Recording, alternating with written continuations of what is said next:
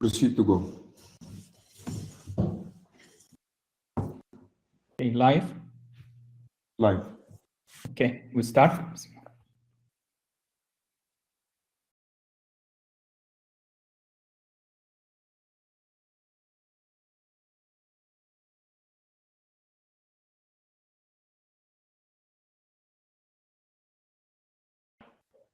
You're ready to go, Doctor.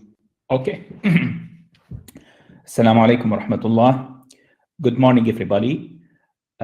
It's my pleasure and honor to welcome you all on the second day of the annual Saudi Hematology Congress 2022. The Congress is meant for providing all people who are working in the field of hematology with the updated knowledge and information and experience from various speakers coming through from all over the world to be with us today and to share their experience and their knowledge to enhance the practice in hematology. We had the first day, which was yesterday, starting with local experience and research, and today will be the day for benign hematology. As being mentioned by the Congress President, Dr. Amal Al-Bihani yesterday, the Congress is spread over 7 days, and during these days, it will cover all the branches and areas of interest in hematology. And today is the first day of the annual Congress activity, and it will be focusing on the benign hematological disorders and laboratory disorders. I will not take much time and would like to start by introducing the chairpersons for the first session today, Dr. Uthman Ayoub. Dr. Uthman Ayoub is a consultant hematologist in Al-Hada Military Hospital, Saudi Arabia, and he's been working in the field for a long time. Will be co-shared with Dr. Maha Badawi, who's a consultant hematologist and transfusion medicine in King Abdulaziz University Hospital, Jeddah. And I will leave the podium for both of them to introduce the speakers of the first session. Thank you. Thank you very much, Dr. Tariq. It's our pleasure to be among you today and welcome everyone to this first session of the day about anemia and transfusion. Our first speaker today is Dr. Tariq Al himself.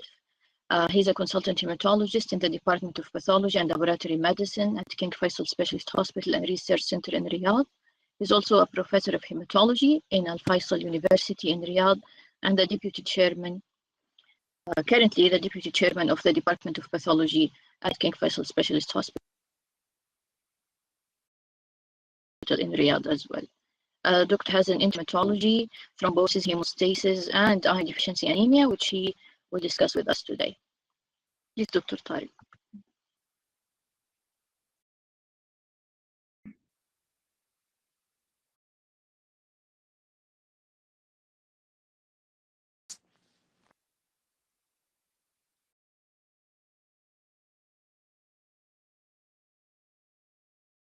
Tariq, you're muted.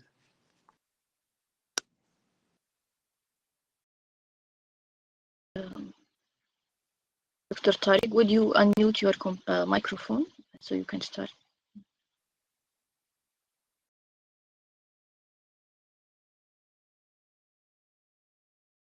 Okay, now you hear me?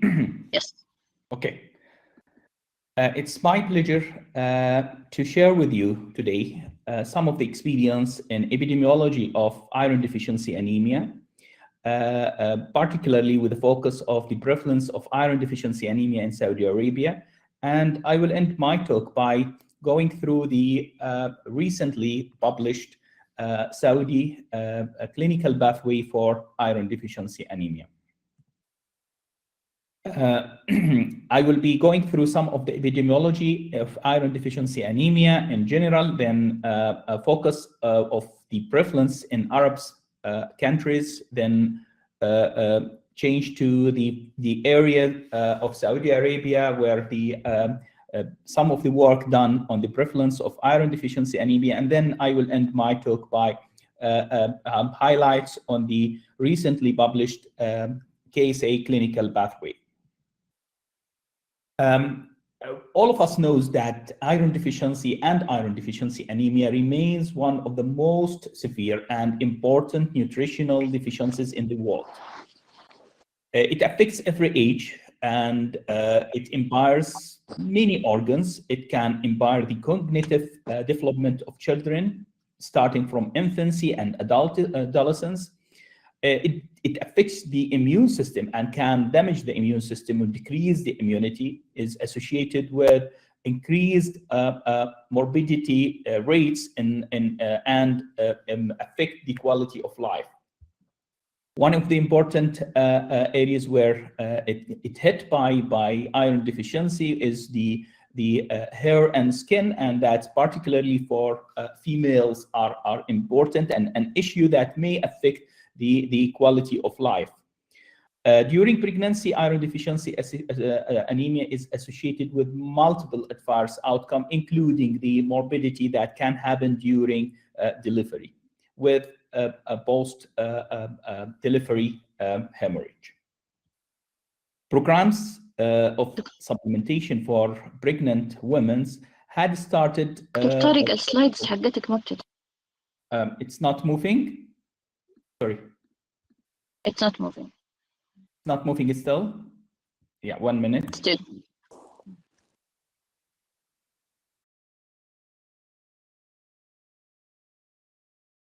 Is it moving now?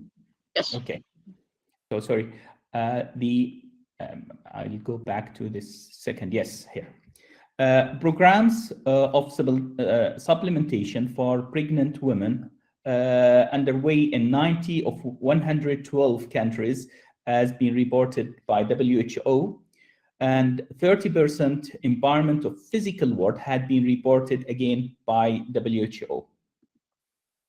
So if we would like to define the iron deficiency anemia or iron deficiency by itself, there were a lot of controversies when to call it iron deficiency.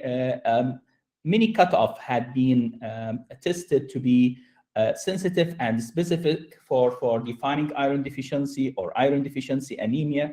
And lastly, the WHO in its guidelines, which was started in late 2000, 2008 or 9, they looked at 3 levels, the 12, 15, and 30 nanogram for ferritin, and they defined the iron deficiency if the person has lower level of ferritin, be it 12, 15, or 30 nanogram in absence of anemia. To call it iron deficiency anemia, you need to have the iron deficiency plus low hemoglobin, which has been defined as 12 gram per deciliters for female and less than 13 gram for males.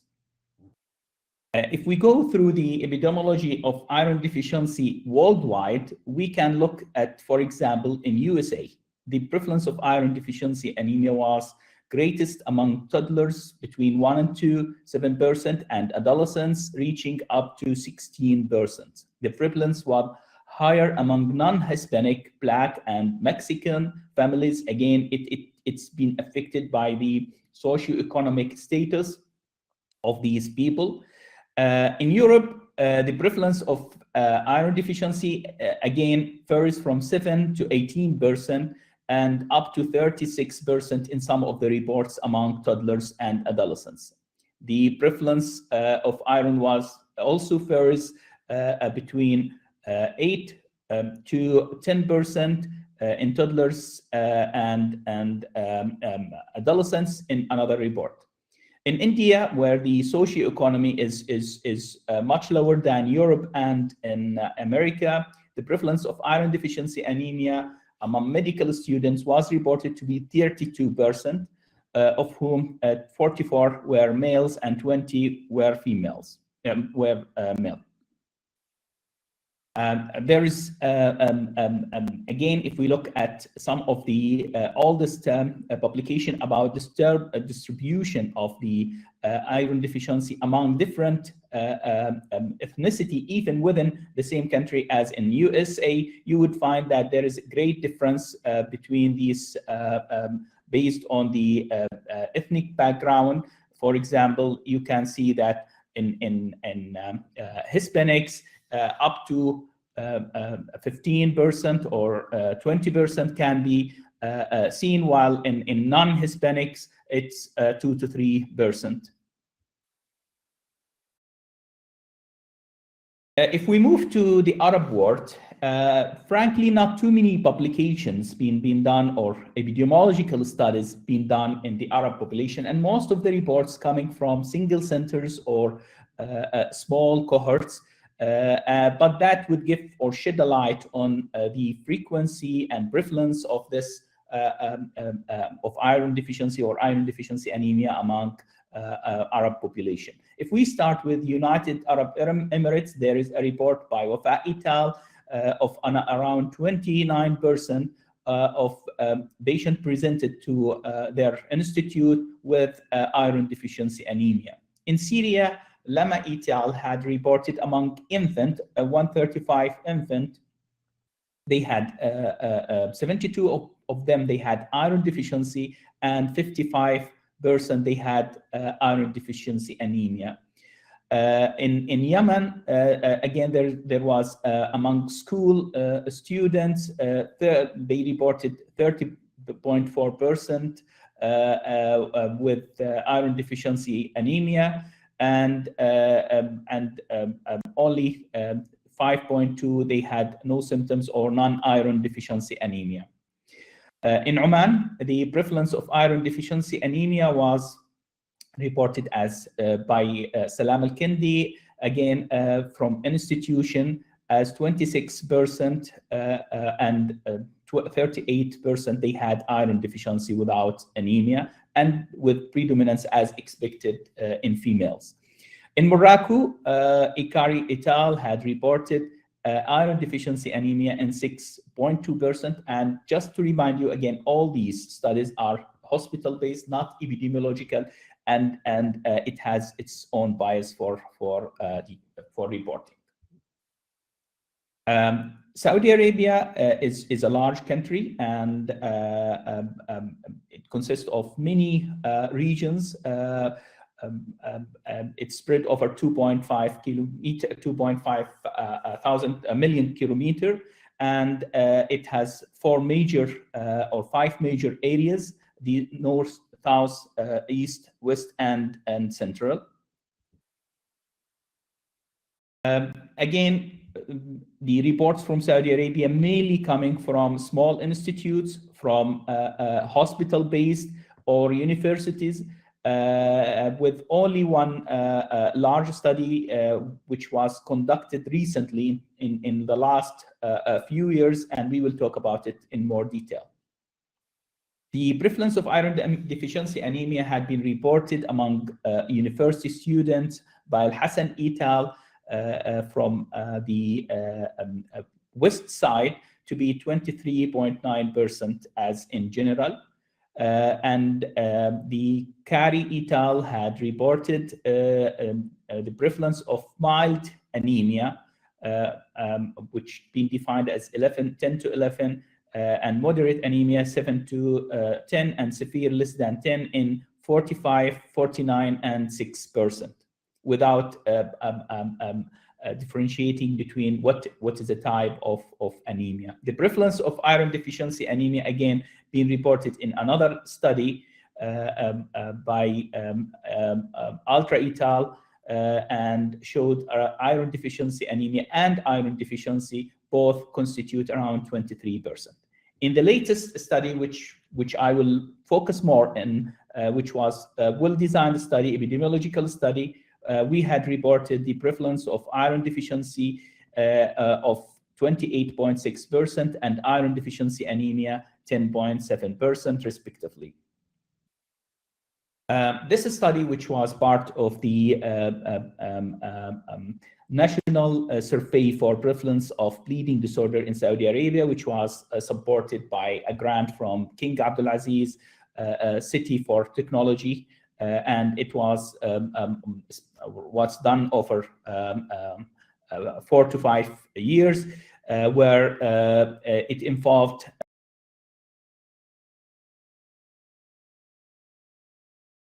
of the country. 1,192 students had been involved in this study, all of them being recruited and randomly by first come first questioned. All of them had gone through a questionnaire, then sample collection and sample analysis. If we look at the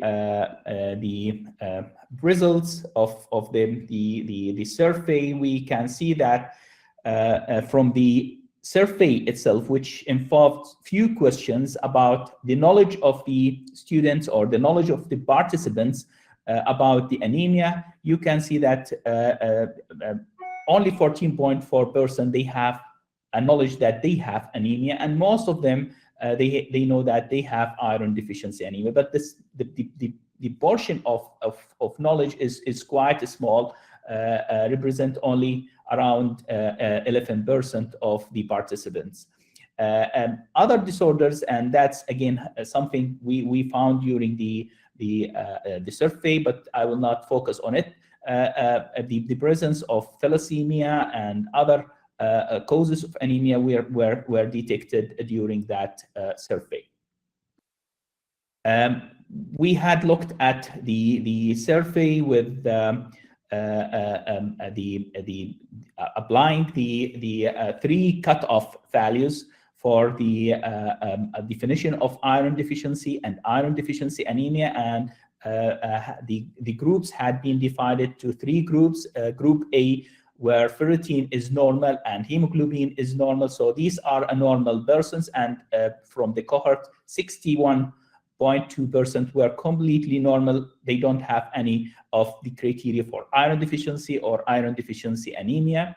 The group B, which has a low ferritin, and that being also looked at by 3 levels, the 15, the 12, and the 30. As I told you, the controversy that still ongoing among the WHO and the definition to which cutoff is the most sensitive. So we had the chance to look at these 3 levels, and I'll show you the difference between the 3. And we looked at the thalassemia and sickle cell anemia at the same time. And as you can see here in the second graph, the level of ferritin less than 12 could detect most of the patient. Yet there are a portion of the patient, if you don't or if you do only the less than 12, you will miss mild cases of iron deficiency anemia. And that's, again, I think in agreement with what finally WHO had alluded to use the cutoff less than 30 as the recommended cutoff to define iron deficiency anemia or iron deficiency. We had also looked at the differences between the prevalence of iron deficiency and iron deficiency anemia among different regions of the country, and we did not frankly found much difference. Most of the region, they have almost the same prevalence, around 11.5 or 9.8, but there were no much difference, and that's basically because the country, if we look at the socioeconomic status, it's been distributed among all regions. So all regions have the fair distribution of different socioeconomic status. The conclusion from that study was looking at the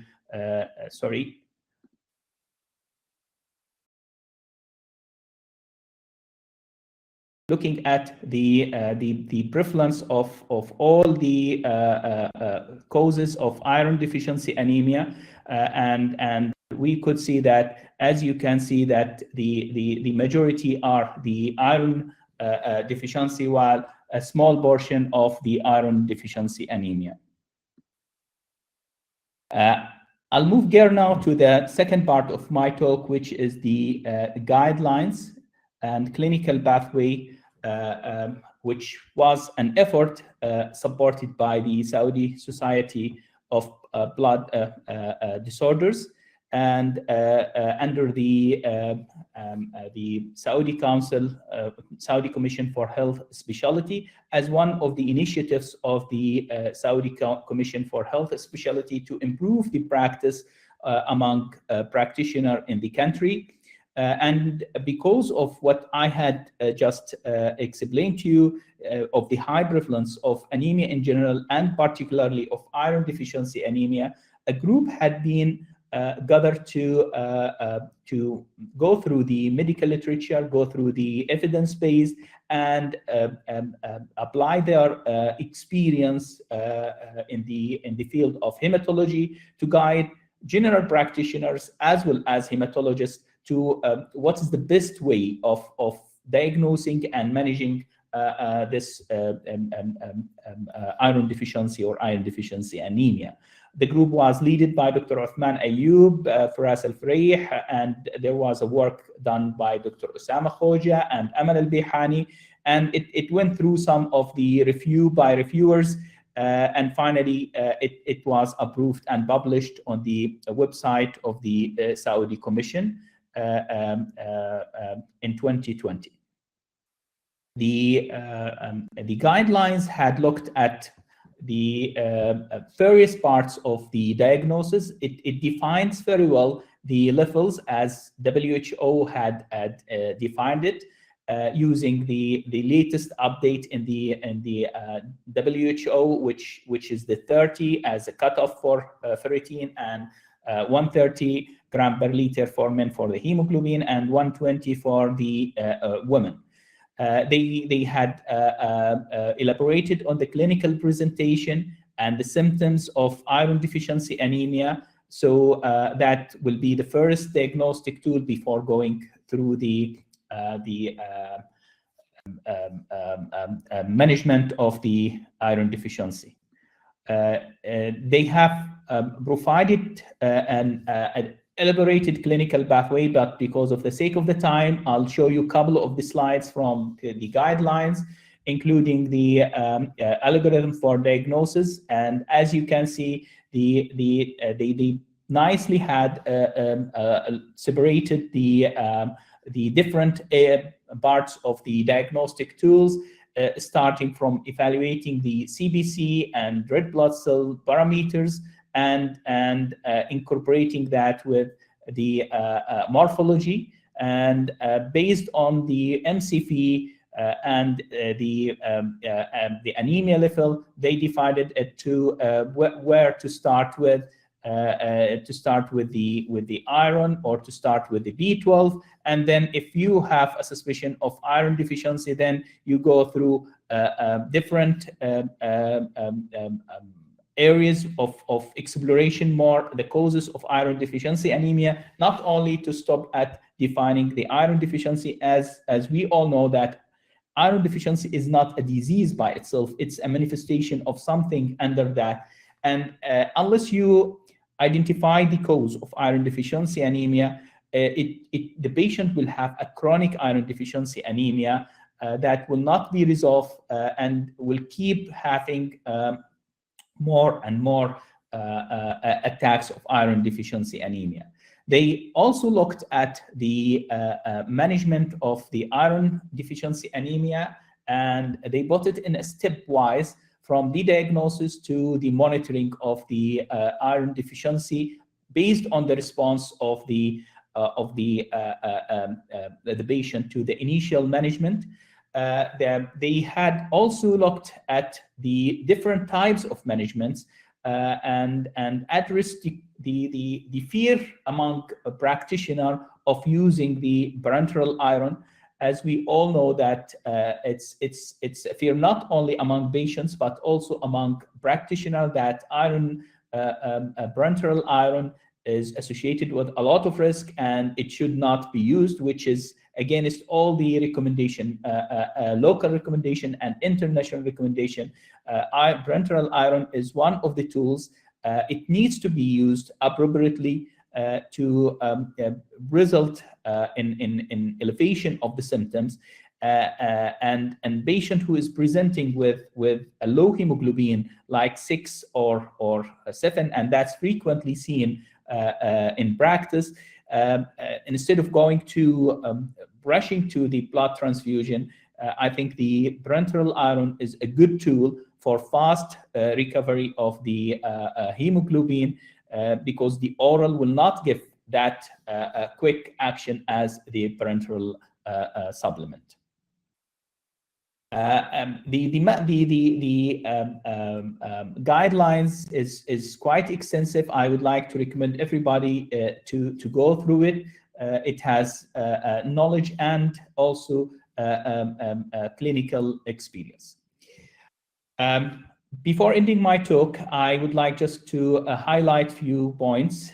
Iron deficiency and iron deficiency anemia are common. We could see that it's reaching up to 30% of the population. They may have or may suffer from the iron deficiency or iron deficiency anemia. It's a disease if we define it by symptoms and signs, but it's mainly a manifestation of an underlying disease. And unless we identify the disease, the cause of the iron deficiency, the patient will continue to suffer of the iron deficiency. And iron deficiency anemia is affecting the quality of life. The quality of life can be measured by many measures, and there are many works going on, including a work we are doing now among patients with iron deficiency to see how much the impact of iron deficiency anemia on their physical activity, on their self-acceptance, and particularly for females, on their the appearance and the hair and skin manifestation. We all know that early diagnosis and early management can dramatically improve the quality of life. The clinical pathways and guidelines are just a roadmap for practitioner. It's not to replacing the physician decision about what to choose and what to treat, but it's particularly for general practitioners who don't have much information for hematology, or for our young starting hematologists. This is a roadmap that will help them. With this, I would like to stop here and thank you for listening.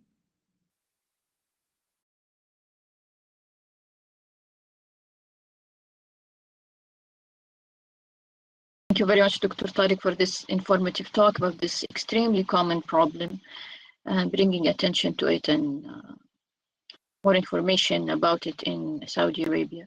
Now I will give the mic to Dr. Osman Ayub to introduce our second speaker. Thank you, Dr. Maha. Thanks, Prof. Tariq, for your nice presentation. The pleasure to introduce our second speaker is Dr. Klaus Gorlinger. His main specialty is anesthesiology, emergency and intensive care medicine, and his subspecialty is hemostasis, pain therapy, and diving medicine. He's working in University Hospital Essen in Germany, in Munich. He obtained his medical degree in 1986 and then obtained emergency doctor since 1990. He became consultant for anesthesiology since 1991, leading emergency doctor since January 95, consultant for intensive care medicine since January 96. He's also a consultant for diving medicine since December 2003. He's a consultant of hemostasis since August 2007, and he's a consultant for emergency medicine since 2007 also. He's a consultant for pain management since 2010, and now, sorry, he's a medical director in Munich, Germany since 2012 till today. His main field of research is the development and implementation of POC-guided algorithm for perioperative bleeding management and pain patient blood management. He has many publications, and he will talk to us today about perioperative blood management. Dr. Klaus. Yeah, good morning to everybody. I just have to check how to share my screen in this system. I assume I just have to push the plus button. I hope so. Just see. Klaus, you need Yeah. help? Technical help? Yeah, I think it's not like Zoom or Teams. I just see how I have to share the screen. Doctor, there is the fourth button. It is just beside the sharing web camera. Can you find it? Fourth button.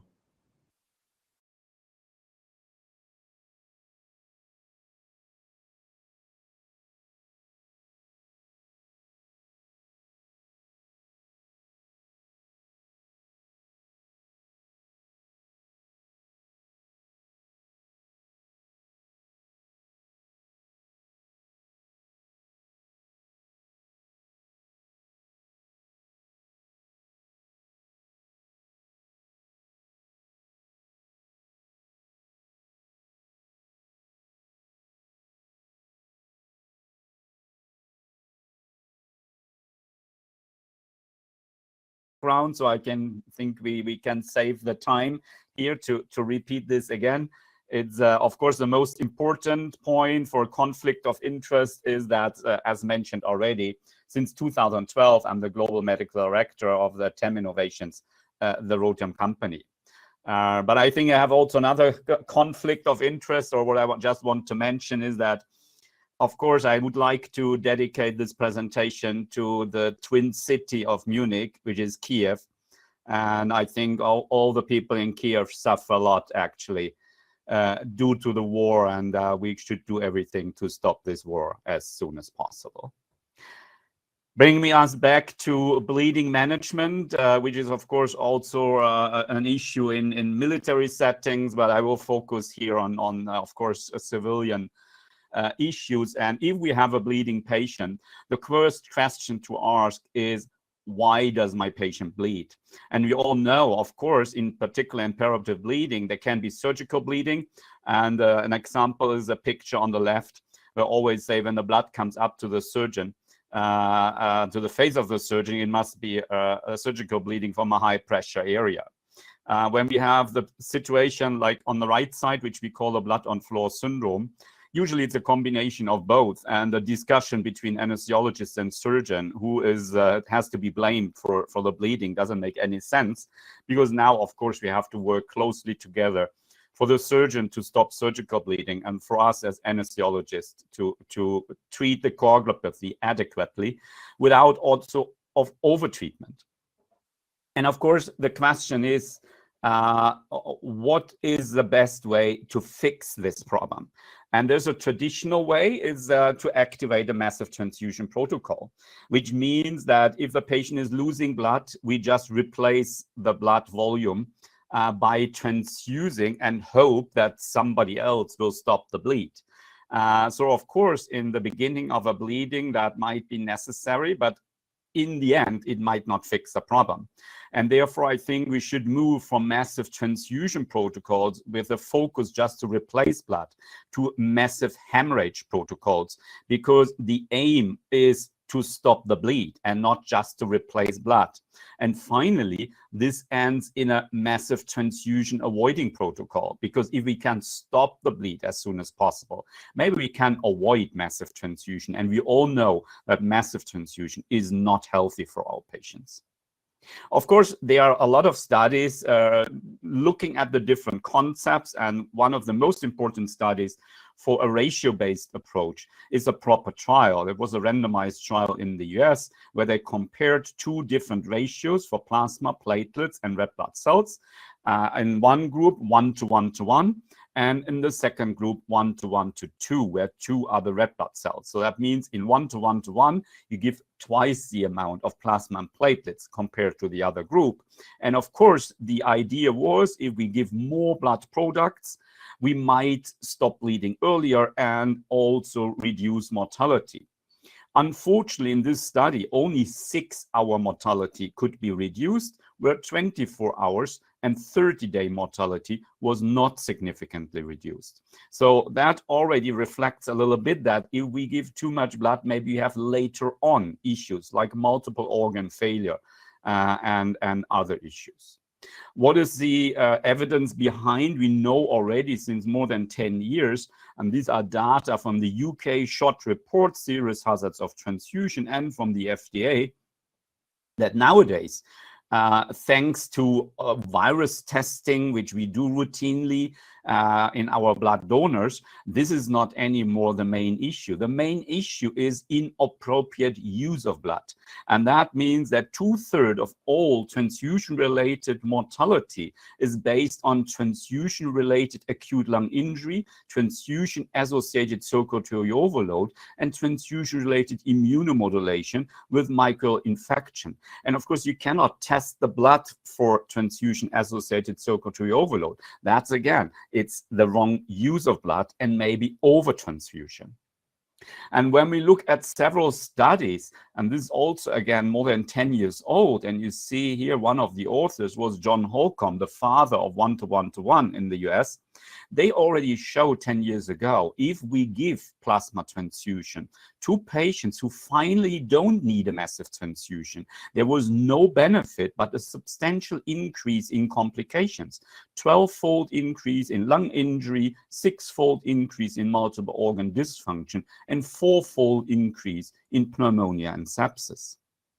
And when we go to other settings, here is acute variceal hemorrhage in cirrhotic patients. Just last year, a multi-center study was published looking at the effect of plasma transfusion in this setting. And plasma transfusion was associated with an increased odds of mortality at 42 days. It not just doubled. The odds rate was 9.4, so nearly 10-fold increase in mortality. And at the same time, an increase, nearly 4-fold increase in the failure to control bleeding at day 5, and it prolonged the length of stay. And the explanation for this is that we know that plasma is not very effective to treat a coagulopathy. However, it's very effective to increase the volume, and portal hypertension is the main reason for bleeding in cirrhotic patients. So it doesn't even help, but it has a significant increase in mortality. When we look at postpartum hemorrhage, another setting, there was also an interesting study 2 years ago published in JAMA, where they were looking at the effect of plasma transfusion in PPH if you give it within 1 hour, within 2 hours, and within 3 hours. And they were looking at a composite endpoint, which was a mortality, hysterectomy, or the need for arterial embolization. So if they give plasma within 60 minutes, there was a 50% increase in worse outcome. If you give plasma within 120 minutes, there's a 70% increase in worse outcome. And if you give plasma within 3 hours, there's a 150% increase in worse outcome. But there was no time point where there was a decrease in worse outcome, so an improvement in outcome.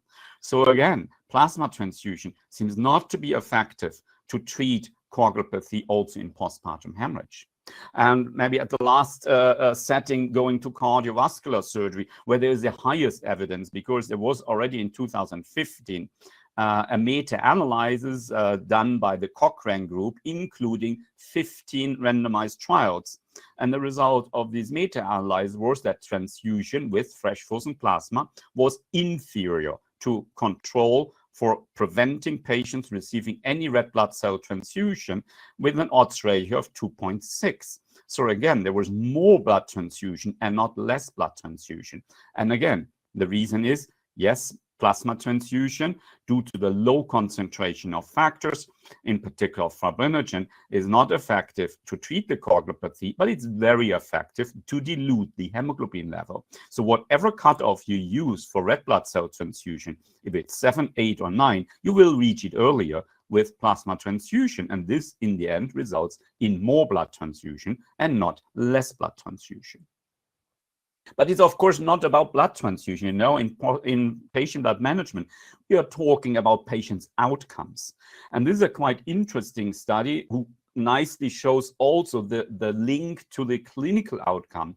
That was a study where they implemented a ROTEM-guided approach, and they were looking what is the effect on transfusion requirements and outcomes. And what you see is that in the group after implementation of a goal-directed bleeding management protocol, plasma transfusion went down from more than 2 liters to less than 300 milliliters. Also, when we look at the incidence or frequency of plasma transfusion, it was nearly everybody before implementing the protocol is 97%, which drops down to 35%. But the most important point is that at the same time, pulmonary complications also went down from 83 to 44%. So before it was normal that they had pulmonary complications, and now it's less than 50%. And at the same time, that's just a side effect, there was a significant reduction in costs from nearly 1,300 euro to about 800 euro. So you get better outcomes with lower costs. So that's the reason why we are performing viscoelastic testing. It's an essential part of patient blood management, in particular, the second pillar. But again, this is, again, an essential part of patient safety. And that's not a new idea. Already 2,500 years ago, Hippocrates, more or less the father of all physicians, mentioned that, of course, physicians like to cure, but maybe more important is to avoid additional harm.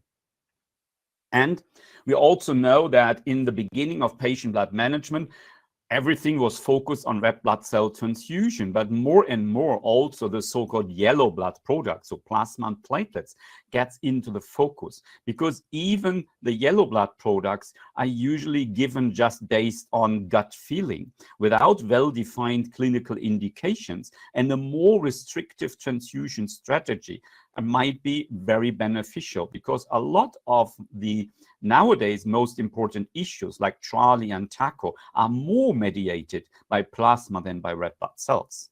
And the goal in general of a goal-directed therapy is just give the right product at the right time to the right patient and in the right indications.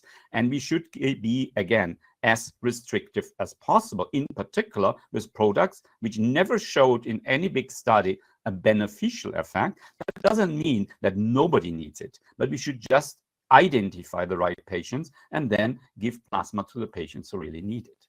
And that was the reason to develop algorithms, because we all know in the operation theater, not 24/7, there's an hemostasis expert. So what we try to do is take all the evidence available, and there's a lot of publications about goal-directed strategies, and then create protocols like flight checklists for different settings. Because we also know that the pathophysiology of bleeding is not the same in cardiovascular surgery or in livers or in trauma or in obstetrics. And we have to understand ROTEM algorithms as not to do algorithms. That means we all know a hemostasis test doesn't have a high positive predictive value. That is at best 25%. So we should not treat numbers. But in the algorithms, we use that very high negative predictive value, which is 90 to 97%. So step by step, we exclude reasons for bleeding. And if we don't find the coagulopathy, the chance is very high that this is just a surgical bleeding. And then they need a suture or a clip or a compression, but not a blood product. And of course, we can also adapt the protocol to the pediatric population. They have also some different cutoff values, but most important, we have to be much more precise in the dosing, of course, in a very small child. Time is very important, we know, in severe bleeding, and that's a strong limitation of standard coagulation tests, which of course have their value, but usually they have a turnaround time of 45 to 60 minutes. And this is not acceptable in a severe bleeding.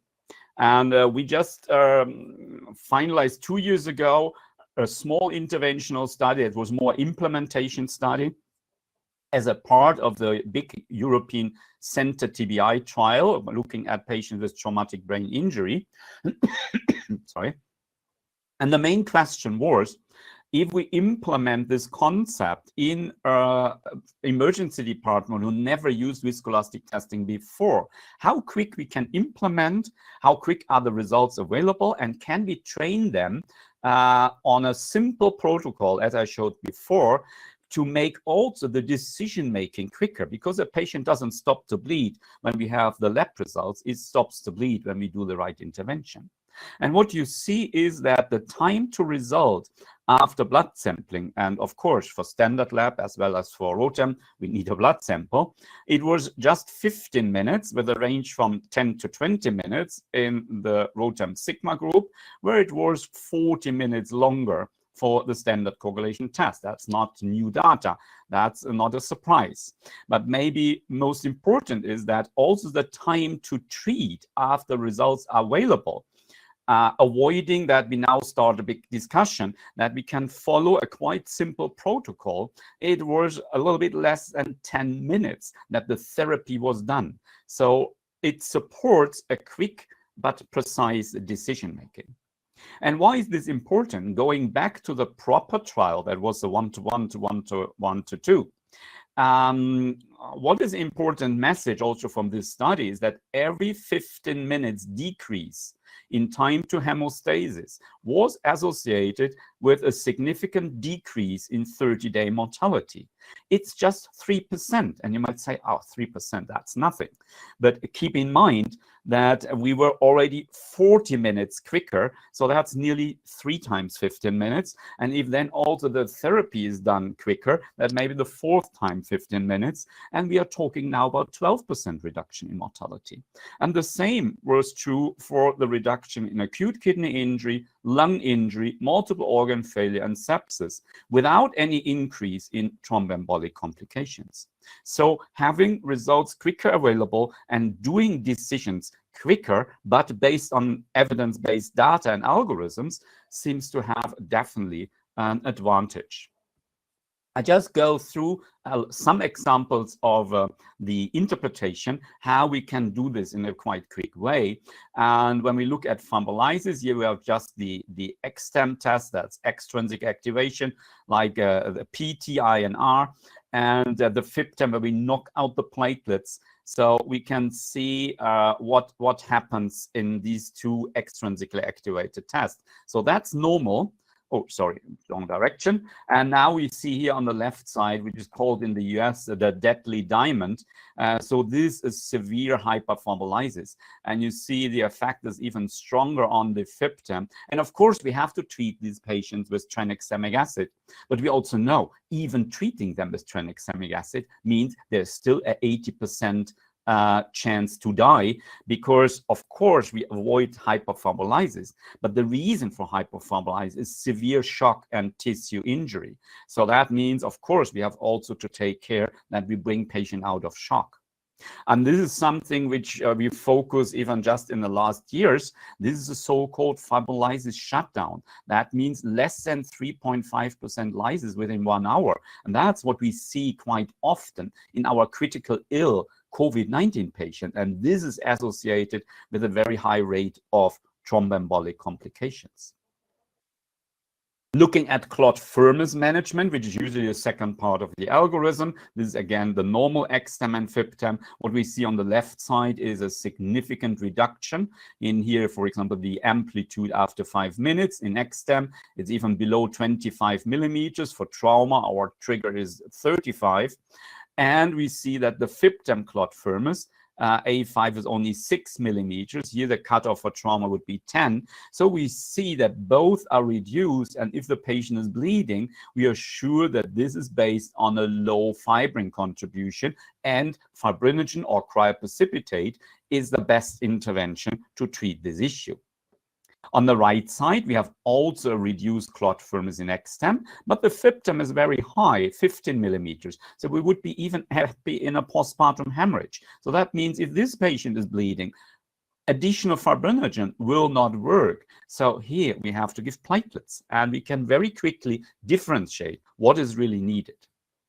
Of course, some patients also have an issue in thrombin generation, and here we are looking at the extrinsic and the intrinsic pathway, and we work here in both with tests which have a heparin inhibitor on board, because we don't want to see a heparin effect, which can also happen in severe trauma endogenously by damaging the glycocalyx. We want to see if they really affect the deficiency, or there is an anticoagulant.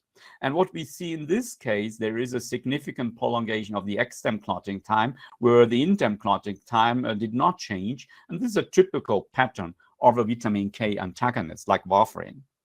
And on the right side, we see there's a prolongation of both extrinsically time, much more even as in warfarin, and also of the intrinsic clotting time. That's a typical picture of a DOAC, because here we see there's something in the common pathway. So it must be factor 10 or factor 2. And here, for example, this is a dabigatran effect. And more, we also have to look at the other side of the coin, how it looks like when there is a hypercoagulability. This is again the normal thermogram with extem and FIBTEM. And what we see here is a severe hypercoagulability. You see clot firmness in extem. MCF is even 78, and in FIBTEM it's 50. The good news here is there is still physiologic lysis. So that's a 7% in 1 hour. That's the good patients, for example, with COVID, because the cleaning system is still working. That's the worst situation, hypercoagulability and fibrinolysis shutdown. And that's a patient who have very often thromboembolic complications with COVID. So what's the evidence behind, or how this affects also guidelines? These are the first update from the European Society of Anesthesiology guidelines on the management of severe preoperative bleeding, published in 2017. The next edition is just on the way, and there was already a recommendation to use standardized viscoelastic testing guided hemostatic algorithms with predefined intervention triggers with a 1B recommendation. Since there have been several new randomized trials and meta-analyses, we may even have in the next edition a 1A recommendation. This is even an older meta-analysis looking at clinical outcomes, focusing on cardiac patients, nearly 8,500 patients. And what we see is there is a significant reduction in acute kidney injury with a risk ratio of 0.77, thromboembolic events more than 50% reduced, re-expiration reduced, and any kind of transfusion, and not a big surprise, in particular of fresh frozen plasma. This is the latest meta-analysis from colleagues from Brazil, published in 2020. And you see now it's even 21 randomized trials and 8,900 patients. And when we look at the, of course, most important endpoint, mortality, we see when we look at tech studies, it's borderline, it's already going in the right direction.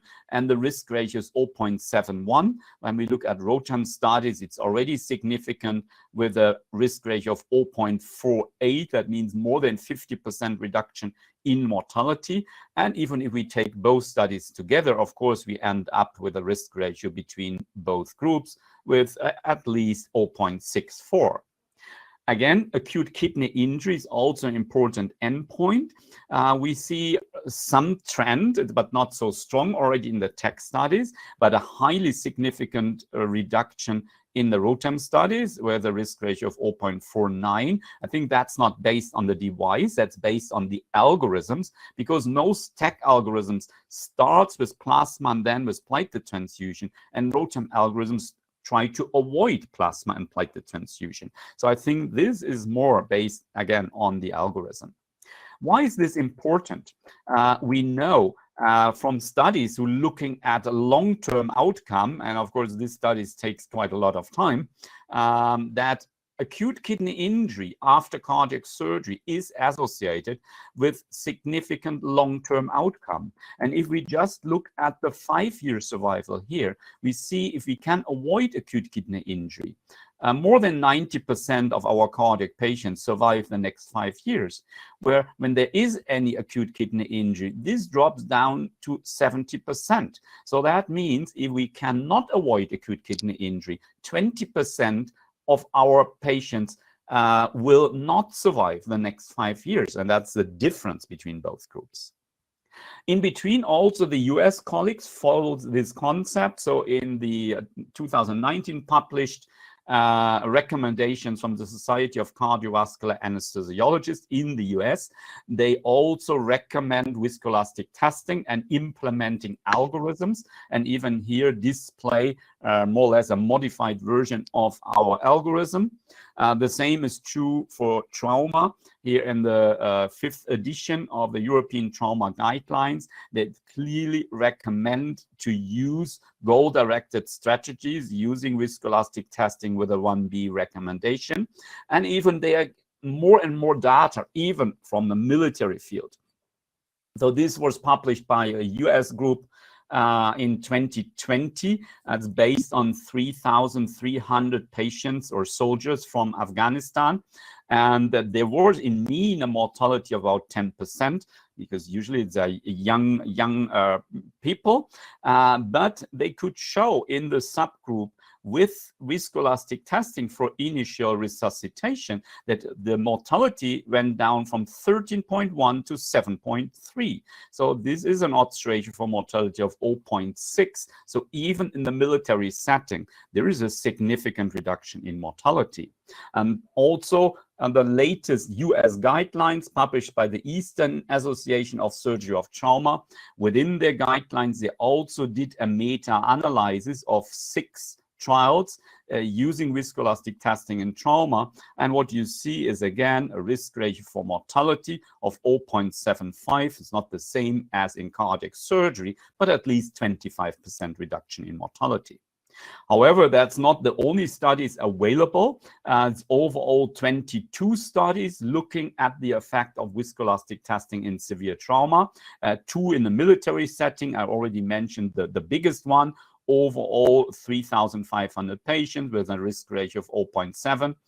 There are also 20 studies in the civilian setting with nearly 5,000 patients. You see the risk ratio is exactly the same between military and civilian trauma. So if we take all the studies together, nearly 8,500 patients, the risk ratio for mortality is 0.71 with a p-value of 0.001, so extremely high significance. And that has, at least in Europe, the effect that the concept of treating trauma patients in Europe more and more moves to the goal-directed strategy, which means we have to measure first, and then that we can do the intervention in the shortest time possible and in the most exact dosing. We use more and more pharmacologic interventions. So that means, of course, tranexamic acid to stop hyperthermolysis, fibrinogen concentrate to increase the fibrinogen level if needed, and protamine complex concentrate to increase thrombin generation, which is not so often needed, in particular when we can stop the bleeding early. Usually we can avoid it, but in ongoing bleeding, that's sometimes also necessary. It's also true, of course, for obstetric hemorrhage, where the group from Cardiff in Wales with Peter Collins, Sarah Bell, and Rachel Collis did a lot of work and implemented in all obstetric units in Wales algorithms based on ROTAM, and you can use cry or fibrinogen concentrate. But of course, this is embedded in an overall concept of bleeding managed in postpartum hemorrhage, because still most patients are bleeding due to uterus atony, and we don't need blood products in uterus atony. Then we need a uterotonic drug, but we have to identify the reason for bleeding. What is the effect on outcome? So we see here, this is based on 2 studies, but overall 50,000 deliveries. One study was done at Yale University in the US and the other in Liverpool. And you see that hysterectomy rate could be reduced by 50% and the need for ICU admission by more than 85%, as just a surrogate parameter of less complication rates. So what's about mortality as the most important outcome? And we see here first the woman trial. You know, that was a study, 20,000 patients, tranexamic acid or not, mainly done in developing countries. And you see overall mortality was reduced from 2.6 to 2.3%, and mortality due to bleeding from 1.9 to 1.5%, which was borderline significant. The issue is, if you do studies in experienced centers like Yale, Liverpool, or also in Cardiff in Wales, there was no mortality, and then it's difficult to reduce zero mortality. And that's the reason why we're using these surrogate parameters like hysterectomy rate, which was not reduced in the woman trial, and ICU admission rate was not reported, but we see very good trends here, or not only trends, highly significant changes in the complication rates. So to summarize, I think there's also just last year published a policy brief from the WHO, and that there is an urgent need to implement patient blood management around the world, not just to save blood products, which are a precious resource, but also to improve patients' outcome. And if we have bleeding, we should keep calm, we should measure, but we need the results in a short time. And then we should do the right intervention to stop bleeding, but also to avoid over-treatment, and by this also to avoid thrombosis. On the other hand, I think we should not keep calm when it's the point to stop war. And I thank you for your attention and open for questions. Thank you very much, Dr. Klaus, for this interesting talk. The floor is open for questions now. Please just write your questions in the ask area and we'll handle that one. While awaiting for questions, I have just one question. It's one of the common scenarios. Sometimes you are called from ICU, post-operative patients. Of course, he received massive transfusion. His platelet count around 50 to 60, coagulation close to normal, just mildly elevated with stable hemoglobin, but patient still oozing and oozing blood, not serous fluid. What shall we do in such case? Shall we continue with transfusion support, or is there any other measure that we can use to control the oozing while he has hemostatic levels of the parameters? Mm-hmm. Yeah, it's an important question. And again, I think it's important to know the pathophysiology. So it's very different if that's, for example, a patient after cardiac surgery with long cardiopulmonary bypass time, or is a trauma patient, because we know, for example, in cardiac patient, that of course platelet functionality is very important. And standard viscoelastic testing doesn't reflect very well, for example, an issue in specific pathways like the ADP or a hedonic or thrombin pathway. Here it can be very helpful to combine viscoelastic testing with platelet function testing, because then sometimes we see issues which we might not recognize by viscoelastic testing alone. What we do in our institution, there was, before it was quite often just a discussion, and the surgeon said it's always diffuse bleeding, and the anesthesiologist always said it's surgical bleeding. So we measure if there's bleeding or just oozing. If we find a coagulopathy, we treat it at the ICU. If not, we have to go back to the operation theater as soon as possible, because if you have continuous surgical bleeding, it ends up finally also, of course, in a coagulopathic bleeding. But the point in one of our randomized studies was that when we had to go back to operation theater, the surgeons in the non-ROTEM group found in 80% diffuse bleeding, but in the ROTEM group, not knowing that that was a ROTEM group because the surgeons were blinded, they said 70% surgical bleeding. So it's of course not a completely black and white, but I think we can identify the patients who have a coagulopathic bleeding, and they don't have a benefit from resurgery, but the patients who don't have a coagulopathy, we should go back as soon as possible to fix the problem. So again, the most important point is to stop the bleed and to differentiate between surgical and coagulopathic bleeding.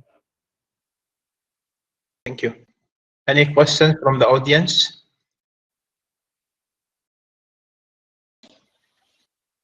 So I have a question, if that's okay. Yes, my question is to Dr. Tariq. Dr. Tariq, how, I know you mentioned in your talk, intravenous iron was frowned upon somewhat the easier, faster solution in many patients with iron deficiency anemia. However, what I'm seeing now in my practice is moving towards IV iron faster than oral iron. So people are thinking that intravenous iron is a very easy way to get that iron they need without having to manage side effects of oral iron that are well known to us. So my question is, how strongly do you feel that intravenous iron should be used for patients with iron deficiency alone, but with no anemia? So let's say you have a patient with a normal hemoglobin, however, their ferritin is low. They attempted using oral iron for 2-3 months. Ferritin did not improve much. Or they are aiming for a higher target because the dermatologist told them they need a higher target of ferritin for their hair to improve. So what would be your recommendations?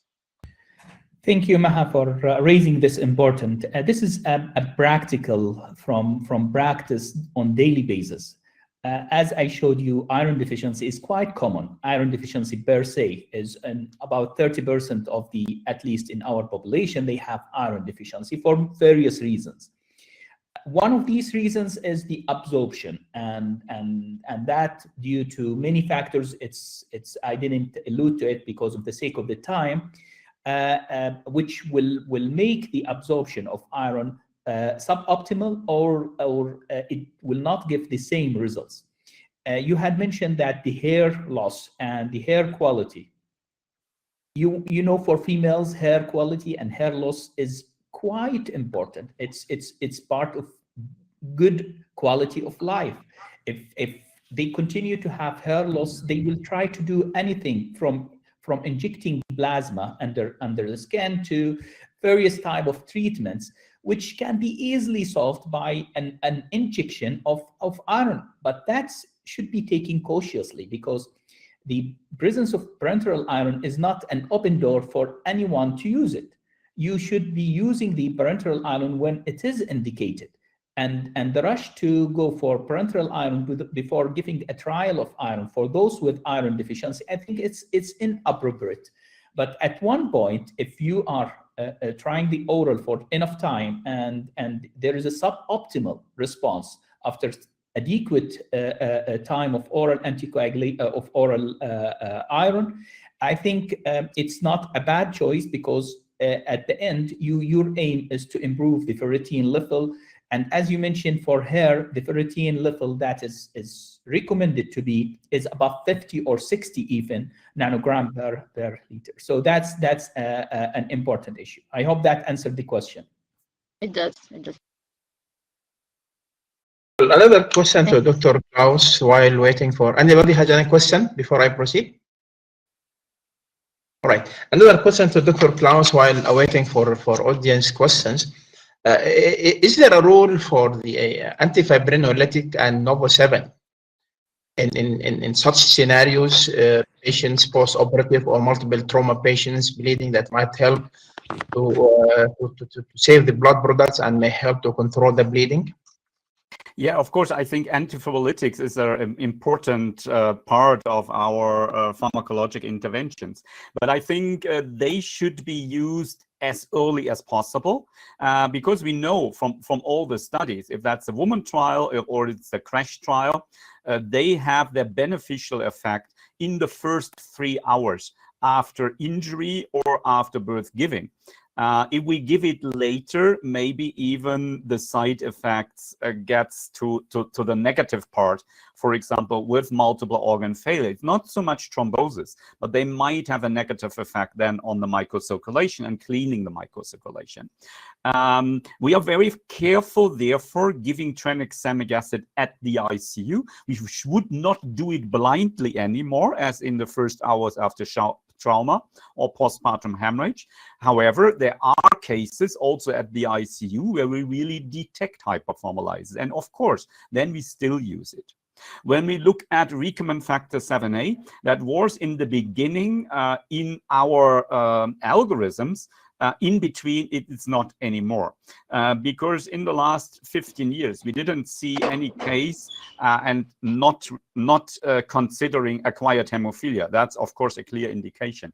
But in the preoperative setting, we don't use recombinant factor 7A anymore. And the reason is that, of course, we can shorten the lag time, but several studies show there's not really an increase in thrombin generation. Because if you are short in prothrombin or in factor 10, this will not increase thrombin generation. And therefore, we moved completely to 4-factor PCC if we really have to increase thrombin generation, because it's mainly dependent on the prothrombin content of the blood. But we can use PCC to just go to about 50% of the normal level, where when we use recombinant factor 7A, which is designed to bypass the intrinsic pathway, we are going to factor 7 levels, which are 1,000 times higher than normal. So the chance or the risk of thromboembolic events is much higher with recombinant factor 7A compared to 4-factor PCC, if they are guided by viscoelastic testing. So again, we should not give PCC blindly to all our patients. We should only give it to patients who really need it. That's maybe just 5 to 10% of our, for example, trauma patients, and very rare in postpartum hemorrhage. Dr. Tariq, you raised your hand. You have a question? Yeah, if you allow me. Yes. My question is to Klaus. Klaus, you had nicely mentioned about the problem of having adequate blood supply. But it's not the only problem that would push people to get a preoperative or patient blood management system. From practical point of view, how do you see the fear and reluctance of many hospitals, many surgeons particularly, to implement the patient blood management using tools like TIG system on the point of care where it's ready for them to use? Is the fear due to the difficulty of interpreting, or the fear due to a logistic around that figure? If you just can highlight on that point. Thank you. Yeah, I think it's mainly, from my point of view, it's, let's say, an educational problem, because of course 1-to-1-to-1 is very simple to use. You just need to count to 3 and more or less everybody can do it. And on the one hand, it's the awareness about potential risks. And again, I think a lot of work has been done to make blood products more safe. That's no question at all during the last 20 years. But what I try to mention is the safety of blood is very high, but the safety of the use of blood is not very high because we overtreat patients. We just giving maybe the wrong blood products. So it needs a lot of education, and our experience was to develop quite simple protocols, algorithms. That helps that even the non-hemostasis expert can follow that. So it's more or less finally like three numbers which we use. It's XTEM and FIBTEM clot firmness and clotting time in XTEM.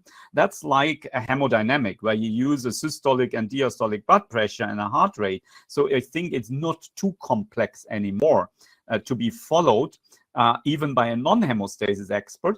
However, it's always good to have somebody in the background, if it's a hematologist, whoever. So what we changed in our practice was that before we had algorithms, more or less, I was called every second night if I was on duty or not for questions. After implementing the protocols, 90% could be managed just by following the simple protocol. And maybe in 10%, we need some additional expertise from one of our people then on call from the massive bleeding group. So I think, again, I think the mainly point is education. And that's, I think, what we have to focus on. And another, just maybe a last point is that my experience, this works very well when we have a good collaboration in the hospital. If that's called the transfusion committee or it's called the patient blood management committee, that doesn't matter. But my experience, when there is a good communication between clinicians, surgeons, blood bank, hematology, this usually means there's no problem to implement such a concept in the hospital because each group is supporting each other and not fighting each other. Thank you. Any other questions? Well, it was really a very nice session. Thanks very much for our speakers, Professor Tariq Aweda, Dr. Klaus, for their elegant presentations. Thanks also to my colleague, Dr. Amah, for co-chairing the session. And I will conclude the session now and we'll proceed now to the second or the next session, which is the satellite symposium, will be moderated by Dr. Fazza Zahrani. Thank you very much for everyone. Thank you, and bye-bye.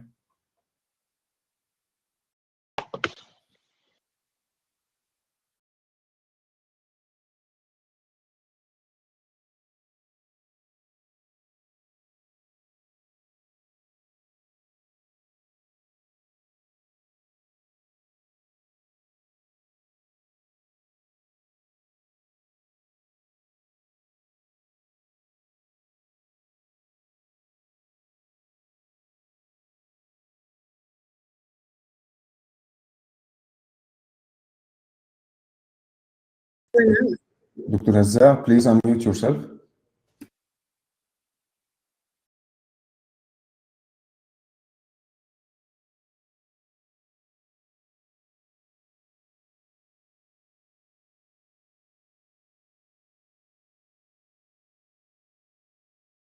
I think Ayman, Dr. Hazza left.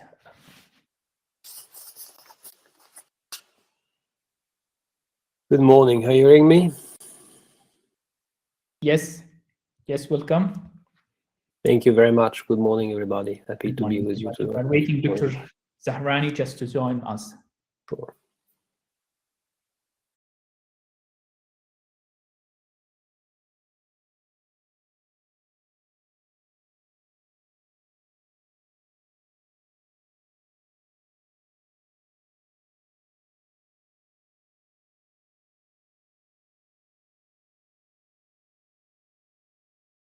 السلام عليكم. Can you hear me? وعليكم السلام. تفضل حزام. Dr. Tariq, تفضل دكتور I have رقص معنا. a technical problem with regards to the camera, but you can hear me, I guess, Tariq. Yeah, we can hear you. It's very clear. Go ahead. بسم الله الحمد لله والصلاة والسلام على رسول الله. It's a great pleasure and honor to be with you to moderate this satellite symposium today, the 4th of March 2022. And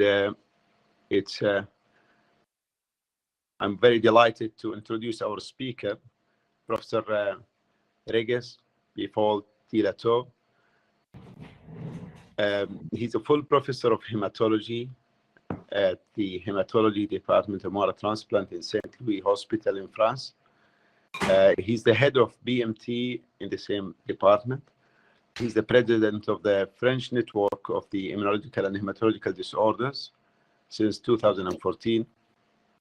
And he is the secretary of the Severe Aplastic Anemia Working Party in the EBMT since 2014. He is a reference in the French Center for Aplastic Anemia since 2007, and his primary area of interest is on aplastic anemia and PNH. He has published extensively in the field of hematology and particularly bone marrow failure and stem cell transplant and PNH. And I'm very delighted to introduce him to kindly give us a talk on PNH, what is new. And before we ask Professor Regis to kindly start, I would like you to stay with us and please complete the post-session survey. So kindly, Prof. Regis Bifol-Tilato, kindly start the presentation on what's new on PNH.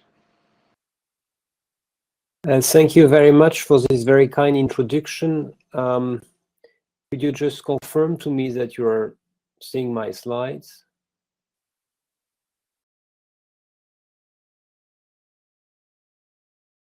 Is it okay? Crystal clear, Professor. You're ready to go. Okay, thank you very much. So, good morning, everybody, and thanks a lot for this kind invitation. I would say that PNH is a transforming moment of his history with really some new stuff that is always very exciting to discuss. So again, thanks for allowing me to discuss this with you this morning. So I'm Regis Bifol-Tilato. I'm working in Paris and hospital, and as I was kindly introduced, I'm kind of passionate for aplastic anemia, PNH, and transplantation. So that is my disclosures, basically, all in the field of PNH and aplastic anemia. And of course, if you are speaking about what is new, you have to speak about what is old. So since 2007, eculizumab was on site for treating PNH, and I did not spend enough time probably on the disease itself. Just to precise that I'm not going to speak about aplastic anemia. I'm going to speak about hemolytic PNH patients who are, of course, deeply involved in hemolysis, crisis, abdominal pain, and stuff like this. I would really focus my talk because of a matter of time and all the new information I'd like to share with you on those particular patients. So yeah, so that was the past. Eculizumab, it was a transformation for patients, already a revolution 15 years ago, because it was reducing drastically, and for some patients giving transfusion independence, and on the other side was also protecting from thrombosis, and as you know, was the main risk factors for death in this population. So that was a randomized trials that rise to approval for that drugs quickly worldwide. And then in the coming years, in the years after, there was some registry studies that confirmed that the drugs in real life was also very efficient. This is the English Britain experience was showing that patients who were receiving eculizumab was having a compared overall survival with some healthy controls, and that, as I was telling to you, the number of transfusion was deeply reduced by the treatment. Another real-life experience was coming from our French reference center, and as you can see again, we were showing that eculizumab was drastically improving overall survival. It was a match comparison between patients who were not able to receive eculizumab because they have been diagnosed before 2007, and patients who were receiving the treatment because the drug was available since 2007 and after. So this is the graph on the left side. And as you can see, On the right side, we, of course, had many statistical intervention to test the role of eculizumab in this population, and it was always associated with better overall survival. So obviously, eculizumab was a transformation of those patients, and in the years coming after, it was trying to improve the way and the route of administration of that drugs, because, as you know, eculizumab is giving every 2 weeks time, lifelong, and the patients were deeply impacted by the treatment, giving such burden timing, and they have to come to the hospital even on a daily care basis. The home care, it was also impacting because you need a half day to do the injection. So there was other route of administration that was developed. There was this ravulizumab that is approved in some countries and should be approved very soon in France with randomized trial, non-inferiority trial. It's a C5 inhibitor. The results are exactly the same, but it's given every 2 months. And the crovalimab, that is a anti-C5 developed by Roche, is a sub-Q product, and with results that so far has been shown to be the same than eculizumab. So development of different route of administration, but what we were facing basically with this drug is some unmet needs. So what we did, and I think it's really illustrating this point, was a multi-centering study with our Brazilian and Italian friends, as well as English colleagues in France, Austin Kulaka-Severash from King's College, London. We studied in 160 patients with a median duration, as you can see, of 6 years, what was the impact of eculizumab in our patients. And as you can see already, and that has been published by the UK colleagues, we needed to increase the dose for 20%, 17%, but 20% for the population, which is already showing that for populations, we need to adapt the dose for those patients. And the main result from that study was what is presenting now on the right side of the screen. As you can see, we have 20%, 21.3% of patients who were doing very well with an hemoglobin level of 12 or more and almost a normal life. But you see that for the other side, you have 40% of patients that were anemic, and we have 26.8% of patients who were not regular transfused, but were transfused once in a while. They were having an hemoglobin level between 8 and 10, and finally you have 12% of patients who are regularly transfused. So you see that in the end, we are coming back to this 30%, 30%, 30%. So if we want to summarize, it's 30% of patients who are doing quite well. Some of them are anemic, but they're not transfused anymore. 30% of patients who are anemic sometimes are transfused because of infections and are living more or less good. And you have 30% of patients that are transfused more regularly in this population. And this is really highlighting the unmet need under eculizumab and the changing goals. I think that we really saved life in 2007, and the complement inhibition was able to protect from thrombosis, protect from death, increase the number of patients coming back to normal life. But now we are changing goals, and the goals now in PNH is really hemoglobin normalization. As you can see here, 40 patients, 38.6% of patients had minor or partial response. In the same time, during those years, what we are showing is that one of the possibility of non-response for patients under eculizumab was extravascular hemolysis. So we have to be very careful with this notion, because before speaking about extravascular hemolysis in the patients with PNH, you have to eliminate all the other causes that might the patient not responding to C5 inhibition. The first one, as you may have seen, is the 20% of patients who are just needed higher dosage. 20% of those patients who are receiving 1200 milligram every 2 weeks And then coming to the regular causes of inefficiency, like infections. If you are developing a viral infections, you're going to produce some C5, and then you're going to be underdosed because just the inflammations related to the infections, and then everything will come back after the infections.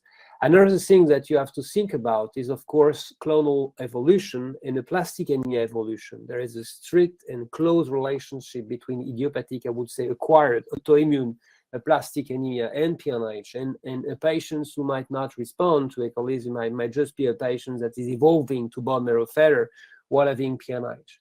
Another cause that our Japanese friends has been showing up in New England Journal was 10 years ago. It was the C5 polymorphism, and then of course eculizumab is not efficient. So when you have eliminated all those causes, then you come to patients, and there are very numbers of patients who are presenting a clinical symptoms related to extravascular hemolysis. So basically, this paper, I think, is the most illustrated one, looking for this complication.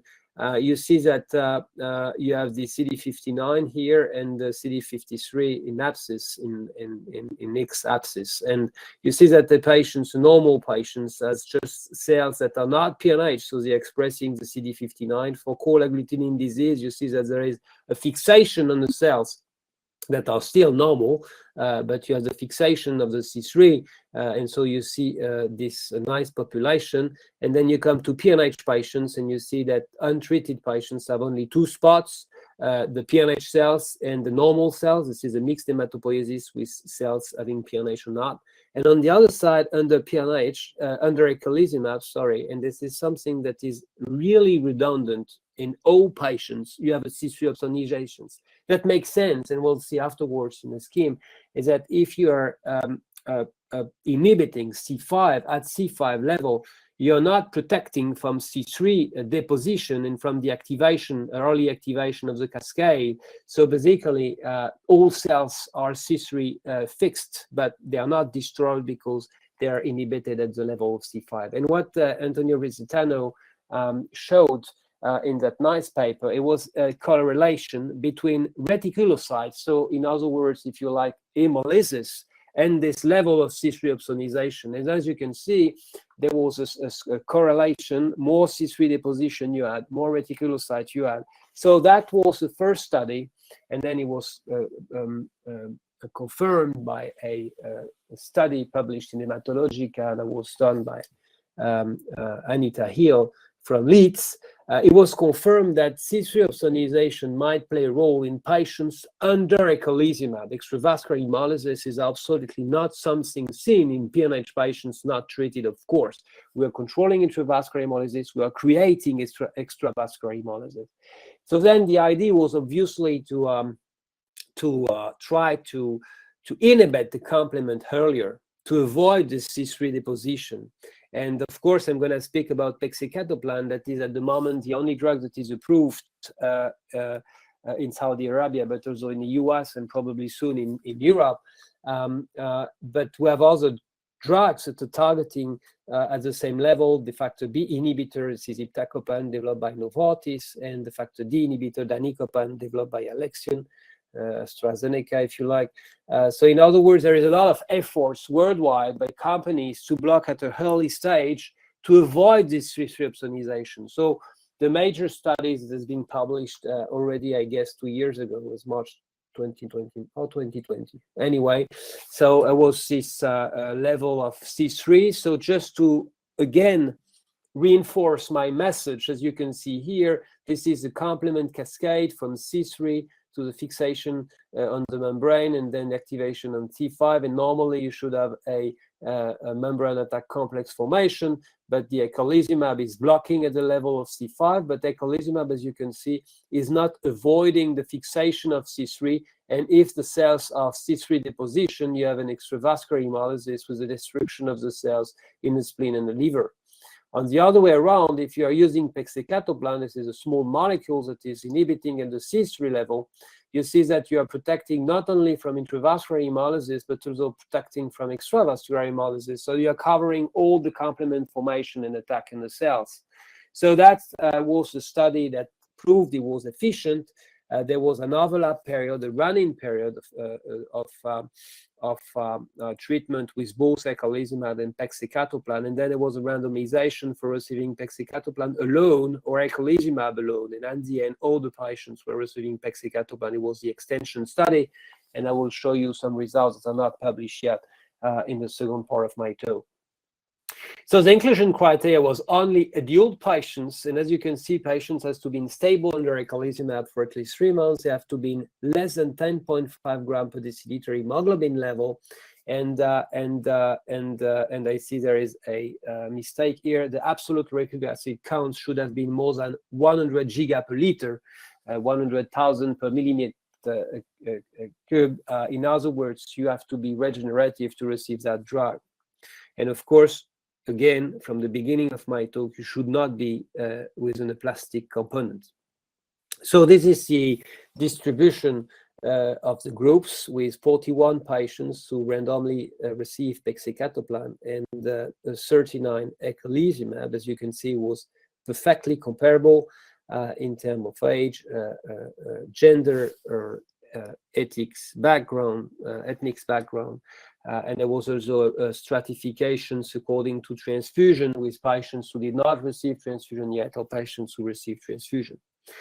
So that was the main results of that study. It was the primary endpoint. It was a different hemoglobin level at week 16, and as you can see, there was a drastic difference between groups, with the patients who received pegcetacoplan having 11.5 gram per deciliter hemoglobin at week 16, while it was about 8.6 gram per deciliter at 16 for the eculizumab people. So of course it was drastically significant, and of course it was a success of the primary endpoint.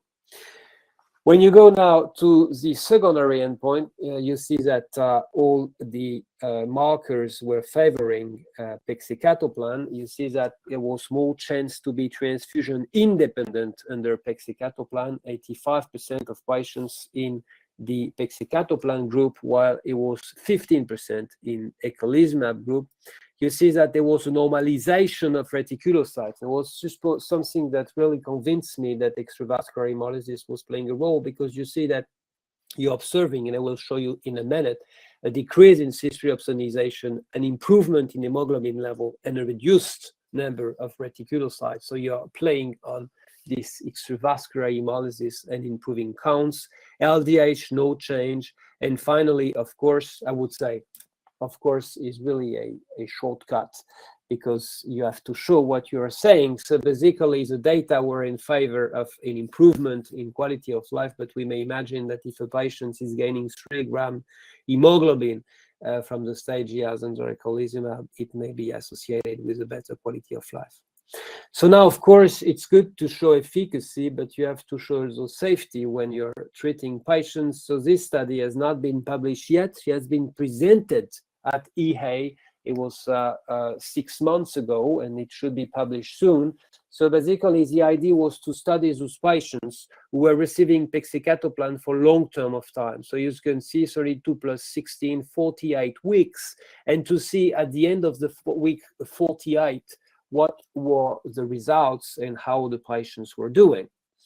So first of all, in terms of hemoglobin, as you can see, patients under eculizumab were switched to pegcetacoplan at week 16 with an, again, run-in period.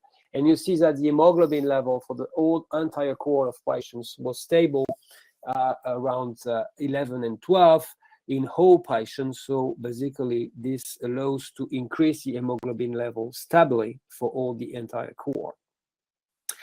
Another note was about LDH and reticulocytes. As you can see, it was comparable. The LDH were controlled with less than 1.5 to normal, and there was no big difference between both groups. And in terms of reticulocytes counts, you see that the patients under eculizumab has extravascular hemolysis. So as I told you, they were anemic with a high reticulocyte count. There was also inclusion criteria.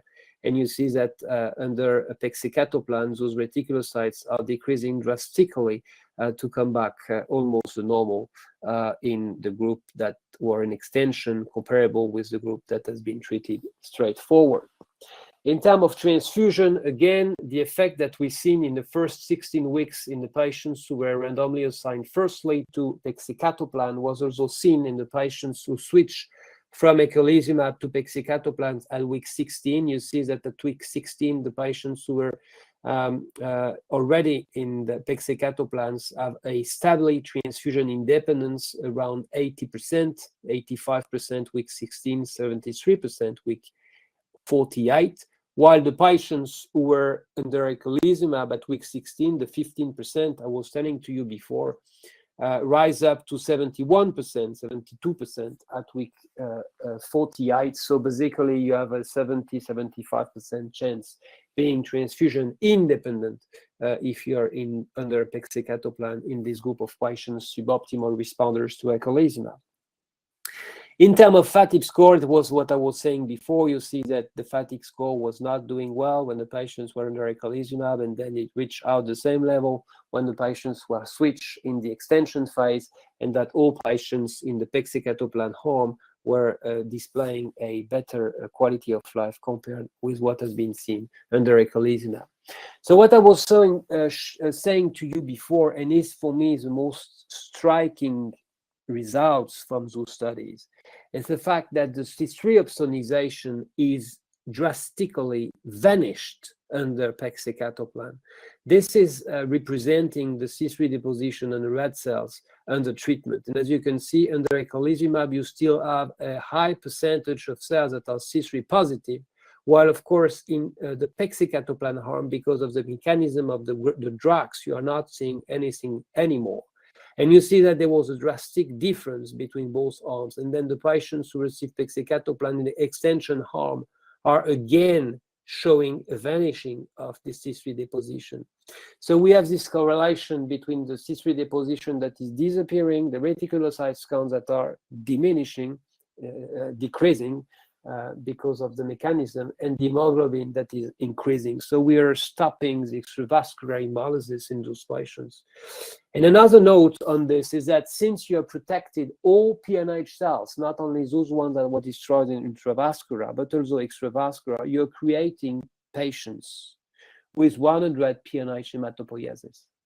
This is outstandingly important, because it means that the patients have now an hematopoiesis that is related almost exclusively to PNH. So you have some cells that are living because they're protected by a drug. So that's the reason why theoretically we have to be very careful of the condition of breakthrough, because then the patients have no more, I would say, normal hematopoiesis, residual hematopoiesis. So if you are exposing to breakthrough, you're going to have a short and break and acute decrease of hemoglobin level.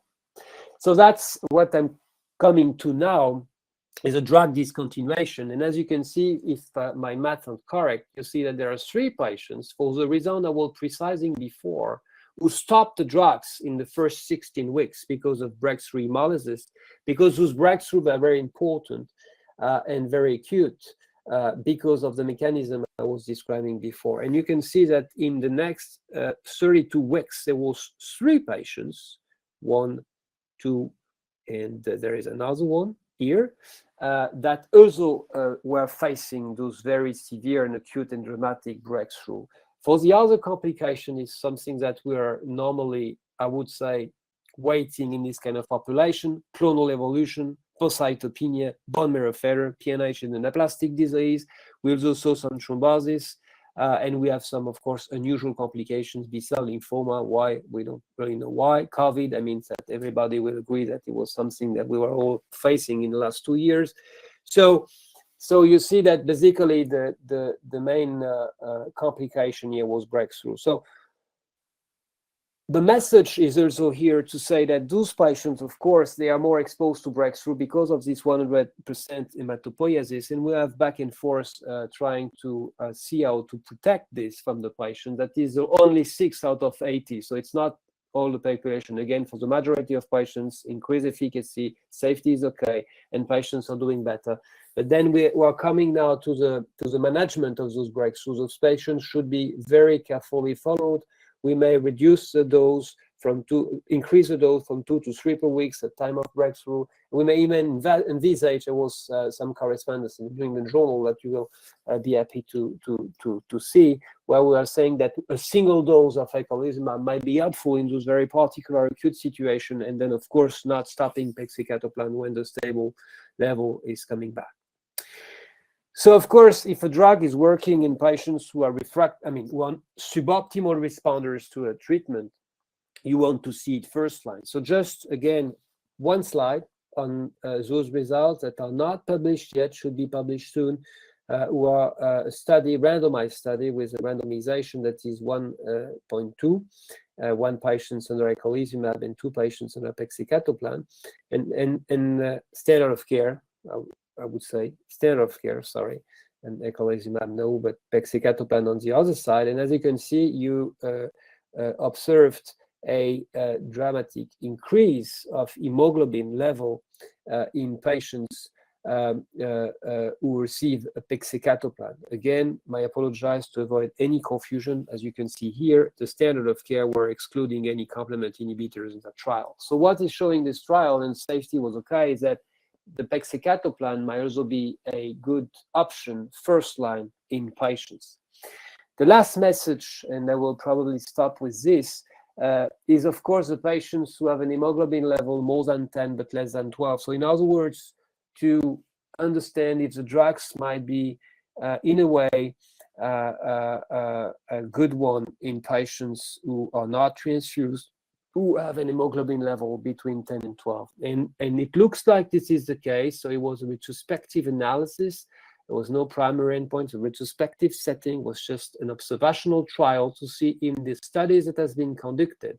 The PADDOCK, there was the first studies done, phase 1 study, the PRINT study, the studies that I showed you before with the randomization for naive patients receiving standard of care outside complement inhibitors or pegcetacoplan, and PEGASUS trial, the first one I was showing to you with the patients who are suboptimal responders to eculizumab. And when you look, even if numbers are really small, you see that there is also an increase in hemoglobin level in those patients who receive the treatment at week 16, even if their hemoglobin level were not so low at time of the beginning. So this is also a nice message to say that all patients might benefit from the drug if needed. So my conclusion is not very, I would say, packed, but it's very important. I really think that we come back from a period of time where patients with hemolytic PNH were dying from thrombosis, and this step has been done. It was eculizumab, revolution in the field, improvement because of thrombosis protection, improvement of overall survival, transfusion independence for some patients, improving in hemoglobin level. We also have some patients who might be pregnant. Remember that before, patients with pregnancy were associated with 20% thrombosis and deaths because of PNH. So yeah, it was really a revolution, and the goal was saving life. I think that now with proximal blockers, we are really changing goals. The new goals is really to come back to a, I would say, normal life. So hemoglobin normalization, and the main way to avoid this anemic patients is to control extravascular hemolysis. And another message that is outstandingly important, and for the moment, as you can see, there is only one drug that has been approved as proximal inhibitors. The long-term follow-up is not published yet, so we're really at the beginning of the next step. And we have to be very careful to follow those patients outstandingly carefully to really confirm that there is no problem long-term. I have no doubt, but again, if you are blocking the complement so drastically and so deeply, you have to be aware of some theoretical infections risk or cancer risk. So we really have to follow those patients carefully. And the other drugs I speak about at the beginning of my talk, they are only in phase 3 trials. So this is really something that is moving, but we have to be careful as physicians to indicate the treatment to our patients, but to also follow carefully what's going on in the field. And with that, I'd like to thank you very much for your attention. I would be more than happy to take questions. And I also want to thank all my colleagues here at the national level, at the international level, because all those studies are done just because of a collaboration between experts. Thank you very much, and happy to take questions. Thank you, Prof. Enriquez, for this very elegant overview of the update on PNH. So now the floor is open for any questions. I see no questions in the chat box, but Prof. Enriquez, a question on natural history of PNH. Is there any chance that some of these patients somehow eradicate the PNH clones, other than the transplant, of course, with all its complications? Yeah, it's a very nice question. And yes, you are right. We have, I would say, 1 to 2% of patients that are spontaneously evolving and with a PNH clone that is disappearing. We don't know yet why. This is also a message for our colleagues to follow the PNH clone carefully, at least yearly. This is exceptional. But of course, if a patient is coming back to, I would say, normal hematopoiesis, then you have to stop all treatments. In our experience, it's 1 to 2%. Thank you. What is your take on transplant to cure these patients and in your experience? So we published this, I think it was 2016 in Hematologica, just for those ones that wants to refer to the paper. It was the European experience, 211 patients.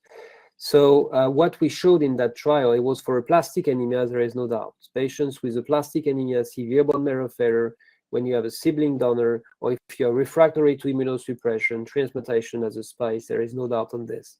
For the patients that have thrombosis, basically the toxicity about transplant was outstandingly high. So I would say that it's a really bad indication. Patients who have a PNH and thrombosis, transplantation is really giving worse results. And we even compare to a standard of care of patients not being transplanted, but presenting thrombosis, and transplantation was doing worse. So that's the opposite. And then you have patients with hemolytic PNH. So basically, we have a 15% mortality. It means that when you're transplanted 100 patients with hemolytic PNH, you have 15% of patients who are going to die about the procedures, and then you have half of the patients that are going to suffer in chronic GVHD. So my message here for hemolytic PNH is that when you don't have access to eculizumab or to mainly proximal inhibitors and Empaveli at the moment, you may try transplant because you want to see your patients dying about disease. But if you have complement inhibitors, then of course it's better to go to complement inhibitors. Thank you. There's one question here from Dr. Ali Hussein on why patients are microcytic despite their hemolysis is intravascular. So we have some patients that may have some microcytosis that are, I would say, arriving with time. This is mainly, of course, because of the iron loss due to hemolysis. There is less seen under complement inhibitors, and there is sometimes people saying that if we are giving iron, you're favoring crisis. I mean, at the time the patient is presenting iron deficiency, and we are more or less sure it's coming from the hemolysis and the disease, it's good also to give some iron to those patients. Very good. Question on elective surgical procedures in PNH patients. Do you have any concerns other than VTE prophylaxis, like hernia surgery or something like that? I'm sorry, I didn't understand the question. Elective minor to moderate surgical procedures in PNH patients. Do you have okay, sorry. Yeah, so what we are advising is, first of all, to do it. I mean, if it's acute, you have to follow carefully the LDH and then to be very careful with breakthrough and rejecting complement inhibitors if the LDH are rising up and the hemolytic anemia is coming back. So it's for acute procedures. For, I would say, plain procedures, we are mostly doing it just after the injection of complement inhibitors and following the blood counts to see what's going on, and then reinjecting earlier if the hemolysis is coming back. So I have a patient who is refusing treatment altogether, all PNH therapies, Yeah. and he's planned for elective hernia repair. Would you try to convince him to take one dose, maybe just to do the The day surgery? before. Yeah, one dose the day before. I would not change the schedule. I would just do the surgery just after the complement inhibitors injection, and then I will follow him carefully on the blood counts to see if we need to re-inject earlier the next dose. Thank you. I see no more questions in the chat box, but I have a last question, please, on future of PNH therapy, including combinations, and this will be only in, when these drugs become affordable. So what do you think of the theoretical possibility of the combination of these drugs when they become at reasonable prices, or other therapies that may that are on the horizon for this disease? Yes, thank you very much for this question. I think that we are entering in a period of confusion worldwide, because there are going to be many drugs that will be available, and it's going to be difficult for a physician and colleagues to make the choice. I'm not sure that combination is a good thing for patients and also for economy. I would say that patients don't want to take many drugs for their disease, and we don't really know what will be the impact of a even more drastic a blockage of the complement. I think we should really all worldwide rise to the most monotherapy, most useful and efficient and safe monotherapy in our patients. I know that combination might be prone by some companies, but really patients want to take only one pills, and they want to take something that is really, I would say, efficient and safe. So I would more prone to have one treatment for patients than a combo, and then honestly in 5-10 years from now, yeah, it's going to be a revolution with all those drugs. So we really have to be very careful, and probably to prone education to help our colleagues to choose the best one for our patient. Fergus, I really enjoyed your talk. Thank you very, very much for a very elegant presentation and nice discussion. I just like to remind the colleagues to kindly complete the post-session survey. And again, I would like to thank all the organizers in ASHC, Annual Saudi Hematology Congress, and to thank Subi for arranging this very nice satellite symposium. Professor, we'll hope to see you in Saudi Arabia soon. Thank you very much for your invitations, and enjoy the rest of the meeting, and happy for this discussion and conversation. Thank you very much. Bye-bye. Thank you all very much. Well, I think this is a break until 1:30. Then after that, the Congress will rejoin. Thank you, Dr. Hazzad. Thank you, Prof. And we are taking a break from now until 1:30 Riyadh time. And we will be starting the next session exactly at 1:30. See you there. Assalamu alaikum.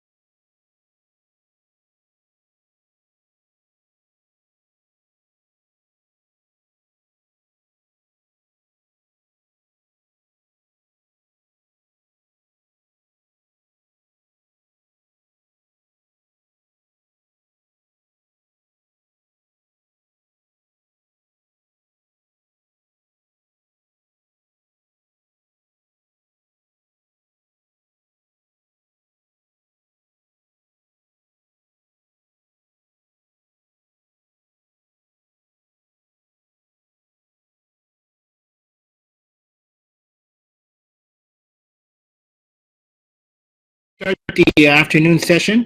The first session, this session is about thrombosis, and we have the first speaker, Dr. Andreas Grenacher. Dr. Andreas has received his MD from the University of Aachen and Wolfsburg, Germany. He has specialized in transfusion medicine and immunohematology, as well as clinical immunology at the University of Gießen, Germany. Since 1994, he's the head of the Department of the Transfusion Medicine at the University of Greifswald, where he holds a full professorship in transfusion medicine. His major area of interest are the interface between transfusion medicine, hemostasis, and clinical immunology. He has published more than 400 papers on these topics, especially on hereditary and immune-mediated thrombocytopenias, heparin-induced thrombocytopenia, and the application of nanotechnologies and biophysical methods to understand the molecular mechanism of the endogenicity of endogenous proteins, and contributed to textbooks in transfusion medicine and thrombosis. So, Dr. Andreas, the platform is for you to start. Please go ahead. Dr. Murati, thank you very much for the kind introduction. I hope I can be heard clearly despite the long distance. I would like to thank the organizers very much to invite me to your annual conference, and I'm really sorry that I'm unable to attend in person due to the pandemic reasons after experience the great hospitality of your country, and I had been visiting for the first time a couple of years ago.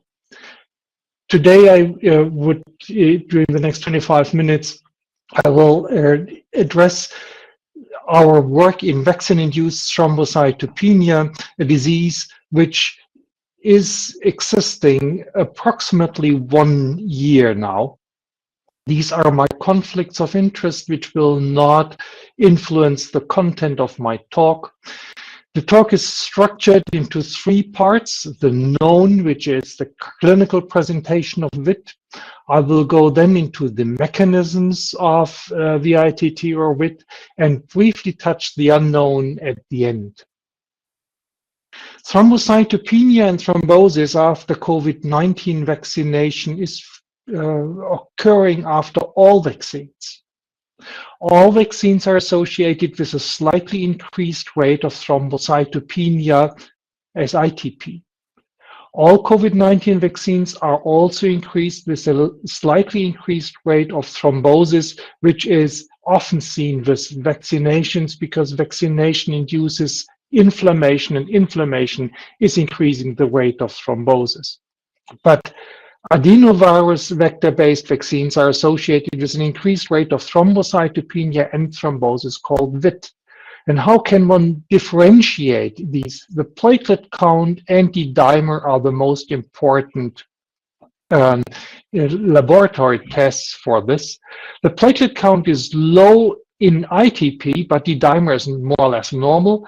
In normal thrombosis, the platelet count is normal, but the dimer is slightly elevated. But in VIT, the platelet count is decreased and the dimer is strongly elevated, at least 4 times of the upper range of the normal.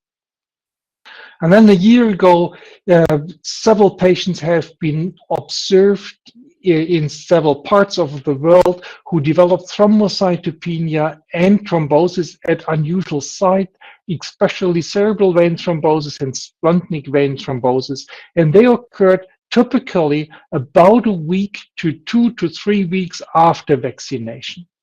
Soon after, 3 papers came out in the New England Journal of Medicine, one from Scandinavia, one from the UK, and one from Germany and Austria, describing these patients. And those of you who are interested in the largest series of patients are referred to this paper in the New England Journal from Sue Peffert from the UK, who has described the features of the biggest patient cohort yet. These are the index patients recognized in Greifswald about a year ago, and a hallmark is thrombocytopenia, but the platelet count can range in a wide range from more than 100,000 down to 8,000 per microliter. As said before, thrombosis at unusual sites are frequent, but the feature which immediately took our attention is the time delay of at least 5 days until the symptoms occur after vaccination. And this hinted right from the beginning that an immune-mediated mechanism is likely an underlying cause. In parallel, in North America, patients had been described to receive not the AstraZeneca vaccine, but the Johnson & Johnson Janssen vaccine, also an adenovector-based vaccine. And they showed more or less the same symptoms and the same features. The prevalence of it is a bit different between the AstraZeneca vaccine and the Johnson & Johnson vaccine. It's about 3 times more frequent with the AstraZeneca vaccine. These are international data, and it is sometimes difficult to judge whether these are only different reporting rates. Therefore, I refer now to the German data because these are the prevalences within the same system. And again, it confirms about a 1 to 3 difference in prevalence. The largest number of patients have been observed in the UK because they use so much of the AstraZeneca vaccine. And the overall fatality was about 18%. The previous notion that probably women are more affected than men is just a bias due to the fact that in Europe, primarily healthcare workers were immunized in early 2021, and the majority of healthcare workers, at least in Europe, are female.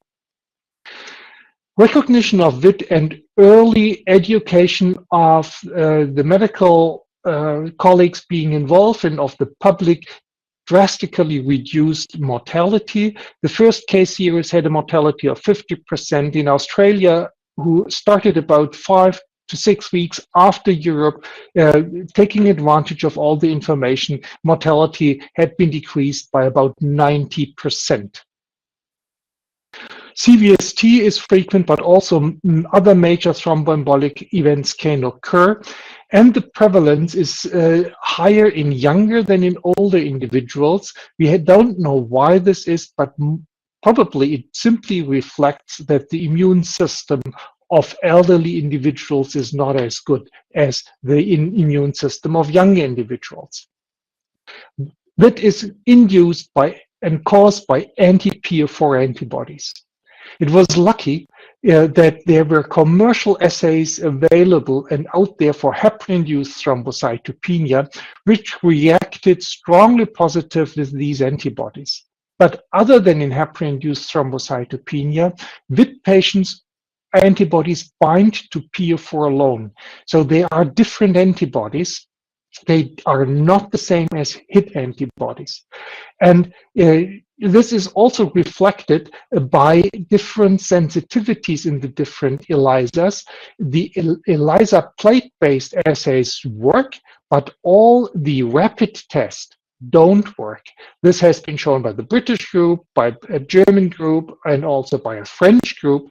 And one can summarize in the moment that the ELISA plate-based HIT assays work reasonably with slight differences, but all the rapid tests and the automated assays don't work.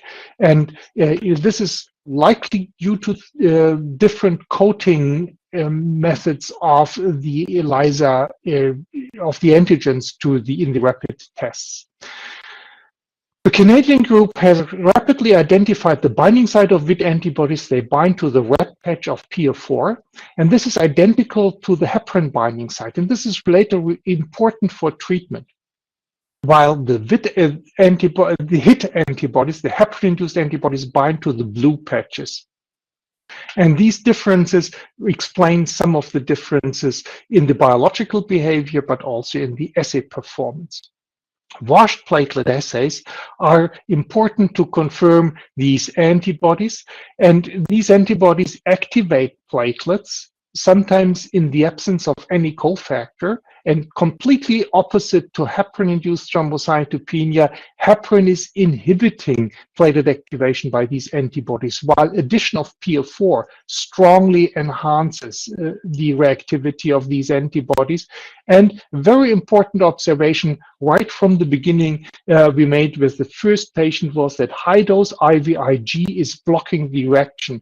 And this was the rationale to introduce high-dose IVIG into treatment of those patients, and together with therapeutic dose anticoagulation, IVIG is currently the mainstay of treatment.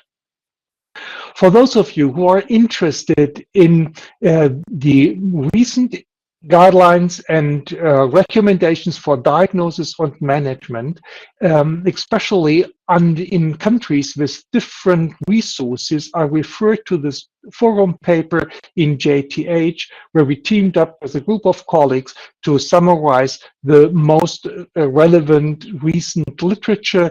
And to the best of my knowledge, this is currently the most up-to-date recommendation. I would like to address now the unexpected.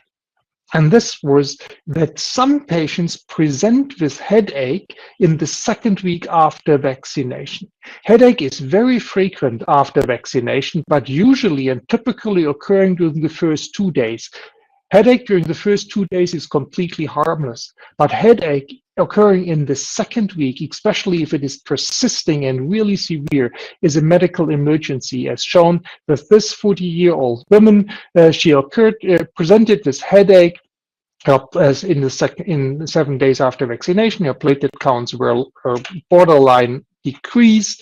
CVST was ruled out by CT scan, and she was discharged on painkillers. This was not a good idea. 3 days later, she was readmitted with a Glasgow Coma score of 12, thrombosis of the right jugular vein, pulmonary embolism, and platelet counts of 35, D-dimer levels of 34. She then developed secondary cerebral hemorrhage due to CVST. And we have gathered a whole series of patients in the country who all presented the same. And those patients who had been sent home only with painkiller and symptomatic treatment, more or less all came back with new developed CVST, and those who had been treated right away with IVIG and an alternative anticoagulant did not develop CVST. Thus, CVST in the subgroup of patients is preventable. The second surprise has been worked up by my coworker Linda Schönborn, who showed that these antibodies are transient. So although they are a secondary immune response, these antibodies don't persist after about 3 to 4 months. The functionally relevant antibodies are all gone. ELISA persists longer, but this is a ceiling effect of the ELISA. The antibodies really decline over time. Very important, with patients can receive a second vaccine shot with an mRNA vaccine or without boostering the immune response. But in those countries who still use the AstraZeneca vaccine, I would recommend to keep a distance between the 2 vaccine shots to avoid vaccinating someone who is asymptomatic and has circulating platelet activating antibodies a second time with the vaccine. So from the clinical side, it is caused by anti-PF4 antibodies. Microtiter plate anti-PF4 assays can detect these antibodies. The PF4 binding site of VID antibodies is the same as the heparin binding site, and in vitro assays, heparin is inhibiting platelet activation by these antibodies. And my personal opinion is that heparin can be used, and especially in countries where no alternative anticoagulants are available, heparin should be used because early treatment of these patients is key for better outcome. Functional assays confirm these antibodies, but they are not widely available. It can occur as thrombocytopenia only, and if patients present with severe treatment-resistant headache, this is a medical emergency. And the good news is that in the majority of individuals, these antibodies are transient.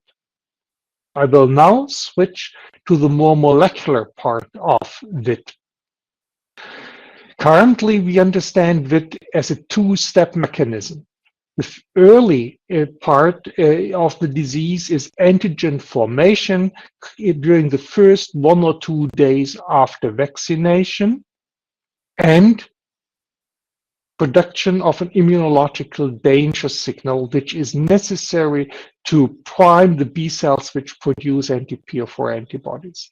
Then about 1 to 3 weeks later, highly pathogenic, high titer anti-PF4 antibodies are formed, which then turn on the entire clotting system with a self-enhancing state of an amplifying state of thrombosis and prothrombotic disease, and this results in the full picture of vaccine-induced thrombocytopenia.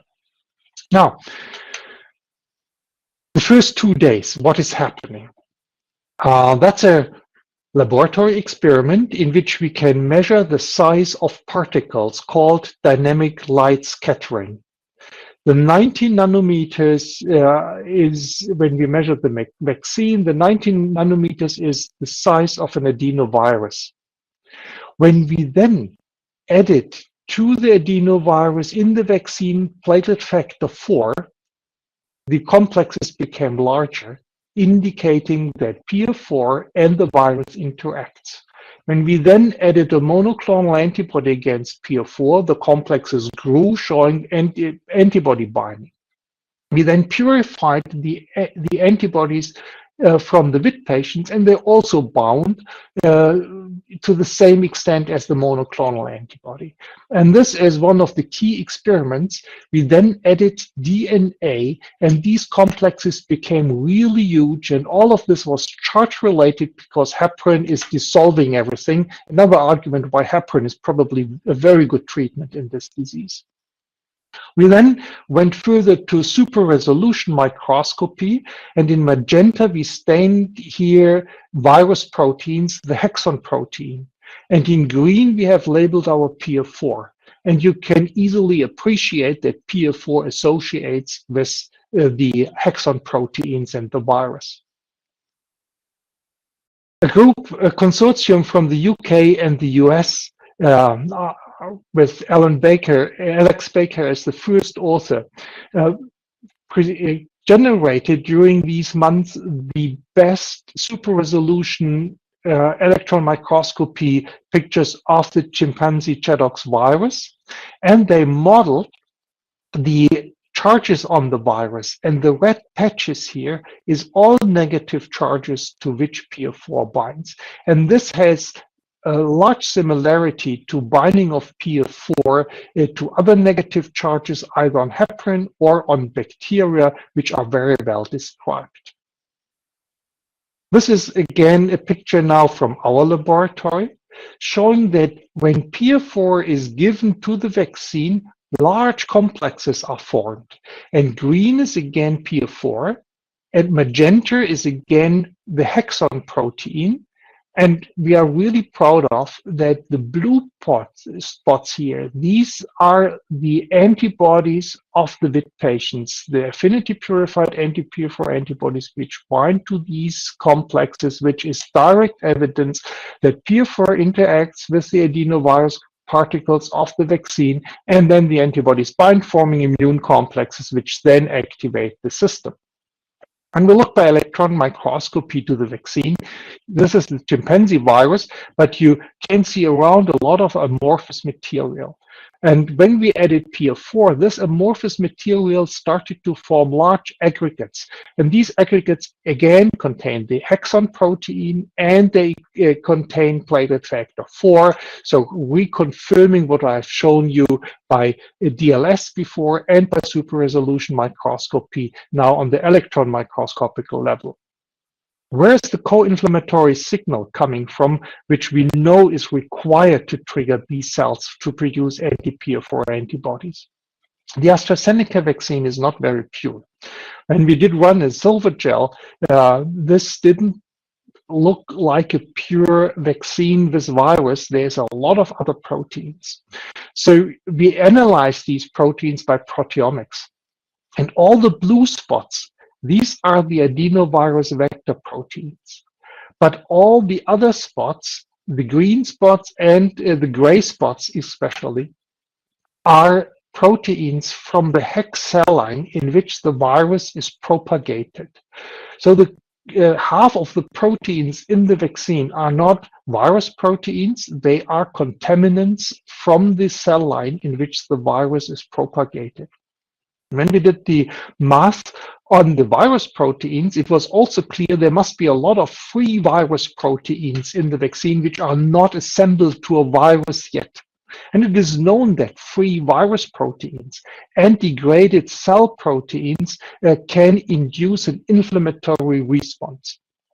A second parameter is important for the AstraZeneca vaccine. It contains EDTA, and EDTA causes vascular leakage because the integrity of capillary endothelial cells is maintained by VE caterin, which requires calcium. And when a depot with the vaccine shot of EDTA is set, then the calcium is bound and the capillaries become leakage. And this is shown here in the mouse model for EDTA, and it is shown for the vaccine. And we have shown this also in other animal models, which completely confirm this. And in fact, 30 minutes after vaccination, we can find in the mouse the vaccine in all organs. They distribute all over the organism. And in some humans, this causes severe inflammation, as you see here with swelling, these red patches like immune complex disease in some of the patients at the second day after vaccination, which completely disappeared a couple of days later. Now, we deliberately took these NPF4 antibodies from the patients which did not activate platelets in the absence of any cofactor and searched for cofactors. And as it is well known, PF4 is a strong cofactor to activate platelets, but also DNA. Remember that I have shown you that DNA made the complexes much larger, and DNA is also enhancing the reaction. So the question was, where is DNA coming from in the body? And we have a major source of DNA. These are granulocytes. When we incubate granulocytes, neutrophils, and platelets and with serum, the granulocytes undergo mitosis. They release a lot of DNA. It is known that PF4 binds to DNA, the antibodies bind. This forms huge immune complexes which massively activate monocytes, granulocytes, platelets, and endothelial cells. That this happens in vivo, we have shown by measuring markers of netosis in VIT patients, which are strongly elevated. And we were lucky that we could analyze the cerebral vein thrombi of patients with VIT, which had been retrieved by the interventional radiologist. And so we got fresh thrombus material, and when we stained this for net markers, they are full of nets, underscoring that what we have seen in the test tube is really happening in the patients as well.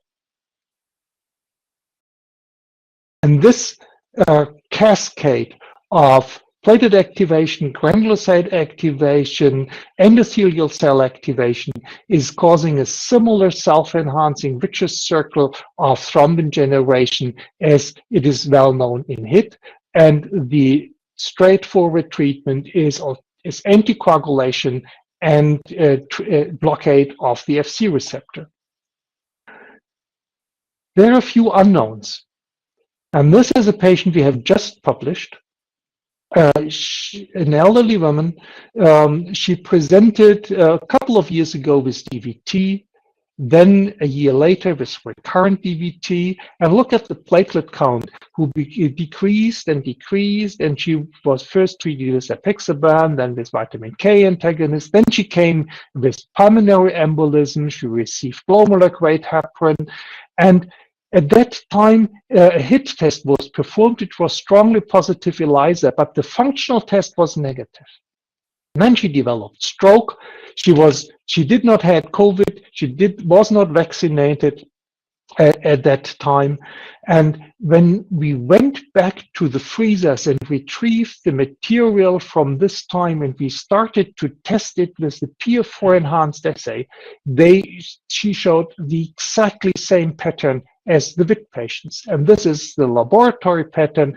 The serum of the patient or the purified antibodies reacted strongly with PF4, and this was inhibited by a monoclonal antibody we have generated together with Yves Courel from France, who recognizes the VIT antibody binding site.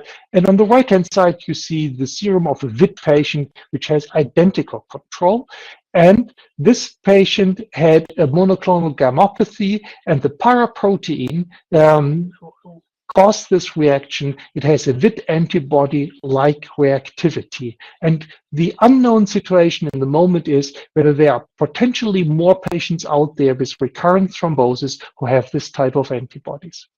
And the second unknown, where we are currently intensively working on, is this is a platelet, and this platelet has PF4 on the surface, and it has the adenovirus from the vaccine on the surface. And together with Dr. Nicolai from Munich, I have now shown that platelets transport the virus to the spleen, where they present virus epitopes and virus proteins together with human platelet proteins to the immune cells in the spleen, and this may help the B cells and prime the B cells to produce platelet autoantibodies and trigger some of the ITP-like pictures one can also see after vaccination. So in summary and conclusion, it is caused by anti-PF4 antibodies. Human proteins and EDTA likely contribute to trigger the immune response. Anti-PF4 autoantibodies activate platelets, and activated platelets recruit granulocytes. Netosis amplifies the reaction and causes a major thrombin burst. Unclear in the moment whether VIT-like antibodies are present and are a risk factor for recurrent thrombosis in individuals who are not vaccinated or not vaccinated with this vaccine, and whether these vaccines can also trigger antiplatelet antibodies by hijacking platelets as antigen-presenting cells. And I had the privilege to present you these data, who had been gathered by a group of more than 65 scientists in Greifswald and friends of ours, who gathered together immediately from March to May last year to generate all these data to unravel the pathogenesis of VIT. And here is, I would like to thank you very much for your attention.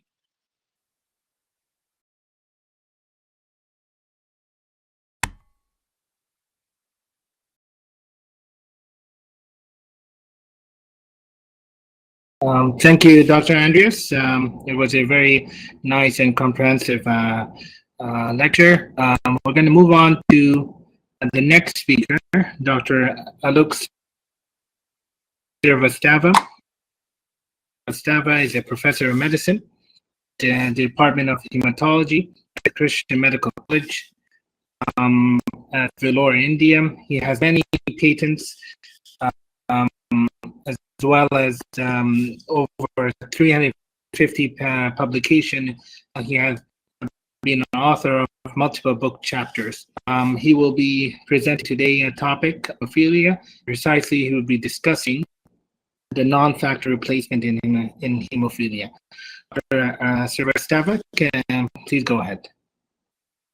Thank you very much. Can you hear me? Thank you very much. Can you hear me? Yes, yes. Go Okay. ahead. I just need a little help in choosing the screen share icon.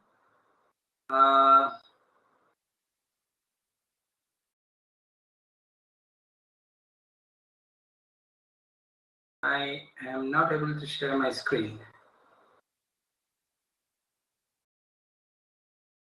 We can ask the technical people to help Dr. Alok. Yes, please. If somebody can just guide me. I had a session with Mr. Mohammed Ayman, but right now Mr. Ayman, where is the share your screen? Okay. Okay.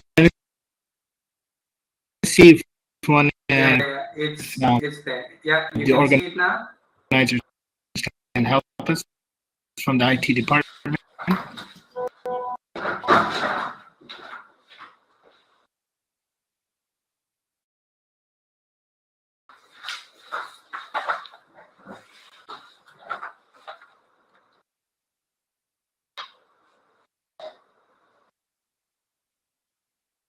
Okay, so can you see my screen and hear me? Yes, go ahead, Alok. Okay, great. Thank you. So good afternoon, everybody, and thank you for the invitation to participate in this meeting. It's a great pleasure to be presenting to you today. It would have been even better if I was live with you. It's been a pleasure in the past to be in your country and enjoy all the hospitality and the wonderful environment. So what I was asked to talk to you about today is non-clotting factor concentrate replacement options for the management of hemophilia. And what I thought I'll start with is recalling that the clinical observations made almost 60, 70 years ago, correlating with factor levels, led to the phenotypic classification of hemophilia into severe, moderate, and mild, and that correlated with clinical bleeding. So in terms of treatment, almost simultaneously around the same time, at least in 2 centers in the world, in Malmö in Sweden and Utrecht in Netherlands, it became quite obvious that one way to manage hemophilia was to replace enough factors that would allow people to not be at 0, 1 and above if possible. And that is what led to the whole concept of prophylaxis. And this really became the gold standard for treatment right from the 1970s in most of the Western world. And the rest of the world has tried to catch up with this over the last several decades. However, episodic therapy still remained, till recently, part of the official narrative of treatment of hemophilia. So depending on where in the world you lived, people evolved different prophylaxis dosing regimen, and you could give lower doses more frequently, or you could give higher doses less frequently, and achieve prevention of bleeding to various extents, so that we have the standard dose at about 25 to 40 IU 2 to 3 times a week, to the intermediate dose of about 20 to 25 IU 2 or 3 times a week, to the lower dose of 10 to 15 IU 2 or 3 times a week. The bottom line was that in all these, you had to have multiple intravenous access, and you had to have peaks and troughs of these levels, so that when patients reached the trough, then of course they were prone for bleeding, and therefore they had to control their lifestyle significantly as to what they can do on which day at what time. And that is where this treatment gap was addressed about a decade ago by the extended half-life clotting factor concentrates. And what this slide shows you are the 3 technologies that have been used: the FC conjugation, albumin, or polyethylene glycol, to modify both factor 8 and factor 9 in a way that their half-life was extended, much more so for the factor 9, almost 4 to 5-fold, as opposed to factor 8, which was only about 1.6 to 1.8-fold.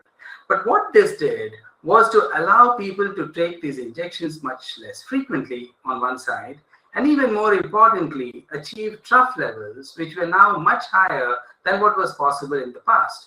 5 to 10% for factor 9, and certainly much above 1%, 3%, or even higher, depending on how frequently you took the dose for factor 8. And again, we achieved more in terms of improving the life of these patients, less frequent injections, higher baselines, and therefore much more freedom of activity and living a normal life. But in spite of all this, there were certain challenges and limitations that clotting factor concentrates could not avoid. As I mentioned earlier, frequent venous access, and this is a major challenge, as you can imagine, in very young children, because treatment has to start very early in life, the peaks and troughs, and therefore they're prone for bleeding, breakthrough bleeding, and even in the best prophylaxis regimen, you have 1 to 5 bleeds per year. And then finally, after all this, you have almost 30% of patients developing what we call inhibitors or neutralizing antibodies, usually within the first 50 exposures or so. And so this is a real problem. In fact, I often say that in any other field of medicine, if a drug was known to cause serious adverse events in as high a percent of patients, then probably that drug would never get registration. But in this field, because we had nothing else, it had to. And then we have another problem. In spite of this success for last 50, 60, 70 years, a large part of the world never got access to these products for many reasons, not the least of which was the challenges of producing these products, and therefore the quantum of these products available and the costs related to them. So for all these reasons, of course, we had need for producing other hemostasis products. And so the status on this was that prophylaxis is certainly the way to treat hemophilia, achieve hemostasis in a way that provides stable levels of whatever product we are using so that patients can live their life as normally as possible. And this was done traditionally with the standard half-life products and then the extended half-life. And now we have the non-factor hemostasis products.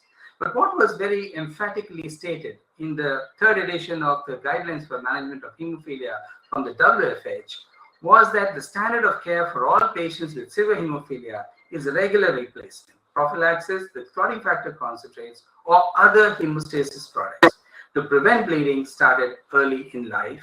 And more importantly, we should no longer consider episodic or on-demand replacement as a long-term treatment option.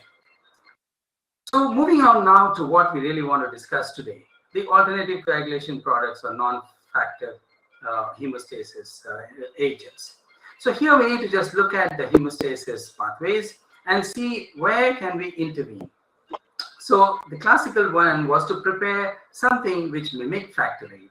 And this came in several years ago now, but 5 years ago in the form of emicizumab, monoclonal antibody.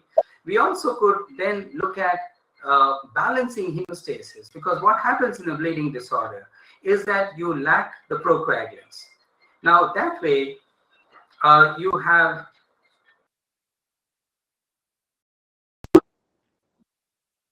Can you hear me? Are you hearing me? Are you hearing me?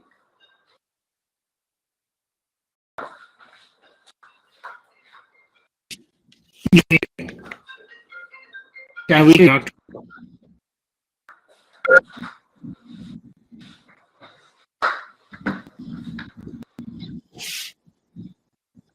Can you hear me? Dr. Aluk, yes, we can hear you. You can go ahead. Okay, I'm sorry. Okay, so what I'm saying is that we have several non-clotting factor concentrate products available, and the first of them was emicizumab, a bispecific monoclonal antibody, and then we have several in the pipeline. Again, monoclonal antibodies directed against the TFPI, or we have siRNA in development against antithrombin, and we have serpins also and against activated protein C. Essentially, what we're trying to do with all these products is to balance hemostasis. So as I was mentioning earlier, bleeding occurs when the procoagulants become less compared to the anticoagulants. So in hemophilia, for example, you have less factor 8 or 9. So if you somehow reduce the anticoagulants, then you can achieve a balance of hemostasis as well. So this is what has been achieved with some of the products. So let me start with the first non-factor product, which is emicizumab, which was made available outside of clinical trials from 2017-18. What this is a bispecific monoclonal antibody that recognizes epitopes on factor 9A and factor 10, and then it brings them together in a way that releases factor 10A, very similar to what factor 8 would do. And what is shown here is that this drug, as a bispecific monoclonal antibody, can be administered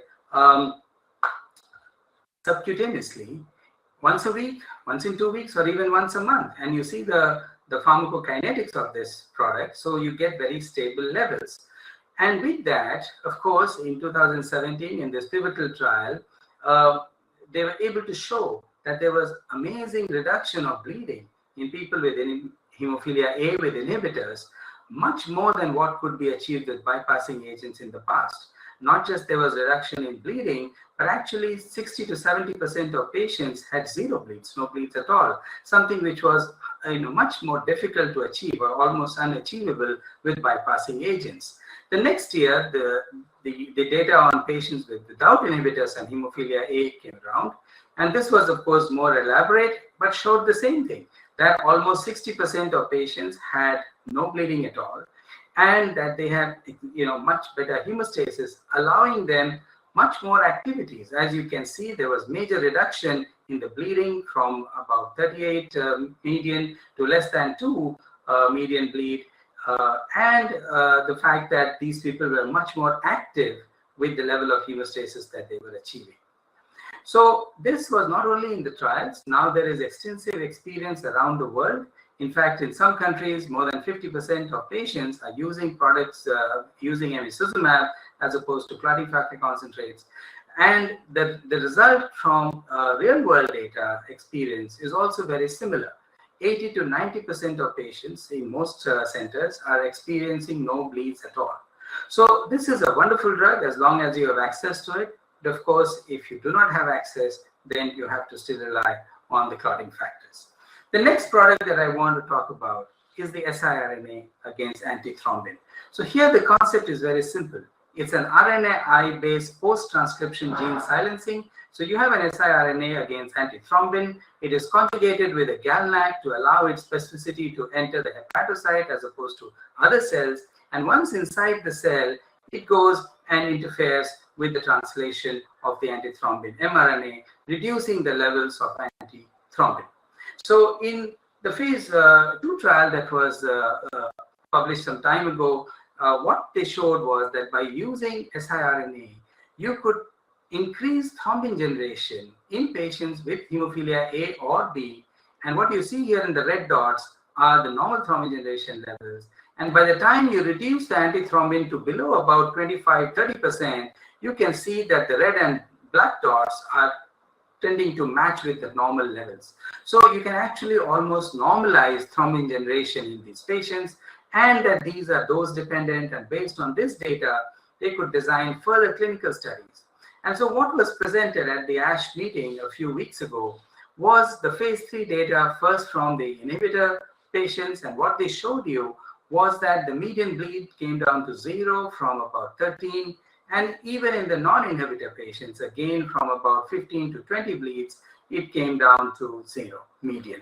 So this is again very remarkable reduction in bleeding with the use of this siRNA fitusiran against antithrombin. So this, this data should soon be presented, I hope, for the regulators to review. And this is again a product that we are looking forward to becoming available to patients. The remarkable thing here is that it is something that works for hemophilia A and B, and it works with patients with or without inhibitors. So it is the first of its kind, a one-stop shop for treatment of hemophilia, a kind of product that had never been available before. The last product that I want to talk about in terms of non-factor products for hemostasis is concizumab. So this is, one of the prototypes for an antibody against tissue factor pathway inhibitor. And this is the proof of concept data, where by spiking this into plasma from patients with hemophilia A or B with inhibitors, they could show that there was increase in thrombin generation or the endogenous thrombin potential, in the ETP. And based on this, they actually went ahead and did a clinical trial. And this clinical phase 2 trial, what it showed again was that there was remarkable reduction in bleeding. Though here we have some issues. We have still the median ABR being more than 3, which is a matter of some concern, and also several patients had thrombotic episodes. Now, we must understand that these are major modifications in the way we have tried to achieve hemostasis, and so there will be a learning curve with all these products, and we need to find that sweet spot where you get enough hemostasis without thrombosis. So phase 3 trials are going on with concizumab. There are at least 3 other products from different sponsors with TFPI antibodies. And we hope that those trials will also proceed so that more options become available for people with hemophilia. Now, as I said earlier, we're trying to balance hemostasis and normalize thrombin generation. And this is some data that was published a few weeks ago that show what happens to thrombin generation. You can see that even bypass agents increase thrombin generation. but these are with peaks. Soon they go into troughs, and this whole situation that you see on the left will change. But unlike that, with emicizumab, with concizumab, and fitusiran, what you have are sustained levels, and therefore you have sustained thrombogeneration potential in the plasma. And so the kind of hemostasis that we are achieving with these non-clotting factor concentrates is very different and much more sustained, allowing patients much more freedom of activity and leading a much more normal life. Now, this talk will be incomplete if I don't mention gene therapy in it at all. So, in terms of factor replacement, what could be better than producing your own factor, be it with an artificial gene that has somehow been put into the body? So that is what this cartoon shows, that there are two ways to do this. One is to have the transgene packaged into a vector that is then injected into the body through an appropriate route to reach an appropriate cell. In this case, most of the studies being done at the moment, as you know, are with the AAV vector, the adeno-associated virus vector targeted at the liver. But another approach could be to take stem cells from the body, transduce a therapeutic gene into it, and then put that as an autologous transplant, currently being done for immune deficiency disorders and the major hemoglobin disorders. But this is something that one could look at for hemophilia as well. So the first success, as we know, was reported almost 10 years ago in 2011 by Amit Nathwani and colleagues, and followed up in 2014. Now, that was much lower levels of about 3 to 5%, but that led the foundations for the current trials. And the most advanced one, in factor 9, is that from Spark Therapeutics, the data from which was published now about 4 years ago. This has matured to a point where we should expect registration soon. What you can see is that using the Padua variant, they are able to have sustained factor levels in the mild hemophilia range, 15 to 50% in that range. And this should really be something that will change the lives of these people. Not clotting factor concentrate, but being infused, but your own. Now, very recently, we had two publications giving updates of the factor 8 trials. One from Biomarine showed here, one from Spark Therapeutics shown here, where you see that there are challenges. 4 different doses have been tried. You see them in 4 different colors, the 4 different doses of the vectors. And what we are finding is that there is a major reduction after the first 6 to 12 months in these patients. So we have patients going up to normal, 100%, or even supranormal, more than 200%.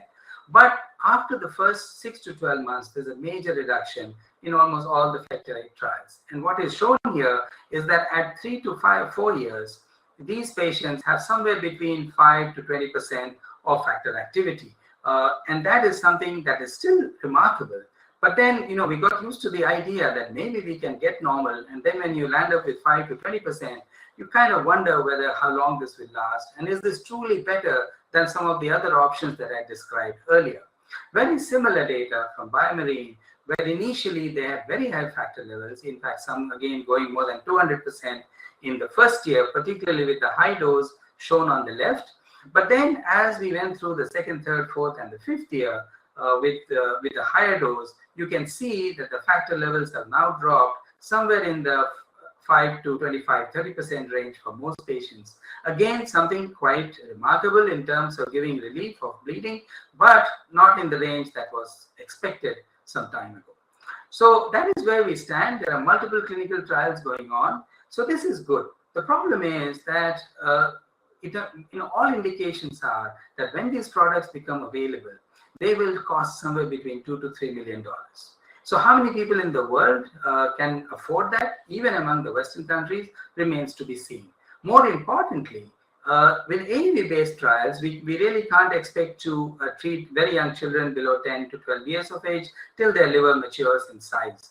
So that is a major problem. And AAV naturally occurring antibodies, anti-AAV antibodies, occur in 30 to 70, 80% of people around the world. So if you belong to a part where there is a high prevalence of anti-AAV antibodies, then this again may be a challenge. So for all these reasons, actually, we have also been looking at developing gene therapy. And this just shows you data that was published now about a year and a half ago, using a novel AAV3, capsid, with a novel transgene prepared in collaboration with our collaborators at the Emory University and the University of Florida. And what this shows you is data from 2 mouse models, one in the hemophilia B, where the transgene has been packaged in AAV8 because AAV3 does not infect mouse tissue. And what you see on the left is first the comparison between this transgene and the one used in the Amit Nathwani trial, giving very similar factor 9 activity. And then you see on the right that there is a dose dependence of the expression. And then you see this transgene packaged in AAV3 and tested in the TK nog mouse with a humanized liver with 30 to 70% human hepatocytes. And this shows you that there is again an expression which is dose dependent. So now we are in the process of having this vector produced. There was a major challenge. As you know, this is a bottleneck for the entire field in the world. And once we have a GMP-like vector, this will move into a clinical trial.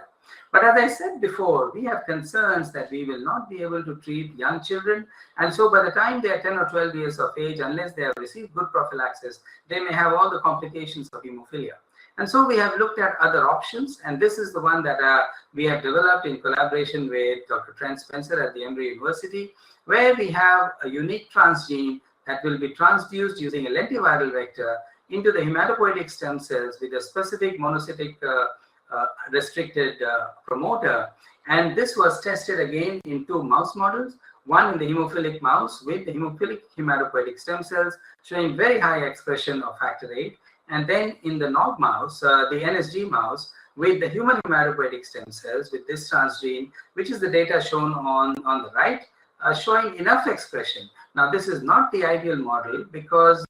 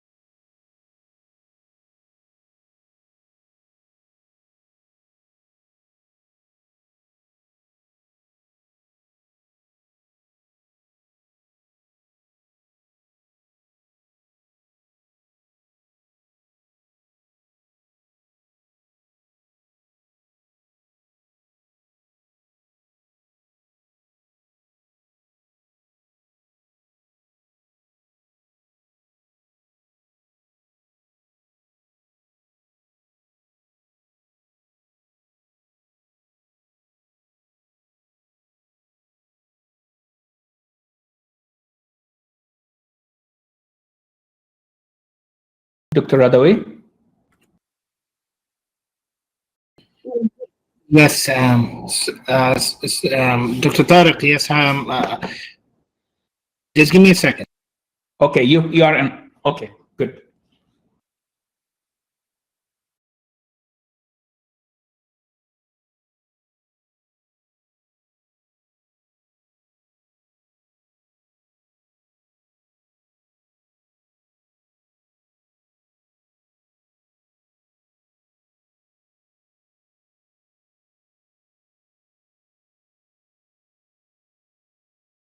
Ayman, we need help from technical people. Doctor, I'm here. Can you speak with Dr. Alok? Dr. Alok, I think, was speaking, and then suddenly we lost him. So if you can help out. With the If network. we can Dr. communicate Alok, with him. Dr. Alok, can you unmute yourself, please?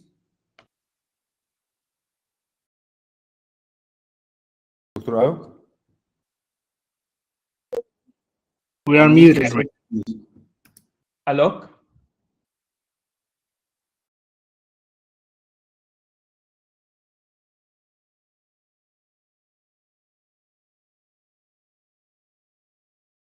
I believe he had a network. You are on mute. Please unmute yourself. Alok?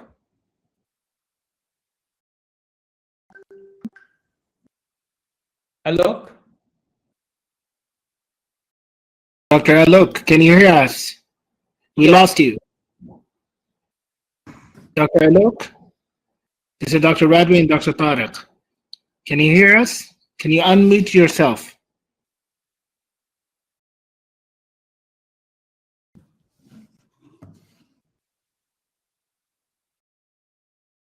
Maybe we need to send him a message.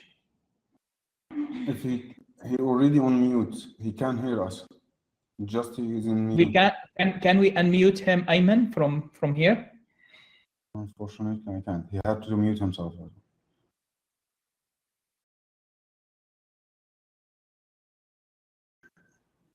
Professor Alo, can you hear us? Right, unmute yourself, please. Yes.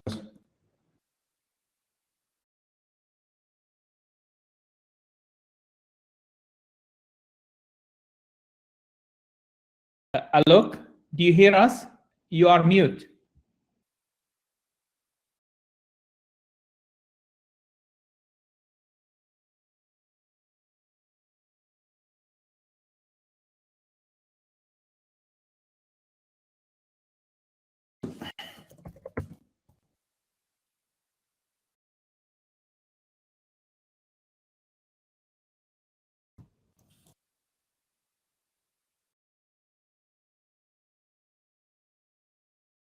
Alok, can you send him a message on the chat, please?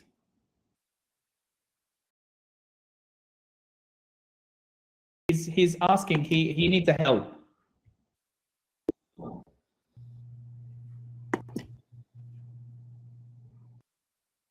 Ayman, if you can interfere, he needs a help. I already contacting him with his.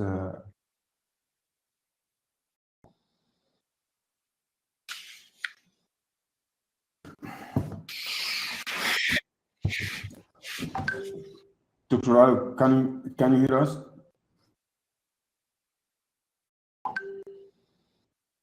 Alok, do you hear us?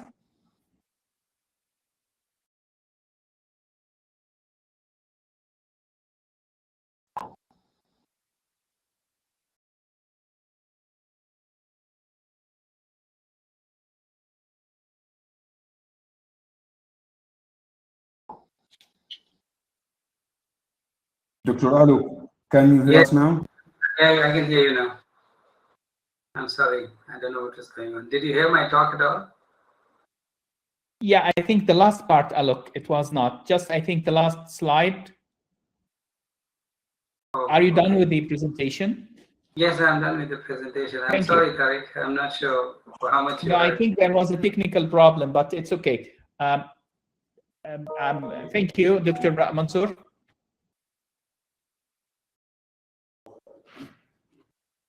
We can continue.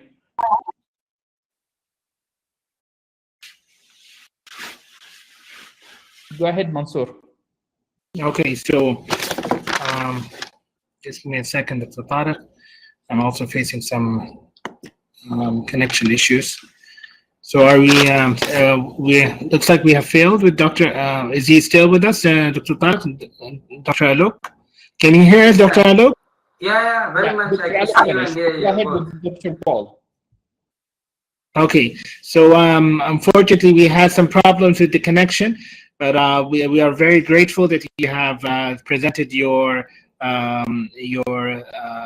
presentation, but we're going to move on to the next one because we're running out of time. So we do appreciate and extend our we are very thankful. Okay, so we'll move on to Paul, Dr. Paul. Is he with us? Yes, he is here. Go ahead. So, okay, so it's my pleasure to Dr. Paul, Professor of Pediatrics,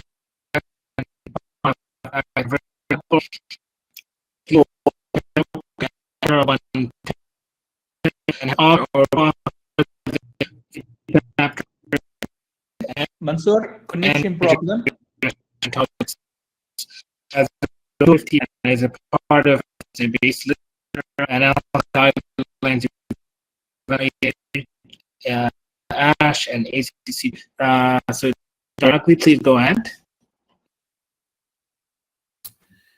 Thank you very much. And thank you very much to the organisers for inviting me to talk with you tonight. And Managli? Yes, can you hear me?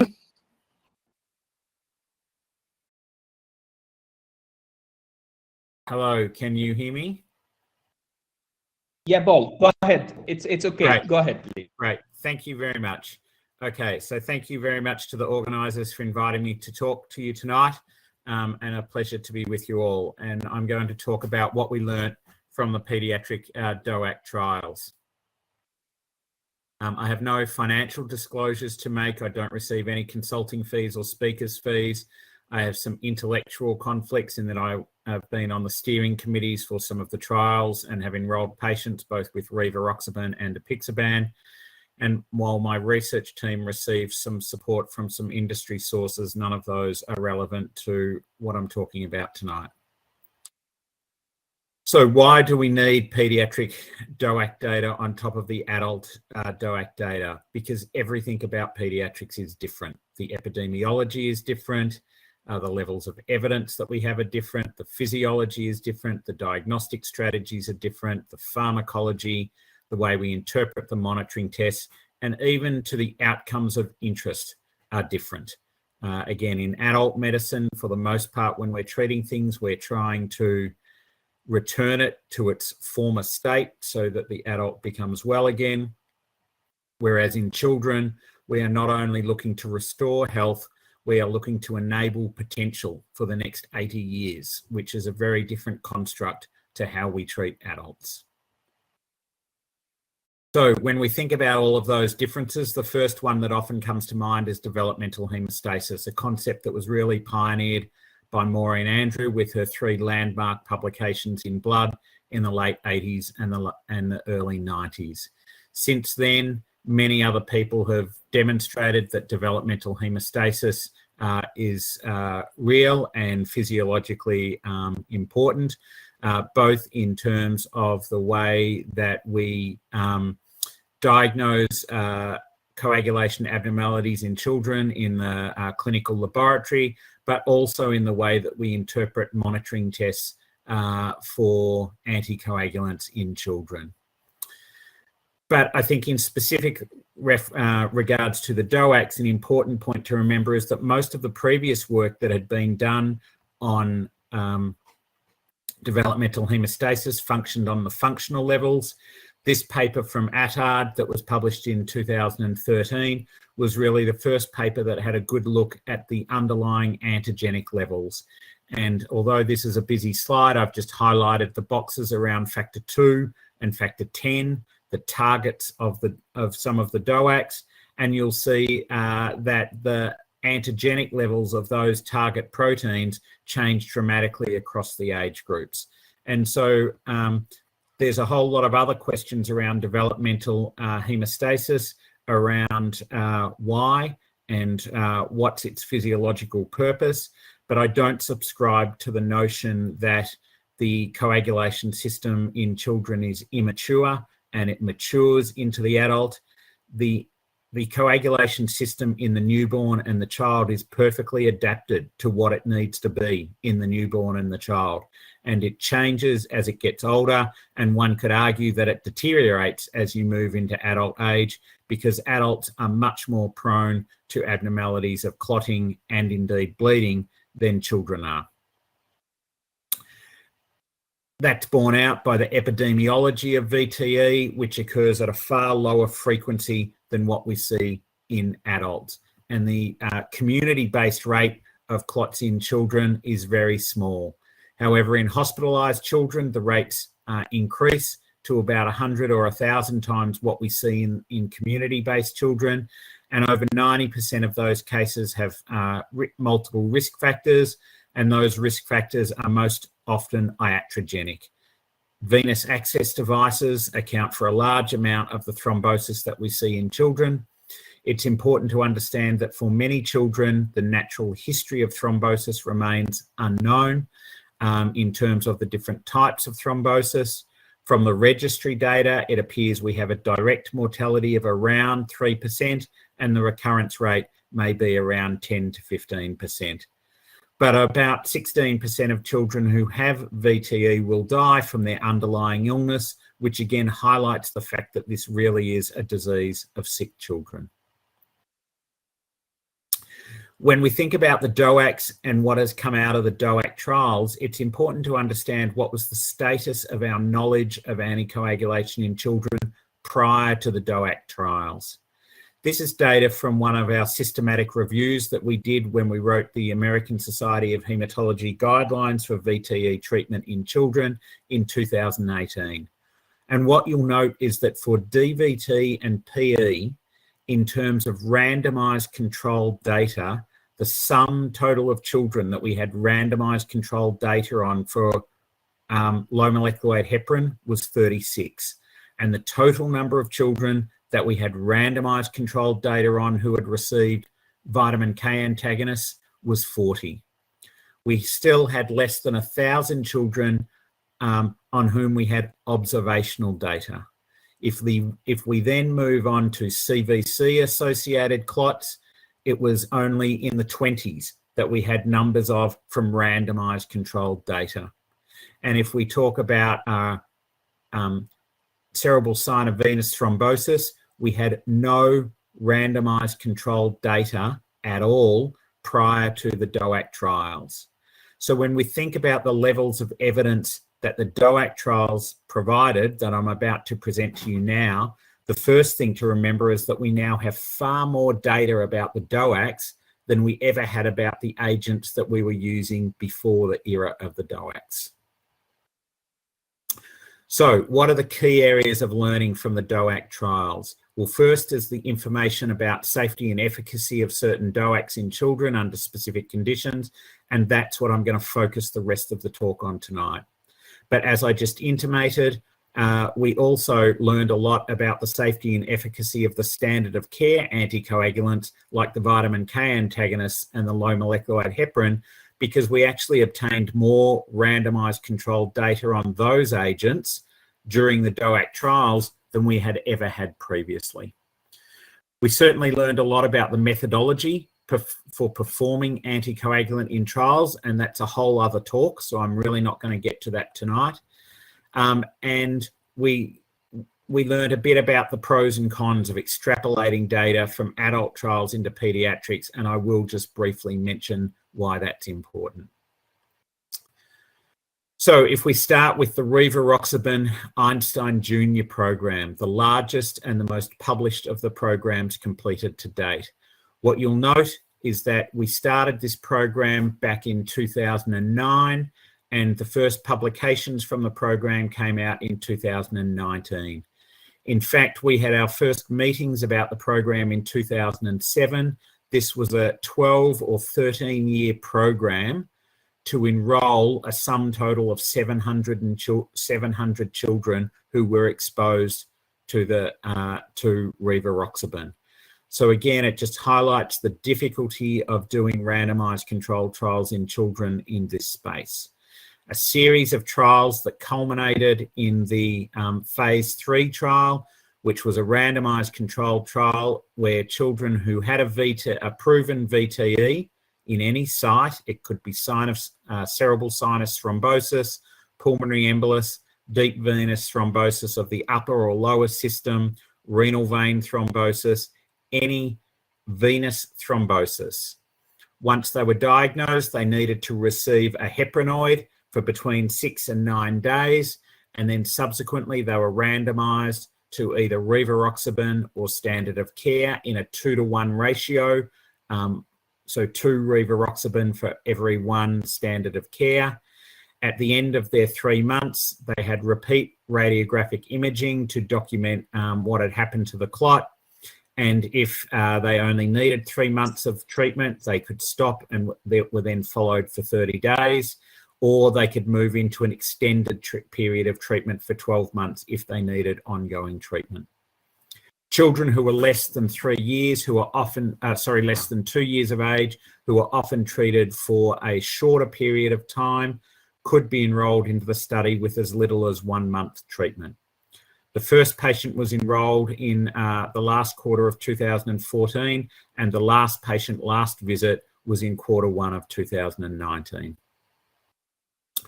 So when we look at what we learnt from the study, this shows the PK parameters, and the red bands for the peak, trough, and AUC measurements that you can see. The red bands represent the data that was achieved within the adult studies.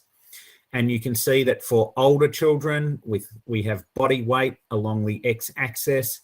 Older children needed once daily treatment. However, as they came down on weight, we had to move towards the yellow dots, which was twice daily treatment to keep them in the range. And then as we got down even younger, we needed to move to 3 times a day rivaroxaban. And in the very young babies, there was debate as to whether we needed to move them into 4 times a day or just go with a higher dose at 3 times a day, which was what was chosen on compliance grounds. But you can see even then, the youngest children are starting to actually dip down to the bottom end of the curves. When we then look at the measured PK parameters in terms of the trough, peak, and AUC levels, there was no correlation specifically with the reduction in clot burden. So there was no clustering at the lower end of the patients whose clot did not change, and there was no clustering at the upper end of the patients whose clot did normalise or improve. So long as you were in the therapeutic range, then you were doing okay. Similarly, when we look at the bleeding events, there was no clustering with bleeding events at either end of the ranges to suggest that there was a strong dose-dependent rate associated with any bleeding events that were seen in the trial. And the rivaroxaban plasma levels correlated very well with the anti-10A levels in all phases of the trial. So when we look at the pre-specified efficacy and safety outcome data from the Einstein Junior phase 3 randomized trial, we see that in the rivaroxaban arm, 1.2% of children had recurrent VTE versus 3% in the standard of care arm. In terms of what was seen on repeat imaging, 1.5 had recurrent or deep irritation on imaging percent in Riva compared to 3.6% in the standard of care. Mortality, there was only one mortality death in the whole study that was unrelated to anticoagulation. In terms of major bleeding, there were no major bleeds amongst the rivaroxaban cohort and only 2 major bleeds, or 1.2% of patients, amongst the standard of care. And when we look at major or clinically relevant non-major bleeding, 3% in rivaroxaban versus 1.9% in standard of care.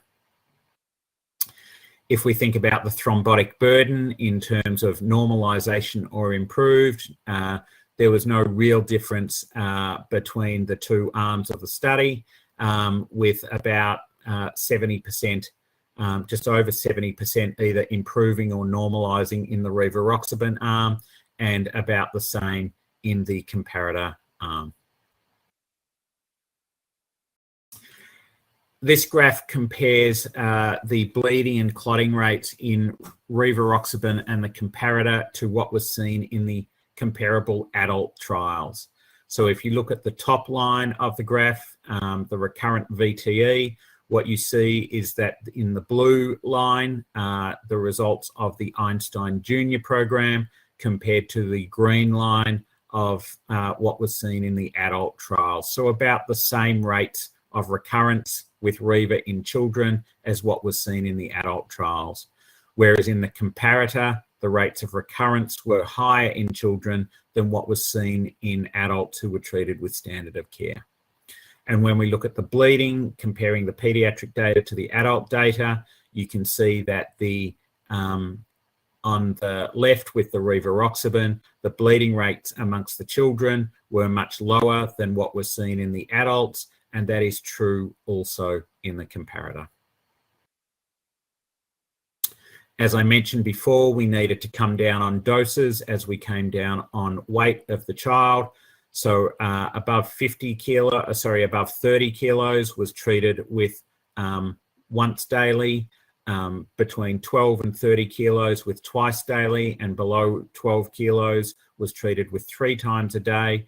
And this was to achieve a plasma exposure that was similar to what was seen in adults who were exposed to 20 milligrams once daily.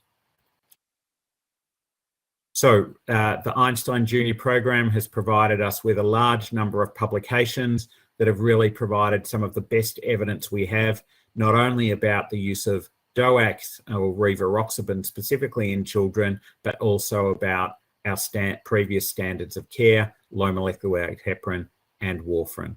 And there are further publications to come from that study. If we now turn our mind to a prophylactic study with rivaroxaban, this was the UNIVERSE study. So this study was looking at children whom have post-Fontan and was comparing rivaroxaban to aspirin. So there are 2 phases to the study. In the first 12 children enrolled were actually just given open label rivaroxaban twice daily to achieve an exposure that was equivalent to a dose of 10 milligrams once a day in adults. So important to understand, in this study, we're targeting about half the levels, plasma levels that were targeted in the Einstein Junior treatment trials. In phase 2 of the study, once those 12 children had been exposed to rivaroxaban and the PK was known, 90 children were randomized in a 2-to-1 mechanism to receive either rivaroxaban or aspirin for 12 months following Fontan therapy. They had to be enrolled within 12 weeks of their Fontan surgery, and in the rivaroxaban arm, the mean date of randomization was 45 days post the Fontan surgery, whereas in the aspirin arm, the mean date was 37 days post the Fontan surgery. Fontans are important for those of you who aren't pediatrically orientated, because it's a definitive palliative procedure of a univentricular heart, and they are one of the groups that lead to the highest rates of thrombosis that we see in our cardiac surgical populations. So here in the study, the 12 patients in Part A who completed, and 10 of them completed treatment. Of those patients who were randomized in Part B of the study, there were 66 who received rivaroxaban, and of whom had 1 thrombotic event, so a 2% thrombosis rate within the rivaroxaban arm, compared to a 9% event rate of either thrombosis or stroke in the aspirin arm. The dosing regime that was used in UNIVERSE was a twice daily dose for all children. This study only enrolled children between 2 and 8 years of age, because that are the ages that most commonly have their Fontan surgery. And so these are the weights that we would normally expect to see a range of across that age group. And as I say, the dosing was BD dosing to achieve the same plasma exposure as what was seen with 10 milligrams a day once daily in adults. What's interesting when we look at the bleeding rates in this study was that the bleeding rates are actually higher in this study, both in the rivaroxaban arm and in the aspirin arm, than were reported in the Einstein Junior study, which was targeting levels that were twice as high in terms of plasma levels. I suspect that this may have been a difference in the way that bleeding events were adjudicated, but we clearly need more work on that to sort out the true significance of those differences. We will shortly have the data from another primary cardiac prophylaxis study, which is the saxophone study, which has now completed enrollment, and the abstract has been written and submitted to ISTH and will hopefully be presented in London in the middle of the year.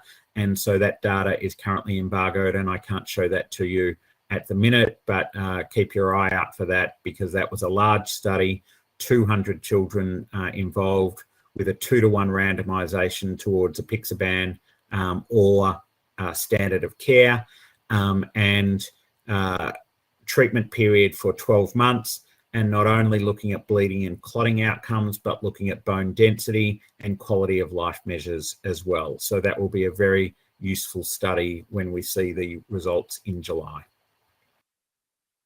Moving on to the other studies that have been published. So while there are a number of other randomized controlled trials currently ongoing of DOACs in children, the only other ones that have been published are from Dabigatran. Dabigatran has published 2 studies.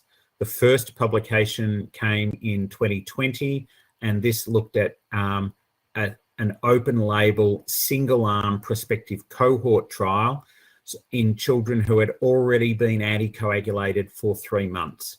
So they had either received standard of care for the first 3 months, or they had received dabigatran or standard of care treatment in the Diversity trial, which I'll come to in a second. And at the end of the 3 months, the clinical decision was that they needed ongoing treatment.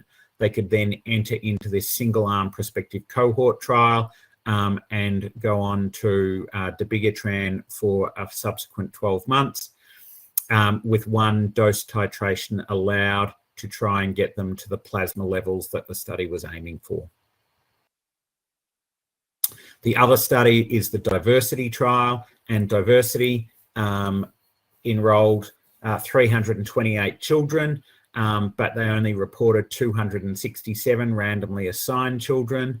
A significant number of their patients had some protocol deviations. A significant number of the dabigatran patients permanently discontinued treatment before the end of the treatment period, and approximately 10% of the children who were receiving dabigatran discontinued the protocol because they failed to reach the target dabigatran plasma levels that the study was aiming for after the 1 dose adjustment allowed by the protocol. So these are the diagrams on the left. This is from the long-term cohort study, and you can see in the bottom blue box that there were 206 children enrolled, but over 50 of them prematurely discontinued the study. And on the right, we have the study schema for the Diversity trial, where 338 patients came in, but only 267 were randomized, 177 of those to dabigatran, and about 90 to standard of care, with some further loss along the way. And so when we look at the results in the cohort study, they reported that the recurrent VTE rate was about 1% and major bleeding was 1.5%. And when we look at the Diversity trial, the bleeding rates were very similar between the 2 arms of the studies. So when we think about what we've learned from all of these studies completed to date, there are some other important things to remember about the studies. All of the studies required that the children had stable oral feeds for a period of time prior to commencing being able to be randomized in the trial. And for the rivaroxaban trials, that was stable oral feeds for 10 days prior to being randomized. So therefore, a number of our patients who have got poor oral intake, especially in the infant groups, would not have been able to come into the trials. The second thing to remember is that in both of the VTE treatment trials, so that's the Diversity trial and the Einstein Junior trial, the patients, once they were randomized, had to receive 5 to 9 days of heparin prior to commencing rivaroxaban for Einstein Junior, and it was 5 to 21 days of heparin or low molecular weight heparin prior to commencing dabigatran in Diversity. So we have no data at all that supports that on diagnosis of a VTE, you can immediately put a child on a DOAC. The only things that have been done in the trials were to treat for at least about a week before the child could then be started on the DOAC. So you have to use a heparinoid in the initial week of treatment for any VTE in children. The other important things to note are that the trials excluded children with significant renal disease or liver disease. There were also exclusions based on the presence of other drugs, especially the azole antimycotic drugs, and that has significance for our leukemic patients who sometimes get clots, and then also some of our anticonvulsants, and that has significance for the children with cerebral synovenous thrombosis. What else don't the RCTs tell us? Well, remember that all of these studies were aimed to target a plasma exposure that was seen in the adult trials. They do not ask the question of whether or not children need the same adult drug exposure as to what the adults need. And so again, we are treating to a plasma exposure that we think is good for adults, and we have no idea whether that's the right plasma exposure for children. And that's accepted for almost all of the DOAC studies by the FDA and the EMA and other regulatory authorities. Last thing to mention that the current RCTs don't tell us is, are there any off-target effects? We know that many of the anticoagulants have off-target effects at various levels, and they are especially concerning for us, going back to my comments about we are treating children not just to get them better, but to maximize their potential for their whole future life. And as yet, we don't have any data about whether or not the DOACs have effects on any other physiological growth and development systems. Last comments and to make that the oral suspension that was used in the trials will not be available to anyone until regulatory approval has been achieved. And so that is going to mean we can't use these drugs in small children yet. We can only go down as low as the adult tablets. And again, whether or not we can actually manipulate these drugs to allow children to participate in things like contact sport was never tested in the trials. So we have a lot of work to do with ongoing registries to provide real world data of how we actually use these drugs in our patients as we need to find them. Thank you very much, and I'm happy to take any questions. Thank you, Dr. Paul. So it was a very nice presentation. We don't have a lot of questions, either for you or Dr. Alok, but I have a question on my side, and the one question from the attendee: is it time for pediatric hematologists to switch to DOACs in the right settings and indications? And do we have enough representation from phase 3 trials? And I'm going to add a little bit of, hello, Dr. Paul? Yes. Yes. Hello. Okay. Yes. So I think certainly in our elder children right now, and children above 12 kilos in whom you can use adult tablet size down to, I think it is very reasonable to use a DOAC so long as you are using them for the conditions and in the manner that was used in the randomized trials.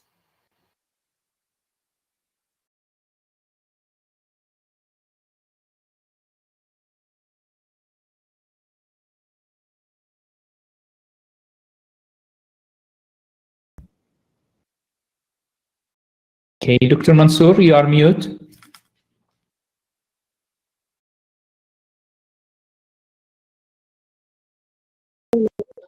Okay, can you hear me? Yeah, now we can hear you. Go ahead. So we do face a lot of difficulty in adult population who are very obese, and you know that obesity is on the rise. So do you, and there's a lot of literature using DOACs in adult obese patients.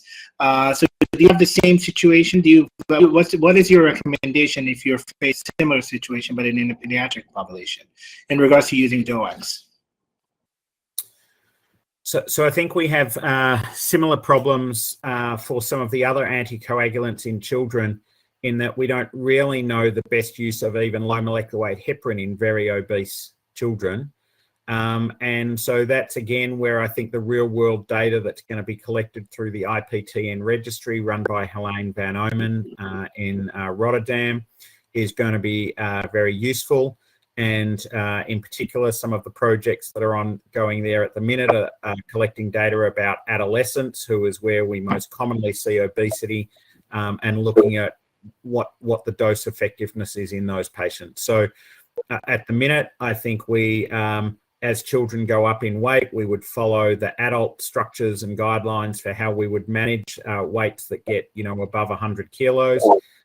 But we will gather more data with time as to how we can manage that in children. Okay, thank you very much. I thank all of the speakers for joining us and extend my gratitude and gratitude of the Congress. So we're going to move on to the next session. Thank you for being with us. Thank you.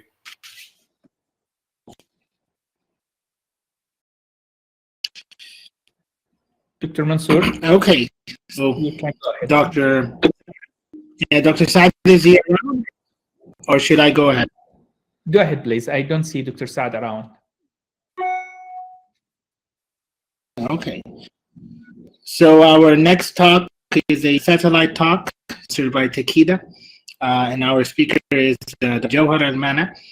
She's the Director of Pediatric Hematology and Oncology Division and Consultant Pediatric Hematologist and Oncologist at the King Fahd Armed Forces Hospital in Jeddah. She has established the Pediatric Oncology Service at the hospital, and this service has become leading center of pediatric hematology in the Western region.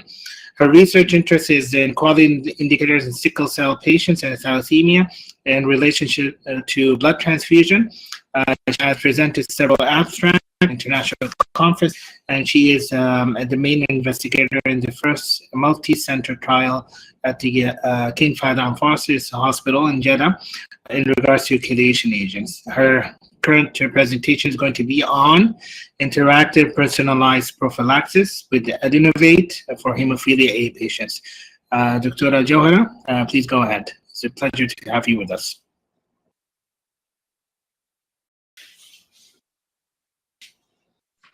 Go. Jawhara, are you with us? Assalamu alaikum. First, I would like to thank the Saudi Society of Blood Disorder and Takeda for inviting me to participate in this great meeting. I'm going to talk about prophylaxis with Adenovate for hemophilia A patients.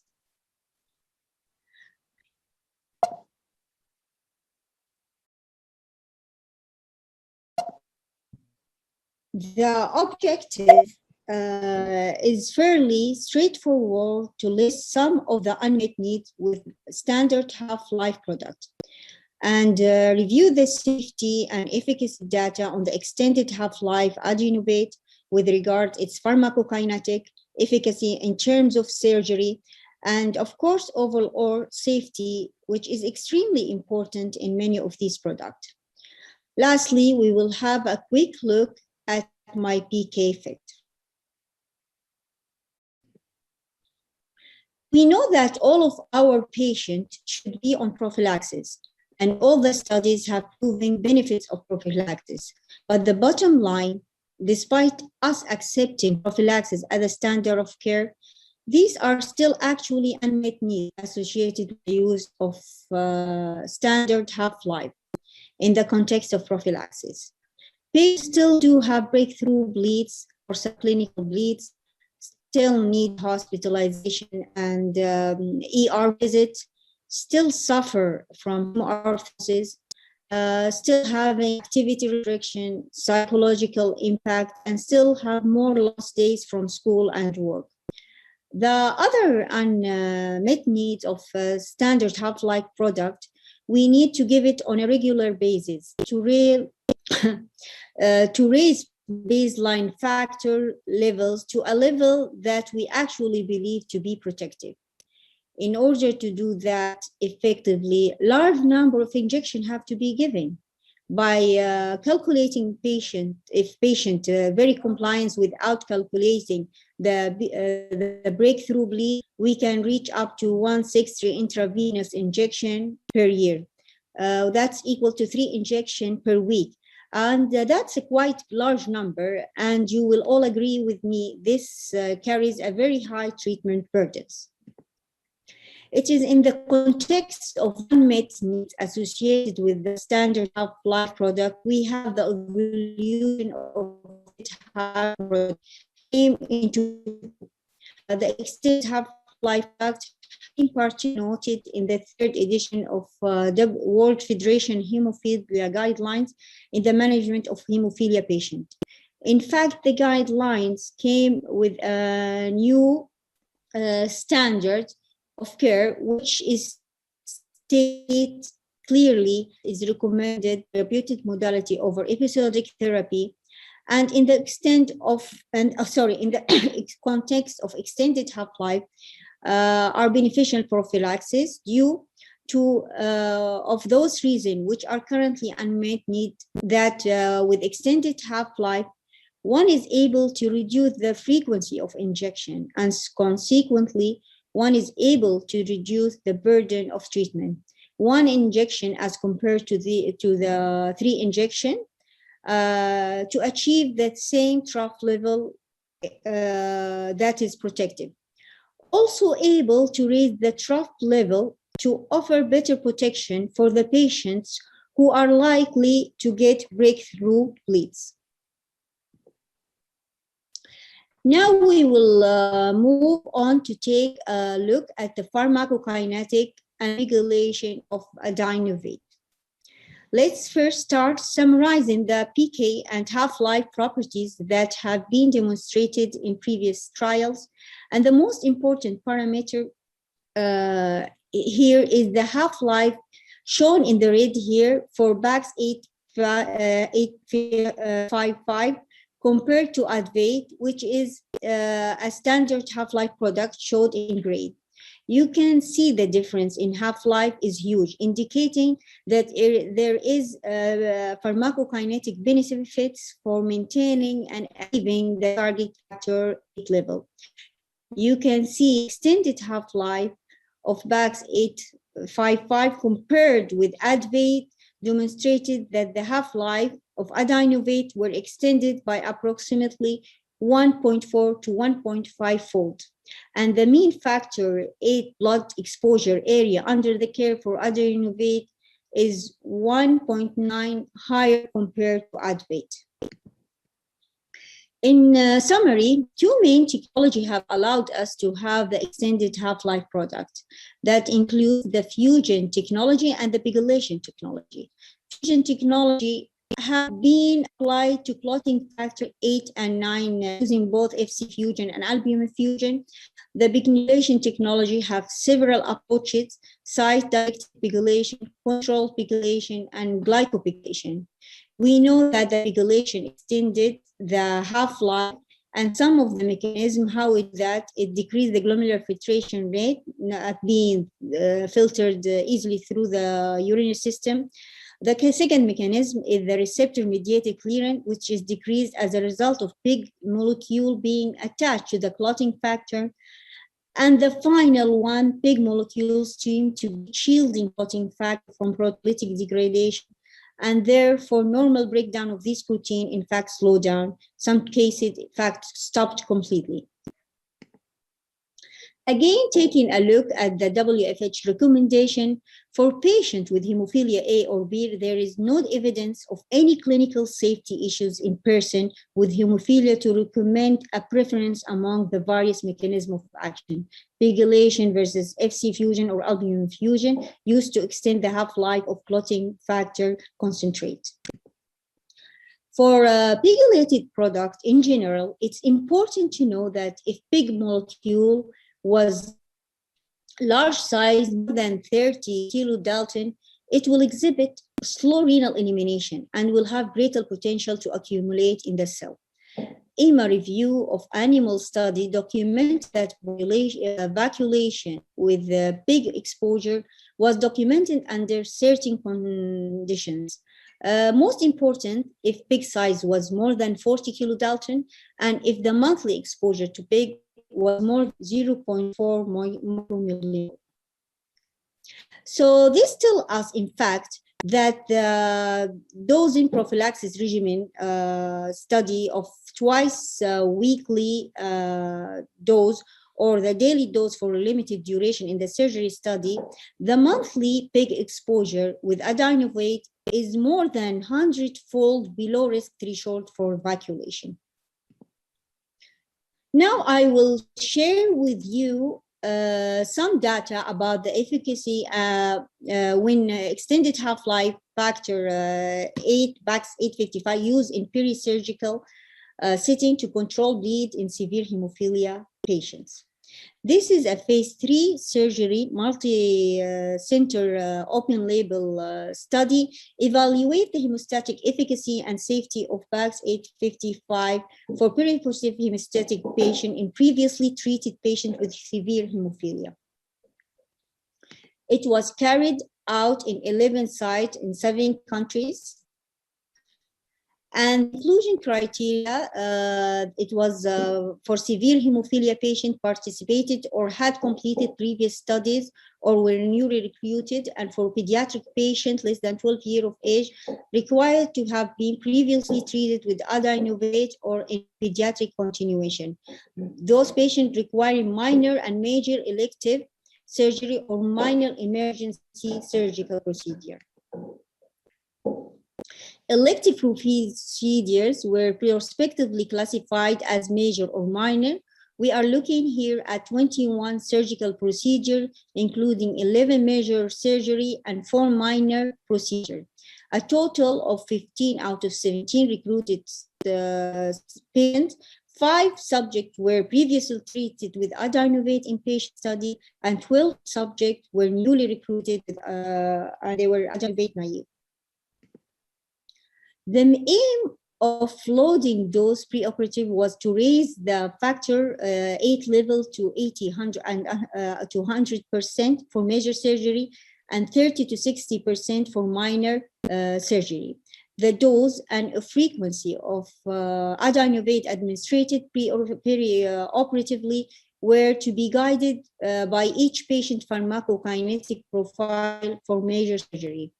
During the conduct of all these surgical procedures, there were no requirement of for intraoperative injection. Essentially, the patient can get perioperative dose and to be followed up in recovery environment where he will have his next dose, could be considered. Daily weight adjusted consumption of the adenovate decreased from post-operative day 1 to discharge for major surgery, consistent with the decrease in factor 8 trough level, which were close to required 80% during the first 72 hours in post-operatively, and 50% from post-operatively day 4 to 7, but below the required 30% after post-operative day 8 until discharge. What about hemostatic efficacy? Hemostatic efficacy was evaluated using a predefined scale. Blood loss was compared to the expected average and maximum blood loss for the type of procedure performed in non-hemophilic population. The overall intra and perioperative hemostatic efficacy of Rurio to COG alpha pigol was excellent in all 15 subjects, 100%. Post-operative day 1 efficacy was rated excellent for 13 procedures, which is about 87% of all surgery, except for 1 minor dental procedure, which was rated good, and was up to 50% more than expected for this type of procedure. None of the subjects exposed to adenovate for perioperative control of hemostasis experienced serious adverse events or severe allergic reaction or thrombotic event.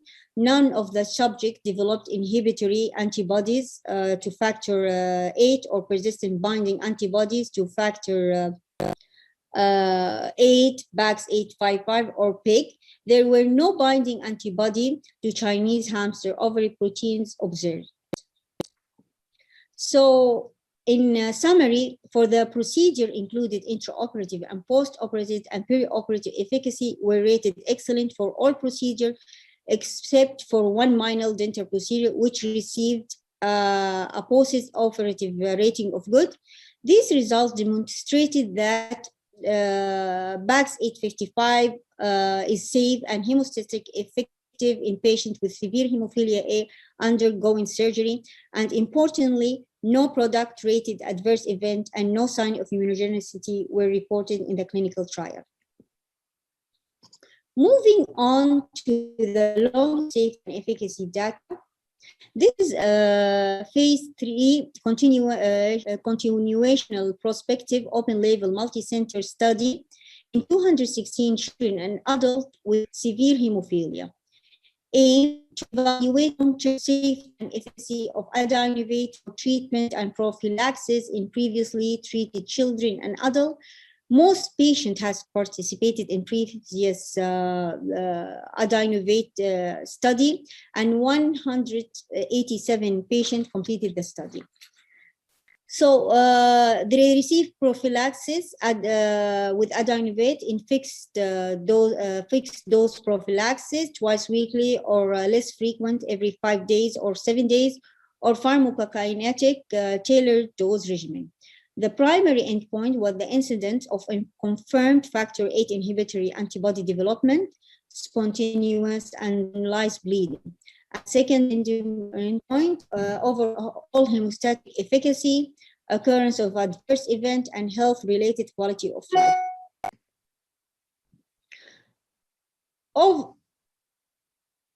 Overall, overall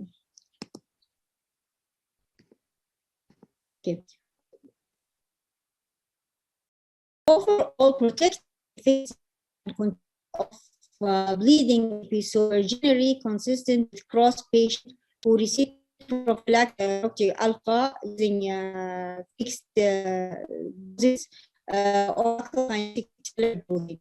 Observed high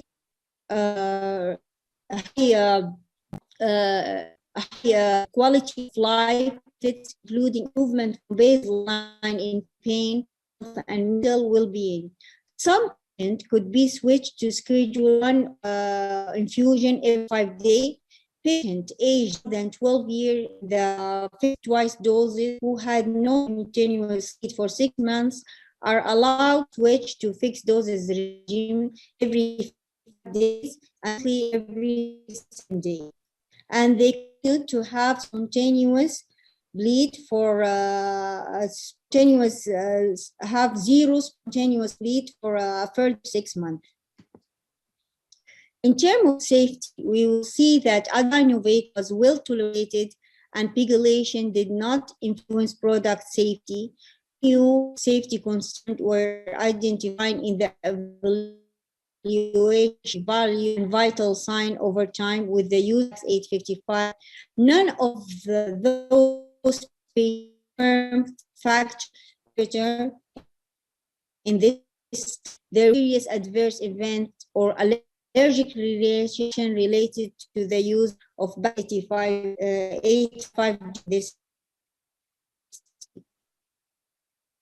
Now we move to the adenovate, my PK, an application to personalize hemophilia treatment. Of challenges and unmet needs, prophylaxis after age level with one-size approach standard of care, but patients suffer. This approach is not consideration lifestyle of our can lead to underdosing and prophylaxis that may not prevent synovitis that lead to arthropathy or overdosing. Now, time change. We can individualize and personalize replace therapy. There we can meet the patient with your need, and he can approach almost taking consideration factors like PK, pharmacokinetic response, physical activity and lifestyle, patient and adherence, genetic and bleed and joint status. Use of extended life and access, personalized, individualized peak profile may benefits by reducing burden while maintaining or improving efficacy. PK, it's pharmacokinetic dosing software where patient by either facilitate pharmaceutical guided optimal dosing and patient self-management. Treatment, bleeding, factor, real time. More details and information about, and I think it will be soon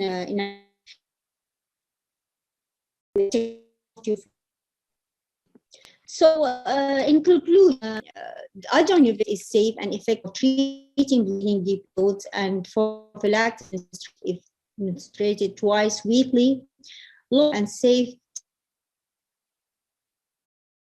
data for prophylaxis using adrenaline with and without PK guidance. There's a flexibility in dosing according to patient response per continuation study. Safe and effective for perioperative management, no related adverse event, no related serious adverse events. There is no sign of immunogenicity, no effect of factor regulation on product safety. Frequent dosing could enable shorter hospital stay, improve rehabilitation, and reduce cost. Thank you very much for your attention, and I'm happy to take questions.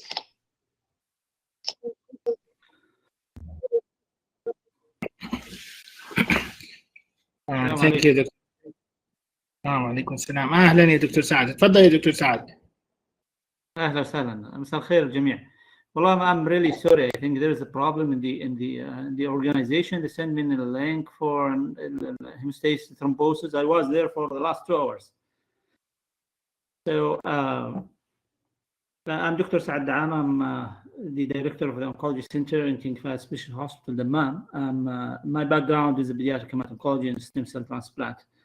It's a great pleasure for me to introduce Dr. Johar, a retrospective. I don't know whether somebody introduced her, and then we'll go directly to the questions. Yes, I was introduced. Thank you, Dr. Daama. Thank you. Okay. So we'll go to the question and answers session.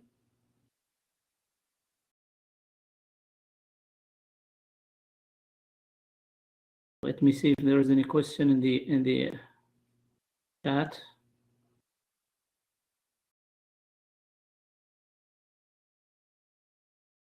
If any has a question, can raise a hand and we will take the question.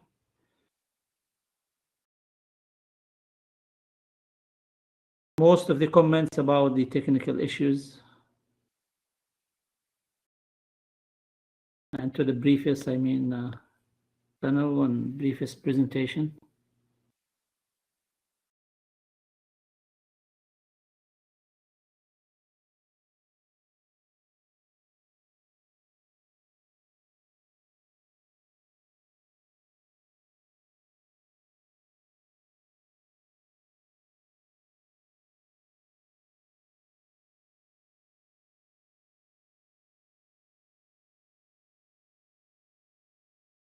So I'm still waiting for any questions. So, Dr. Johar, do you have the Adenofate in your hospital? Do you start using it? No, we didn't start yet using it. We're still using the Locta. But accordingly, I think soon we will get we will have it because of the NIPCO and the availability of the medication also. I think it's licensed, يعني, by the Saudi. Yes, it's like Saudi FDA approved for pediatric, and also US FDA approved also.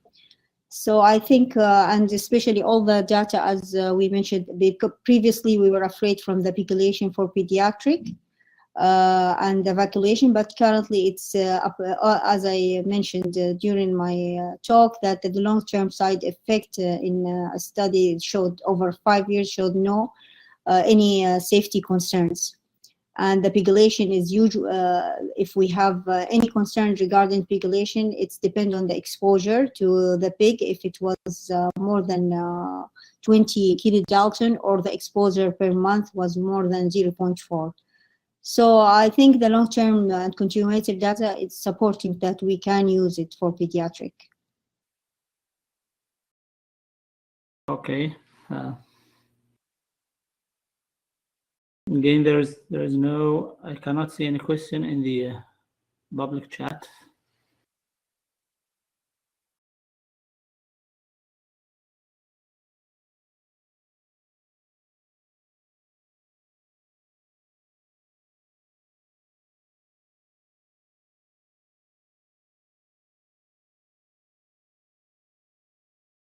All right.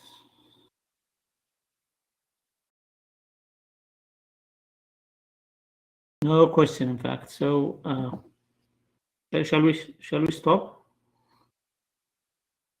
Okay. There is no question. I would like to thank you, Doctora. I'm sorry I wasn't there from the beginning. Yeah. And enjoy the conference. Thank you. Thank you very much, Dr. Saad. Thank you. You're welcome. Assalamu alaikum.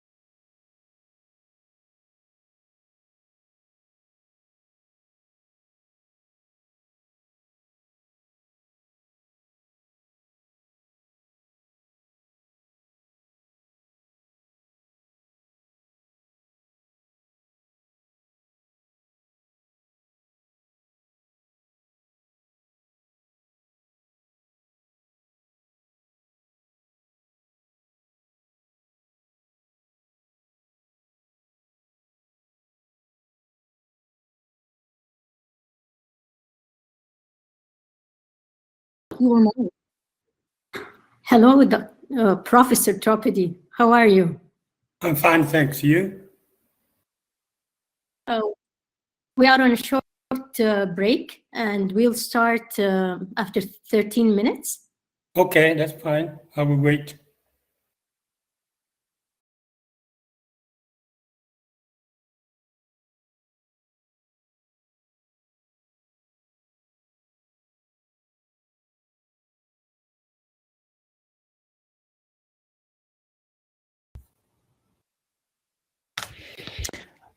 Hello, Armando. How are you? I'm fine, thanks. Yeah, you, Tarek? Yes, how are you? Fine, thanks. You? Long time. Very good. So we apologize. We have a break for I think 15 minutes.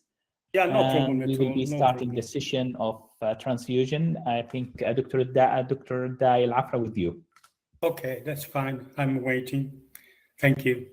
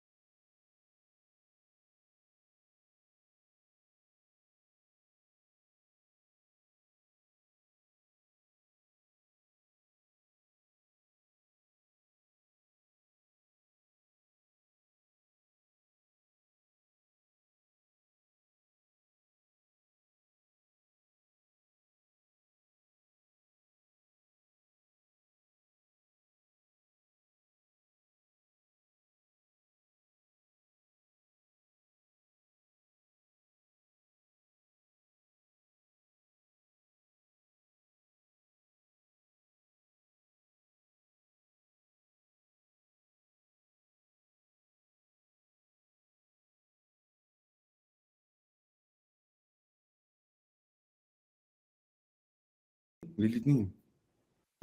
انا عمال ابعت اهو بيقولوا بالناس تنادي عليك. Hello? Yes. Yes. Sorry. Okay, can we mute the other mics so we can proceed with the session? Just wait for my live. Okay. So we'll restart, right? Yes, we will restart again. I can start now, Ayman?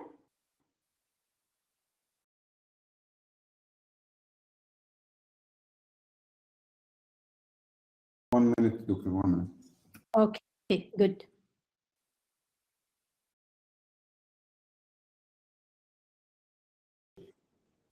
Proceed to go, Doctor.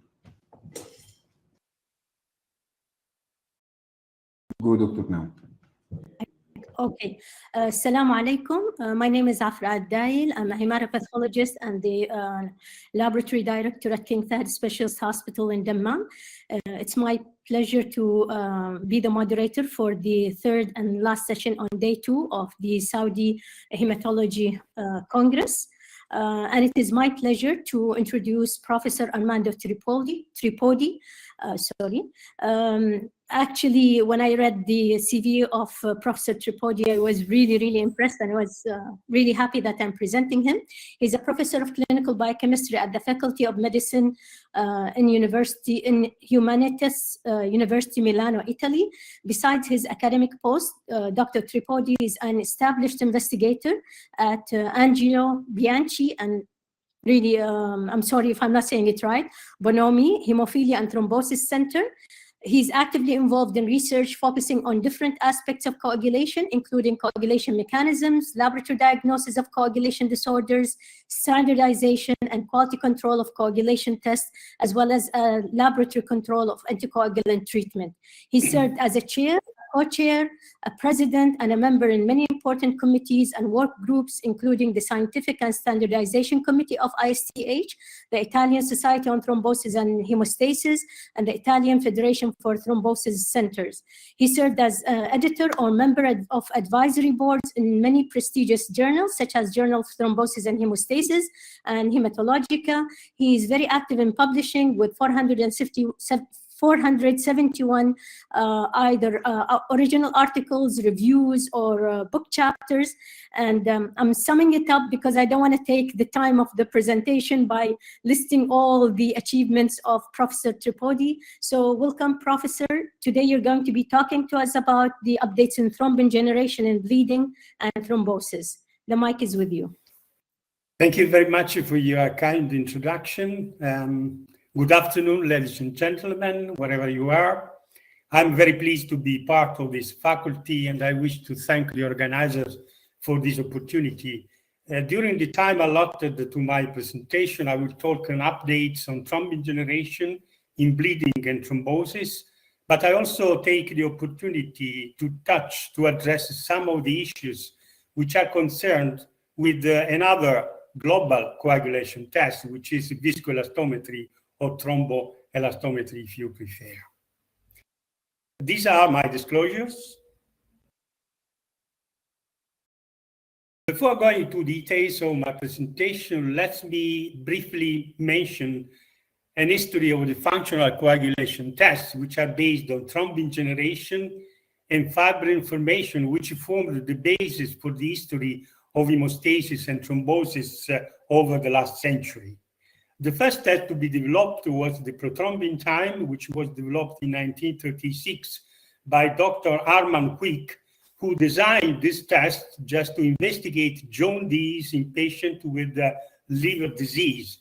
Actually, the prothrombin time is a misnomer because the name implies that the test is sensitive to prothrombin or factor 2. But we know now that a PT is sensitive to many coagulation factors. So PT is still a misnomer. The second device to be developed in 1948 was the first prototype of viscoelastometry. And then in 1951, the activated partial thromboplastin time was developed in order to help the research workers at that time that were purifying the first factor VIII concentrate to be used for the treatment of hemophilia. In 1952, the early prototype of thrombin generation was developed, and this was changed quite consistently in the 2000s, and it's now the current thrombin generation assay, which is used in many laboratories across the world. And now in 2022, all these assays are still alive, and during my presentation, I will try to give you some account of the merits and pitfalls. As you know, historically, PT and APTT were used to assess for thrombin generation and fibrin formation, and this test should be responsive to the balance of pro versus anticoagulants.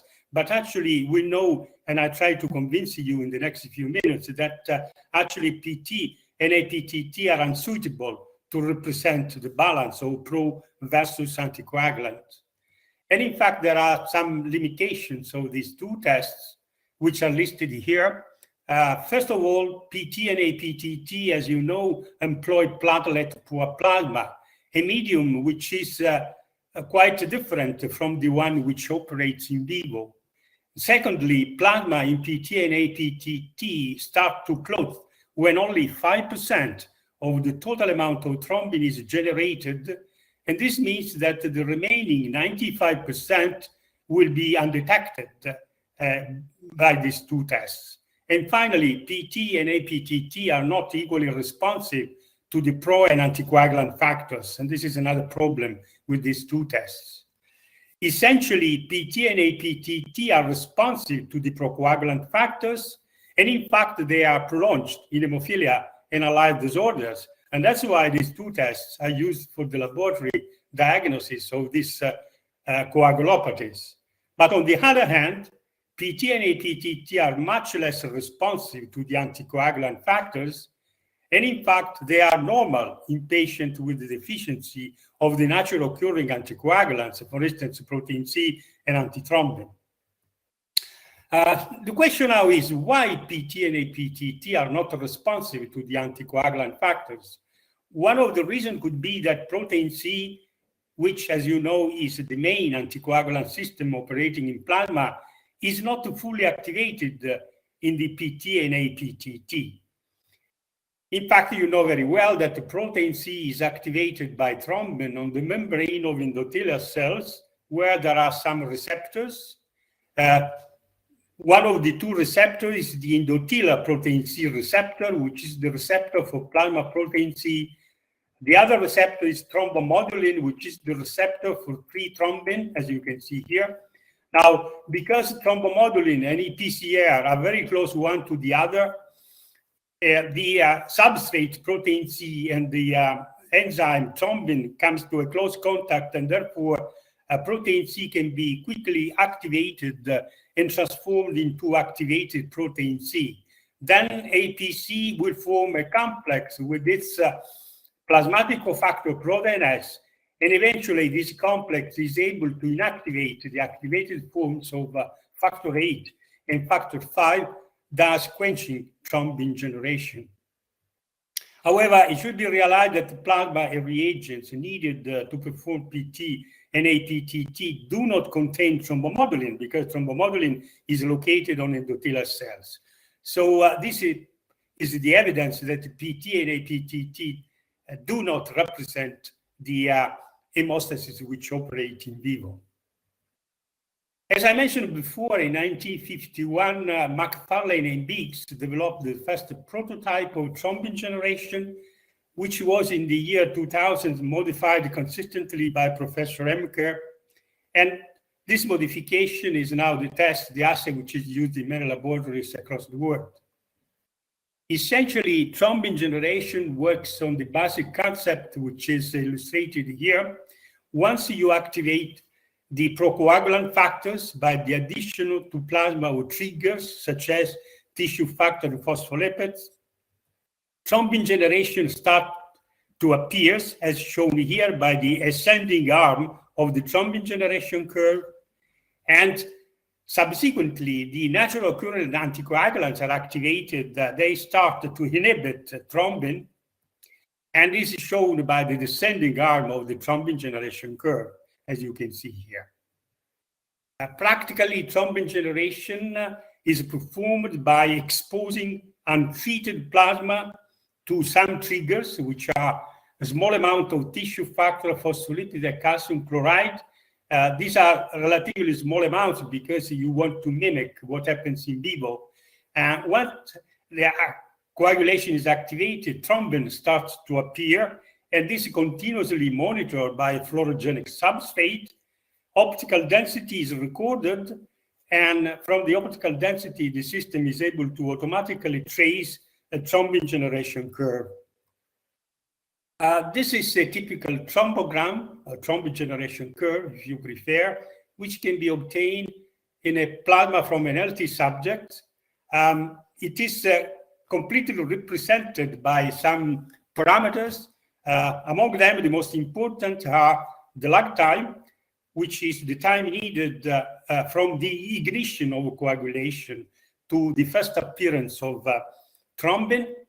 Another interesting parameter is the peak height, the time to reach the peak, and finally the area under the curve, also called endogenous thrombin potential, or ETP. By definition, the ETP is the net amount of thrombin which can be generated in a given plasma under the driving forces of procoagulants as opposed by the anticoagulants. Thrombin generation can be used essentially to investigate both hypocoagulability but also hypercoagulability. As you see in the slides, the prolonged lag time, low peak, long time to peak, low ETP denotes hypocoagulability and vice versa. So this procedure is really very interesting because it gives you the opportunity to investigate both hypo and hypercoagulability. Now, there are many commercial kits which are available for thrombin generation on the market. They may be different in terms of composition and procedure, and I would like just to give you some information about the desirable features for a good thrombin generation procedure. This procedure should have relatively low tissue factor concentration because we want to mimic the conditions operating in vivo.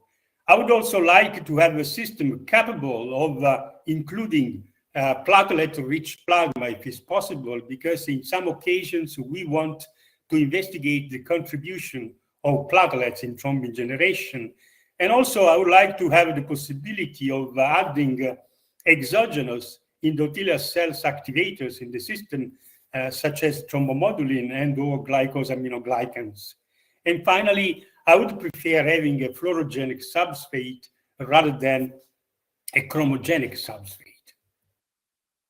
Now, the second part of my presentation, I give you some example on the practical application of thrombin generation. I selected some of them, but if you are interested, we can go ahead during the discussion and try to see if there are some other clinical situation where thrombin generation may be useful. Let's start with the elucidation of mechanism regulating thrombogenesis. There are a lot of papers published in the literature on this topic. I've just chosen one of this situation, which in my opinion was really very important. I'm talking about this paper we published some years ago, in which we showed evidence of normal thrombin generation in patients with cirrhosis, despite the fact that this patient may have abnormal conventional coagulation tests, such as the PT and APTT. And in fact, when we investigated the platelet-free plasma for thrombin generation in this patient, in the absence of thrombomodulin, we found that the cirrhotic patient generated much less thrombin than the control population, as you can see here. But this was completely expected, as it reflects the partial deficiency of the procoagulants in cirrhotic patients, which are not counteracted by the concomitant deficiency of the natural occurring anticoagulants, namely protein C, which could not be fully activated because there is no thrombomodulin in the system. And in fact, when we repeated the experiment by adding thrombomodulin, as you can see, the control population generated much less thrombin, and this is expected because in this condition you fully activate protein C. Also, the cirrhotic patient generated less thrombin, but the difference between control and cirrhotics here was much less, as you can see, so that there was no longer statistically significant difference in the thrombin generation between control and cirrhotic patients when thrombomodulin had been added into the system. Now, we interpreted this result as an evidence that there was a rebalanced coagulation in this patient when coagulation has been investigated by including thrombomodulin in the system. So, in summary, it seems that this experiment told us that plasma coagulation is not abnormal in cirrhosis, as it was previously, thought. Provided, obviously, that hemostasis or coagulation is investigated with global tests, which reflect the function of both the pro and anticoagulants. And you may remember that the PT and APTT are not able to do so. So these findings supported the concept of rebalanced hemostasis, which changed our, thinking about the coagulopathy of liver cirrhosis. And most importantly, this finding questioned two important practical aspects: the usefulness of traditional coagulation tests in assessing hemorrhagic risk. I'm alluding to the PT and APTT, which are still used to assess the hemorrhagic risk in this patient, but these are not of value.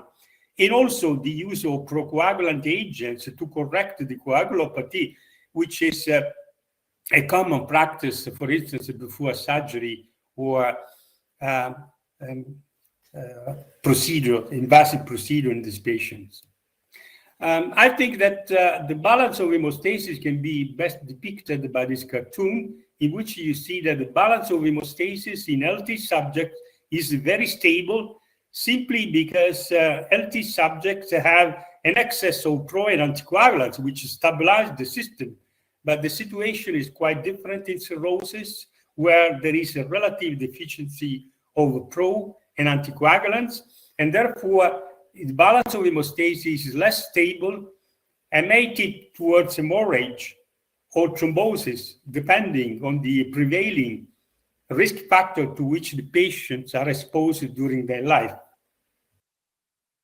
Let's move now to a second example, and the use of thrombin generation for the management of congenital coagulation disorders undergoing surgery. Some months ago, we investigated global coagulation tests to assess the value of the pre-surgical treatment in a patient with congenital factor 11 deficiency and an inhibitor. This patient has to undergo surgery, and we didn't know very well on how to treat this patient during surgery. From the literature, we saw that recombinant 7A could be of value in this patient, but we didn't know exactly the dosage to be used. We know, obviously, that for hemophilia patient, the dosage was 90 micrograms per kilogram, but we felt that for this patient, probably it would have been too much. So we collected blood from this patient. This blood was spiked with increasing amount in vitro of recombinant 7A, starting from 0 to 90 microgram per kilogram body weight. And on these samples, we measured thrombin generation. You see here the results. As you see here on the bottom graph, the solid line represents the baseline endogenous thrombin potential, which was relatively low, is lower than the lower limit of the normal range. But you see from the broken lines here that when we added as little as 15 microgram per kilogram, you see that the endogenous thrombin potential was completely restored. So we decided to treat the patient during surgery with 15 microgram per kilogram body weight. Surgery was successful, the patient didn't experience a hemorrhagic event or thrombotic event. So with this experiment, we spared money because we used only 15 microgram per kilogram rather than 90 microgram per kilogram.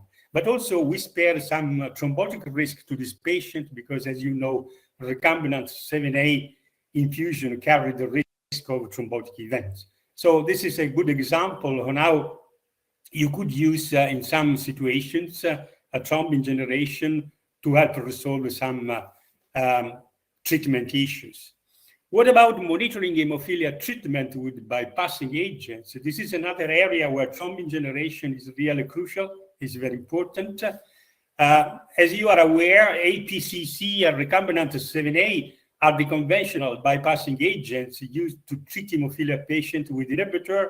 However, they achieve effective hemostasis without modifying plasma factor 8 or 9.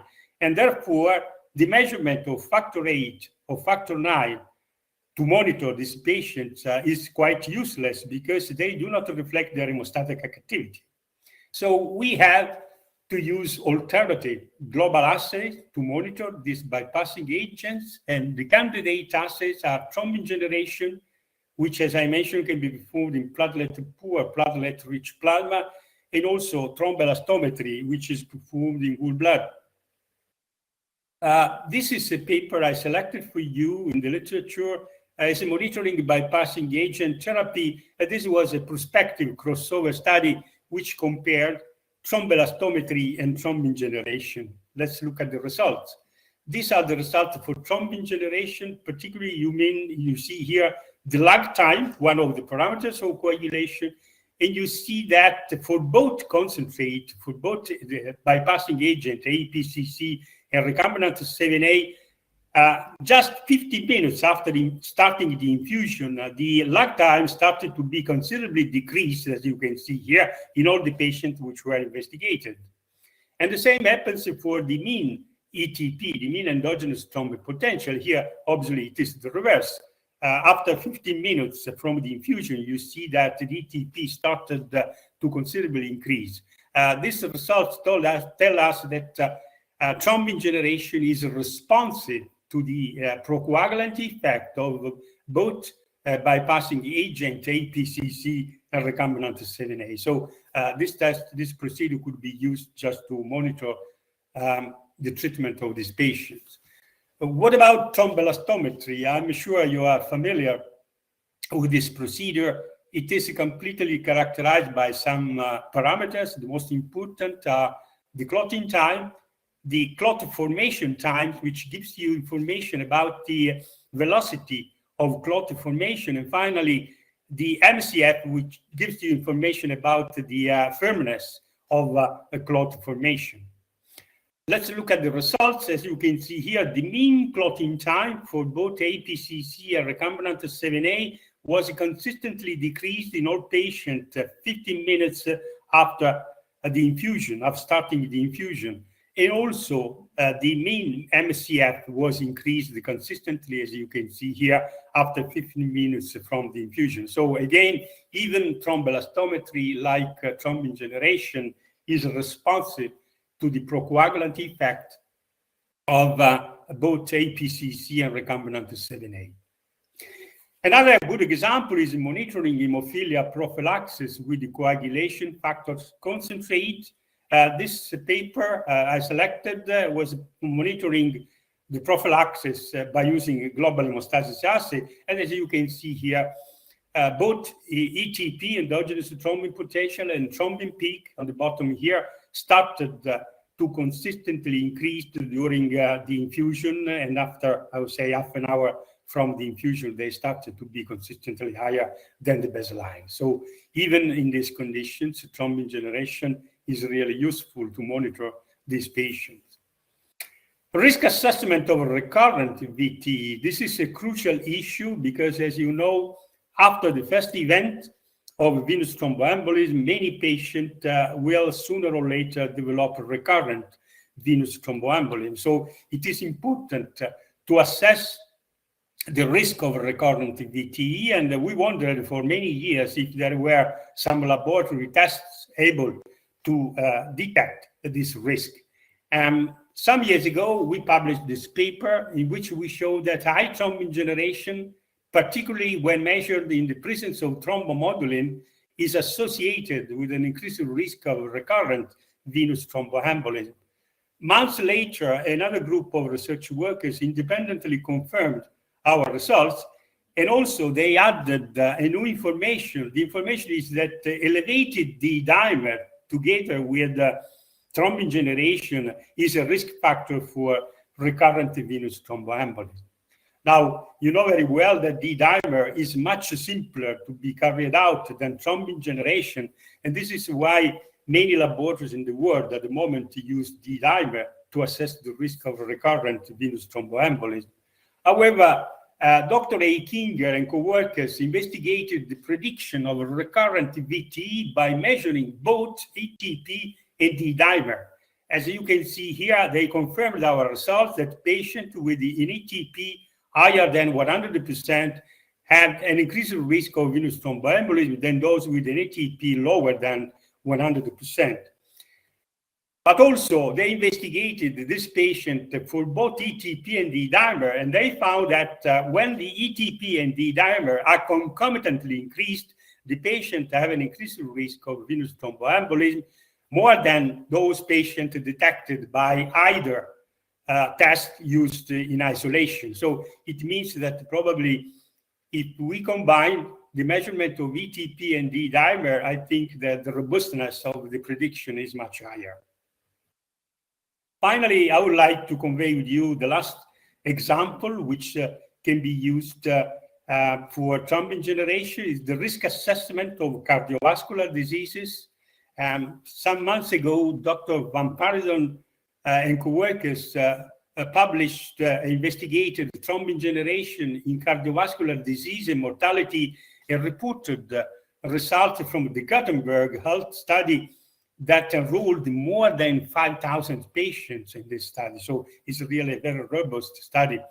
They found that high ATP in this patient is associated with increased mortality, as shown here by the red line on the bottom of this graph. So it means that probably even in a population-based case control study like this, probably endogenous thrombin potential may be useful to detect some sign of hypercoagulability, which sooner or later may lead the patient to have thrombotic event or cardiovascular disease in general. So from my personal experience and from the literature, I can conclude that thrombin generation, but also viscoelastometry, are better suited than the conventional tests. I'm alluding to PT and APTT, but also to the measurement of the individual coagulation factors to represent in vivo coagulation. And obviously, further research is needed just to link thrombin generation with the clinical outcomes, and also to assess the value of viscoelastometry algorithms, which are currently based on expert opinion, but we want to have this algorithm validated in randomized clinical trials. I stop here and thank you very much for your attention. Thank you very much, Professor Tripodi. We'll have the questions after the next talk. Okay. Thank you. I think the next talk is a recorded talk. So technical, we're ready for the next?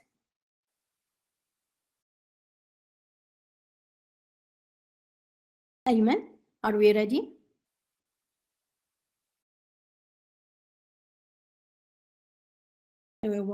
Yes, yes. Good. So the next talk is by Dr. Francois Depassy, and he is presenting a satellite talk for STAGO. Dr. Depassy joined Diagnostic STAGO as a director for clinical development his position includes networking with key opinion leaders, learning societies, and clinical laboratory associations, as well as development of partnerships with the pharma industry. He developed educational tools in the field of hemostasis, and he authored and co-authored more than 150 papers, posters, and oral presentations, both nationally in France and internationally. And he issued pre-analytical recommendations for coagulation parameters at the request of the French Ministry of Health. He is a member of the International Society on Thrombosis and Hemostasis, the American Society of Hematology, and the Clinical Laboratory Standards Institute, working also with the German Institute for Normalization, and a member of the development of a reference measurement system for sustainable PT-INR standardization. He seems to have really impressive input and contribution in the field of diagnostic coagulation. And he's going to talk to us, or we're going to hear about the laboratory assessment of antifactor 10A for the heparin and the direct anticoagulants. So we can proceed.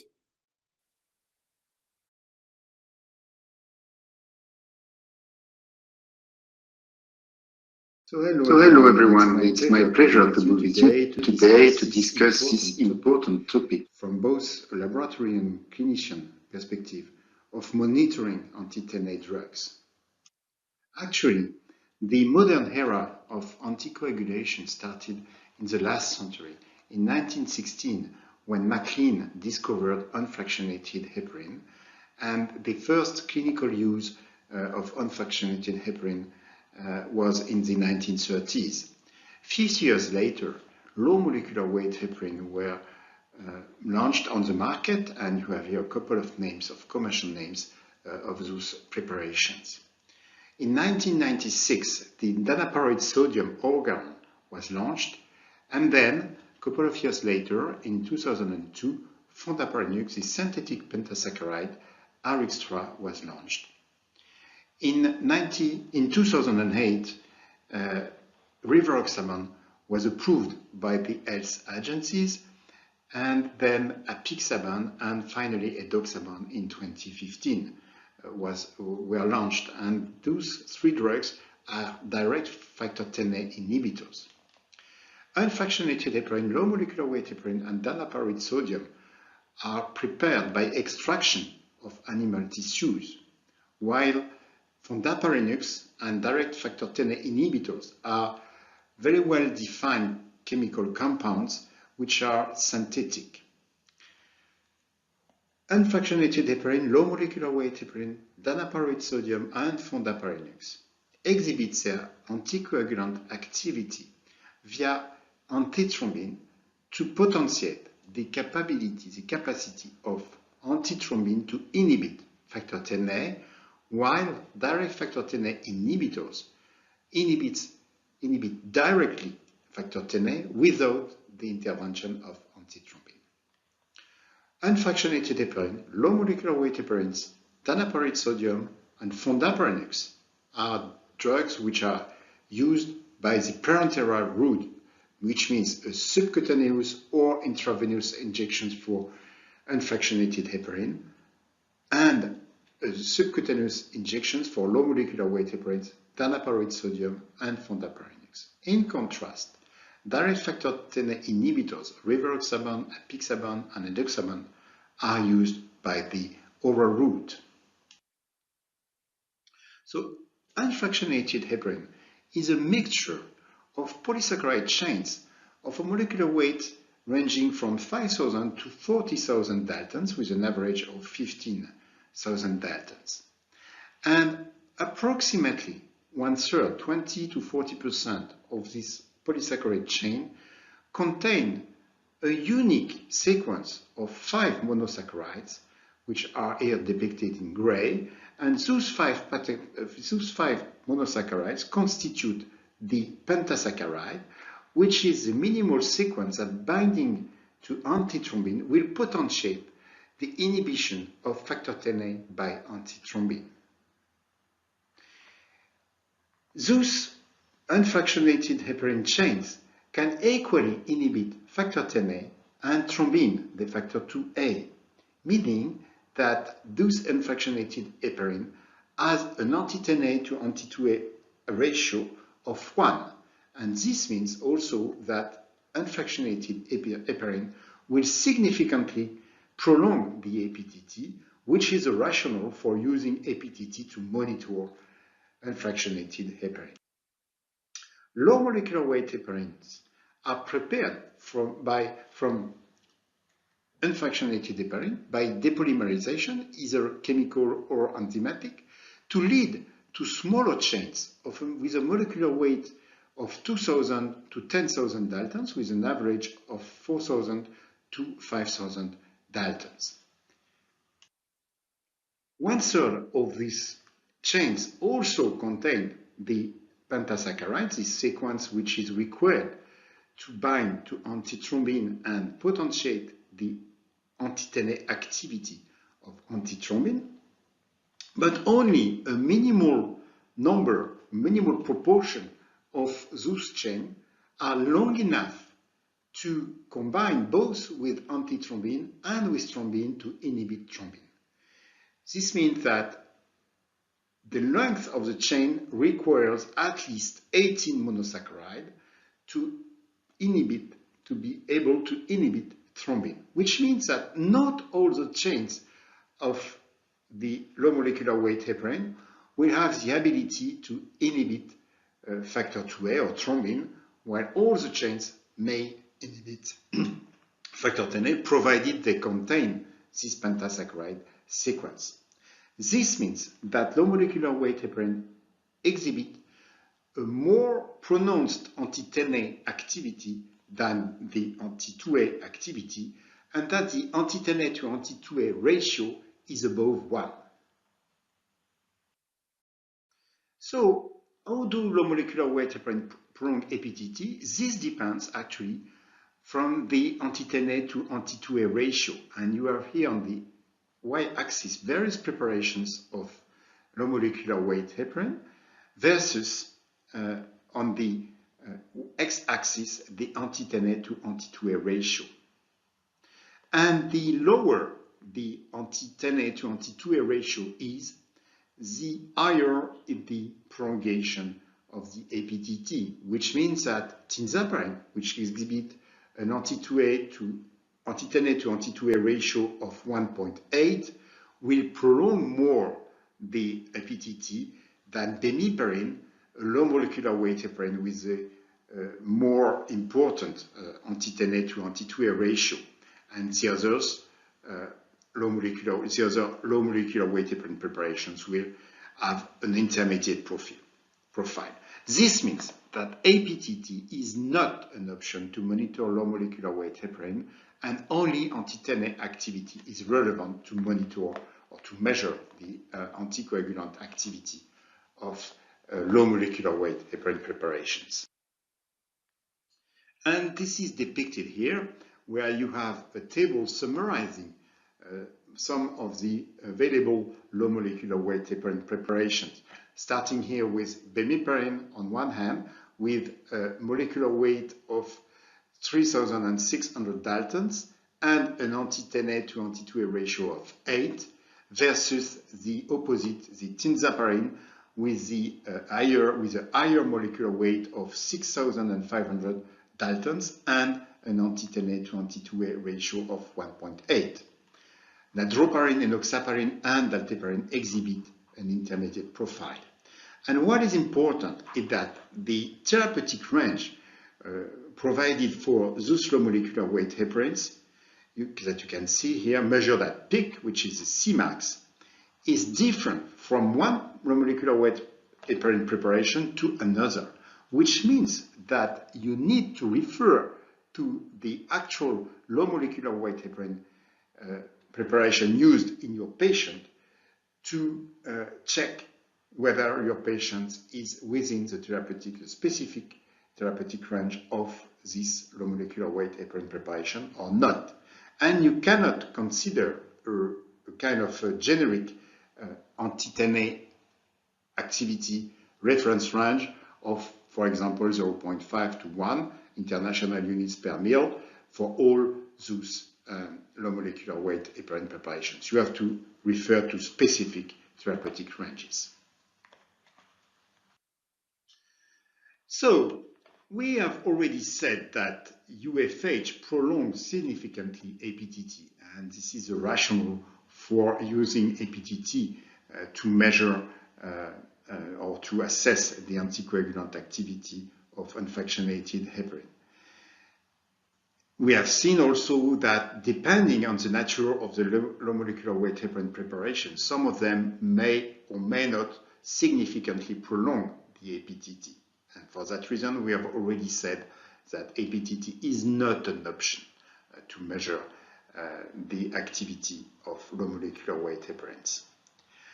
Of course, because unfractionated heparin exhibit an important anti-2A, anti-thrombin activity, the thrombin time is prolonged by unfractionated heparin and less prolonged by low molecular weight heparin, again, depending on the importance of the anti-2A activity versus the anti-10A activity. Prothrombin time is not prolonged by UFH and low molecular weight heparin. This is not because it is insensitive per se, it's because it contains a heparin neutralizer that makes it insensitive to heparin, either unfractionated heparin or low molecular weight heparin. Danapa with sodium does not significantly prolong PT or APTT or thrombin time, and this is because, of course, this is a pure anti-10A compound with no antithrombin activity, and the same applies for fondaparinux, rivaroxaban, apixaban, and edoxaban, which are also pure anti-10A compounds, which means that they do not prolong the thrombin time. The prolongation of PT and APTT varies across these preparations, these drugs, but this is usually a minimal prolongation, and for that reason, they cannot be used to monitor those drugs. So if we summarize what we can do with APTT versus anti-10A here, we can see that we may use the APTT to monitor unfractionated heparin, but this is the only anti-10A drug that you could monitor with the APTT. For all the others, APTT is not suitable. In contrast, the anti-10A activity assay is valid for all the anti-10A drugs. So coming back to the monitoring of UFH with APTT, and first we should start with an historical background, because all these reference range that we use today, saying that the APTT prolongation should be somewhere between 1.5 and 2.5, or between 2 and 3, the ratio between the patient and the control, relies on a historical study conducted 50 years ago, in 1972, on a small set of patients, 234 patients, which were included because they had a lower limb DVT diagnosis solely based on clinical criteria with no imaging testing, which is a great limitation. And we don't know either which was the value used for the control, for the calculation of this patient to control ratio. We don't know if it's the median, the mean, the upper limit of the reference range, a value obtained on normal pool plasma on the same day. We don't know what was used. And with that, the authors concluded that the therapeutic range corresponding to this ratio was an activity of 0.2 to 0.4 international units per ml, measured by protein infiltration, which corresponds to 0.3 to 0.7 international units per ml of anti-10A activity with the assays that we use now. It is also important to see that the reagents that were available in 1972 have nothing to do with the reagents that are now available.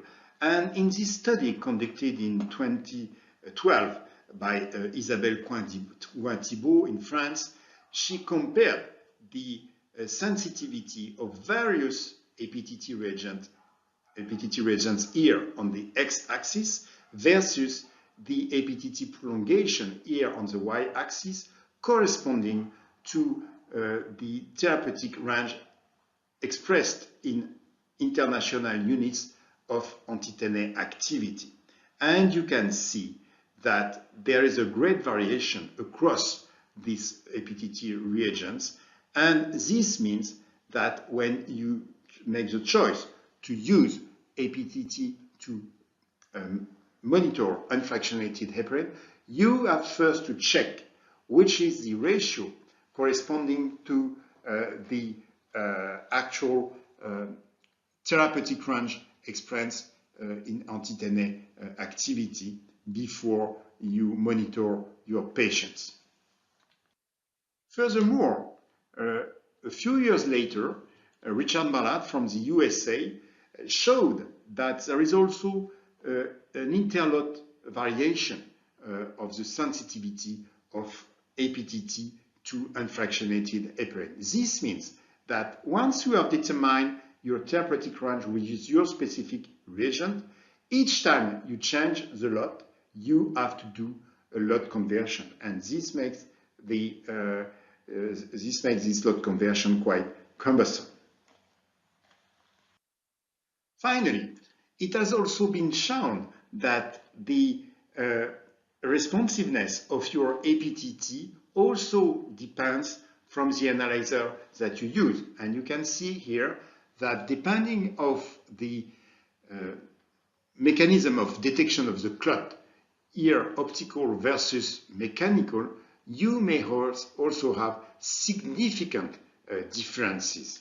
And this is illustrated here, where you can see that you have here a reagent A on the left-hand side and a reagent B on the right-hand side. And you have 4 different instruments, which are depicted with different triangles or cycles, plain or empty. And you can see that there is a clear difference depending on the reagent, but also on the instrument that is used. And this is also depicted here, where you have various instrument combinations, 4 instrument combinations on the x-axis, and you have here the result of the APTT on various quality controls, external quality controls during several years. So, of importance is that the reagents that you use, the lots that you use, and the instruments that you use may have a significant impact on the APTT that you measure when you monitor unfractionated heparin. So there are pros and cons for using APTT for UFH. Pros is that this is the historical assay, and for that it has been used for years, and people are very used to these values. The reagents, the APTT reagent, is widely available, and it's a cheap reagent, which means that the cost is very limited. But as cons, we have also this historical background, because I showed you the limitations of this study dating from 1972. And I have also shown that determining the UFH APTT therapeutic range is a cumbersome process, which has to take into account the initial reagent and instrument combination, but also the lot conversion that you have to do every time you change the lot. Also, the APTT is sensitive to multiple interferences, such as factor levels, especially factor VIII and fibrinogen, which are acute phase reactants. Lupus anticoagulant is also impacting the APTT result, and the level of CRP, C-reactive protein, another acute phase reactant, may also impact the result of the APTT. And furthermore, there is no specific calibrator for APTT for measuring UFH, and there is no specific controls for APTT when you measure unfractionated heparin. And may I remind you that it is a requirement from the accreditation or certification process to perform specific quality controls. So the anti-10A chromogenic assay is actually a universal tool for all anti-10A drugs. So you have here the principle of the assay, and what is important is that when you use an anti-10A chromogenic assay, the calibration, the calibrator is traceable to the UFH international standard or to the low molecular weight international standard or to the danaparid international standard. And the direct anti-10A drugs, for the direct anti-10A drugs, also the calibrator is traceable to the reference compound rivaroxaban, apixaban, or edoxaban. And you can see that for the unfractionated heparin and low molecular weight heparin, you can also use an hybrid curve that will allow you to have results for both unfractionated heparin or low molecular weight heparin with the same calibration curve. And of course, you have dedicated quality controls for all those compounds that are available. So there are some benefits in addition to the analytical benefits. There are some benefits, for example, in ICU patients. So in this study, the authors say that the APTT is less accurate than the anti-10A activity assay in detecting UFH or underdosing and overdosing, and they suggest to use anti-10A rather than the APTT. Furthermore, when you use unfractionated heparin, you have to reach the therapeutic range, and it has been shown that the time to reach this therapeutic range is shorter when you use the anti-10A activity to monitor UFH than when you use the APTT. And there are also less dose adjustment in the first 24 hours of treatment when you use the anti-10A activity versus the APTT. And finally, and last but not least, I would say there are significantly less bleeding events when you use the anti-10A activity assay than when you use the APTT. Patient blood management is also a matter of concern. And in this study conducted in a huge number of patients, 20,000 inpatients, the authors have demonstrated this strong association between the use of the anti-10A versus the APTT and the reduction of packed red cells transfusion. So again, an important benefit for the patients. There are some recommendations regarding the pre-analytics for measuring unfractionated or low molecular weight heparin, just because heparin can be neutralized by platelet factor 4, which is released by platelets in the blood sample.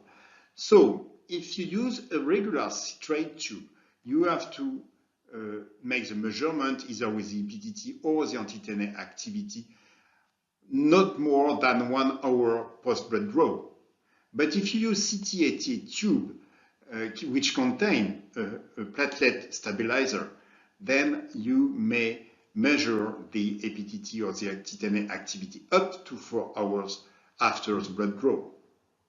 For direct anti-10A drugs, you can use a regular citrate tube because there is no neutralization by platelet factor 4. Also, the time of blood sampling is important. So this is the recommendation for unfractionated heparin. So you can use unfractionated heparin either as a continuous intravenous infusion, and then you can draw the blood anytime after the first hour of infusion. But if you use an intermittent subcutaneous injection, you have to draw blood at midway between 2 injections.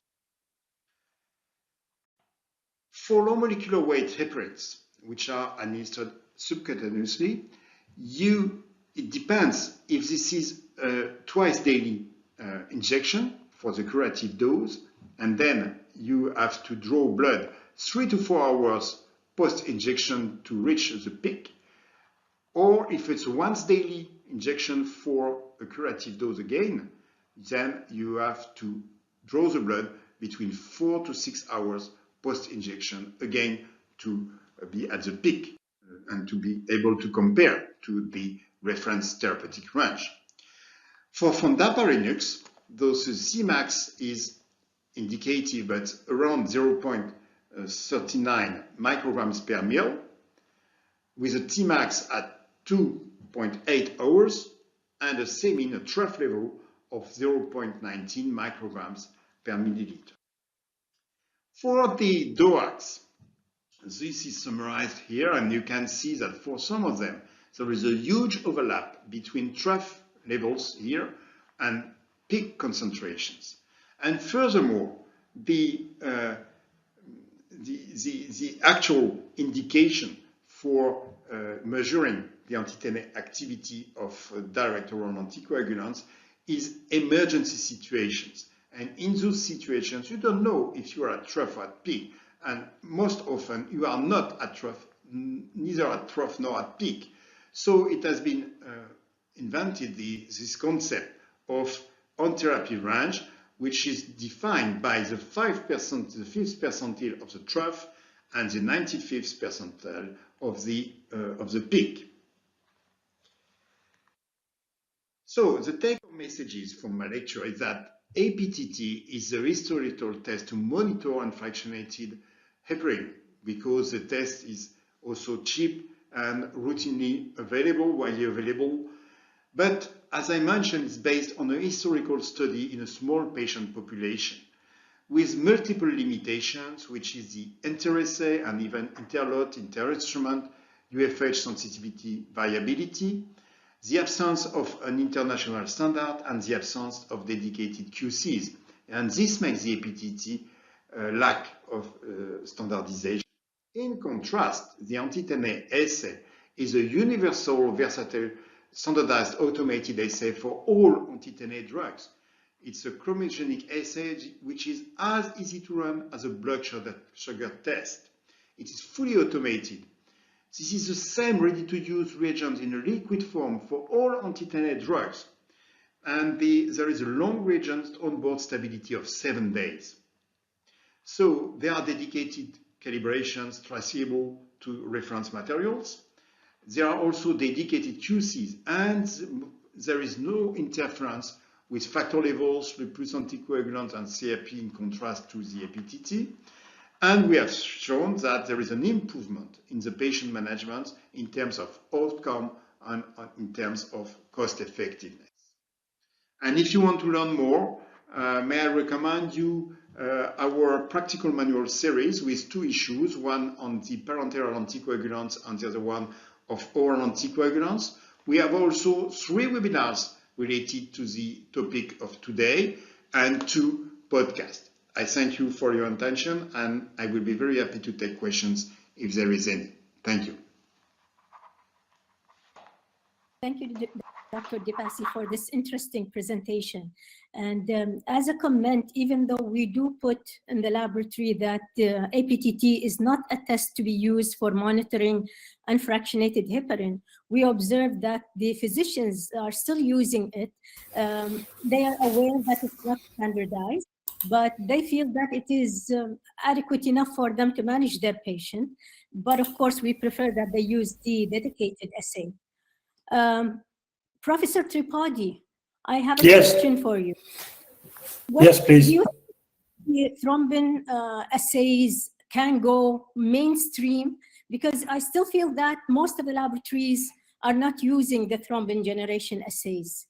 They're still depending on the what we believe is the simpler things that we grew up with, which is the INR APTT, even though, as you said, in many situations, it's very difficult to judge the need for patient management, such as in the cases of liver disease and other situations.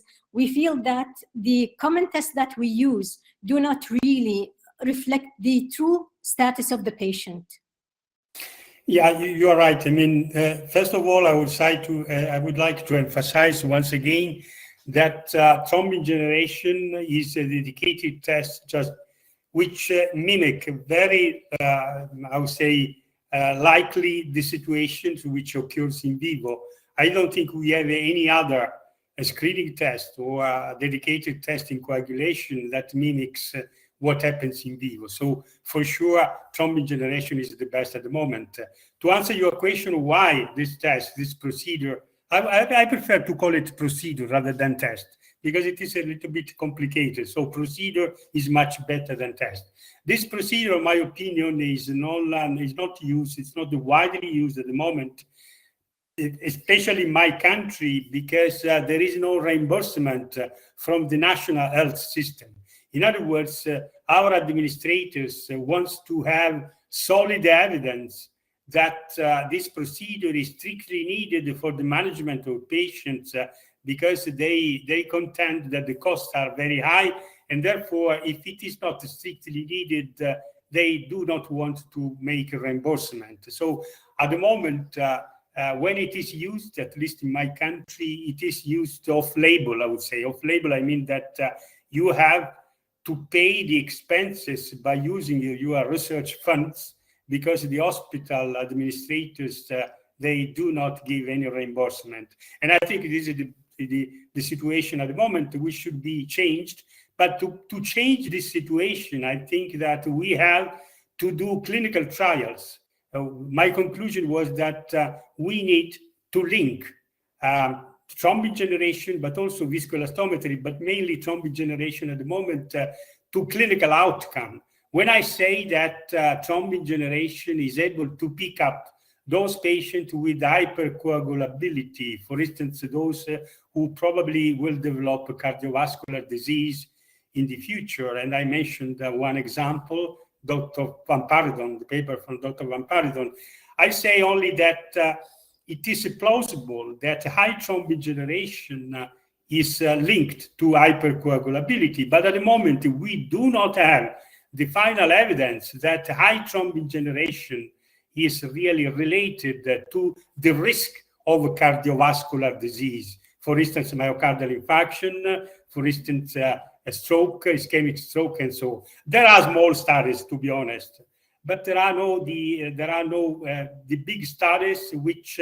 are able to convince our administrators that thrombin generation is really strictly needed to manage our patients. For instance, there are some other areas where thrombin generation would be useful. The clinical trials for the DOAC, for the direct oral anticoagulants, made the decision that there is no need to monitor these drugs because they can be given at a fixed dosage without any laboratory assistance. This could be plausible because the clinical trials show that giving a fixed dosage, these drugs are safe and effective. But we know very well that any given drug, if it's monitored, in other words, if all types of drugs are monitored and the dosage is adjusted according to a laboratory test, I think that nobody doubts that this would be beneficial for the patient. The problem is that it is important to make a balance between the cost and the benefit. So at the moment, I think that we are in an era where we have to provide evidence based on clinical trials. So I'm urging the authorities in any given country, and also the manufacturers of drugs and diagnostic company, just to try to support clinical trials in order to give value to some coagulation parameters. And I think that thrombin generation is one of these. For the time being, I think that it depends very much on a given country. There are some countries where the administrators are more keen just to reimburse the cost of the thrombin generation. But as I see Italy, for instance, my country, it is almost impossible to get reimbursement for this test because they say, unless you provide some evidence that it is strictly needed, you should continue to refer to the old tests, which are PT and APTT, that, as I mentioned, are not really useful in this context. Very much for the reply. And actually, maybe the scientists also carry a burden of trying to simplify the assay and making it less cumbersome or less costly. So that's also another angle for utilizing it. Yeah, this is another point. I think that, but we are in a good position at the moment, because I started using thrombin generation 15 years ago or 20 years ago, and I remember that at that time it was a little bit complicated system. Now we have some commercial preparations which are relatively easy. I'm referring, for instance, to the Genesia, which is a closed system where handling of reagent and plasma is really limited, very, very limited. So it is quite easy for a given laboratory to perform this test without the cumbersome procedure of the old HemCare procedure. But actually, even here, the costs are relatively high, and it's difficult at the moment to see any reimbursement from the administrators in the hospital. But actually, we are in a good situation at the moment, because it has been simplified quite a lot. Thank you. I have a question to Dr. De Passi. You're still with us, right? Yes. I'm here. So, anti-factor 10 assays, still many of the labs either don't have it, or they have it as a test that is done not as a random access, but at specified times. Was that related to the cost of the test, or you think, or any other factor? Yes, actually, as you mentioned, clinicians are very used to the APTT, and also they have to be convinced of the interest of the anti-10A assays by discussions with the laboratory. And when the clinician do ask for anti-10A activity, then it becomes much more widely available.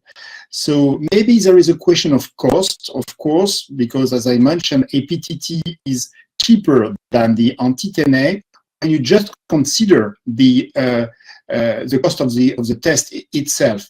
But if you take into account all the advantages that I mentioned in my lecture regarding the management of patients, including the time to reach the therapeutic range, the dose adjustments, and also the occurrence of bleeding events, and furthermore the saving in blood products, then if you take all of this into account, then the cost of an anti-10A may be not so higher than the APTT. It is true. If you look at the whole picture, and I guess probably from a practical point of view, if we have smaller packages that has less number of tests, because many of the labs, they don't do so many coagulation monitoring, especially in a secondary hospitals. So there will be less waste if they can use smaller packages. Yeah, probably yes. And also they may be a little bit frightened by performing chromogenic assays. But this has to be clearly explained, that this is really a simple test to run on an analyzer. It's very simple, very automated, so there is no specific difficulty. It's true. It's just like an APTT, except that the reagents are different. You just put it on the machine, and it will do the test. Exactly. I would like to thank you both for the presentations that were really interesting presentations, and for responding to the questions. And with that, I think we conclude the second day of our Congress. Those who would like to visit the exhibit, I think they can still do that. But for that, we wrap the session. Thank you very much. Bye-bye. Thank you. Bye-bye.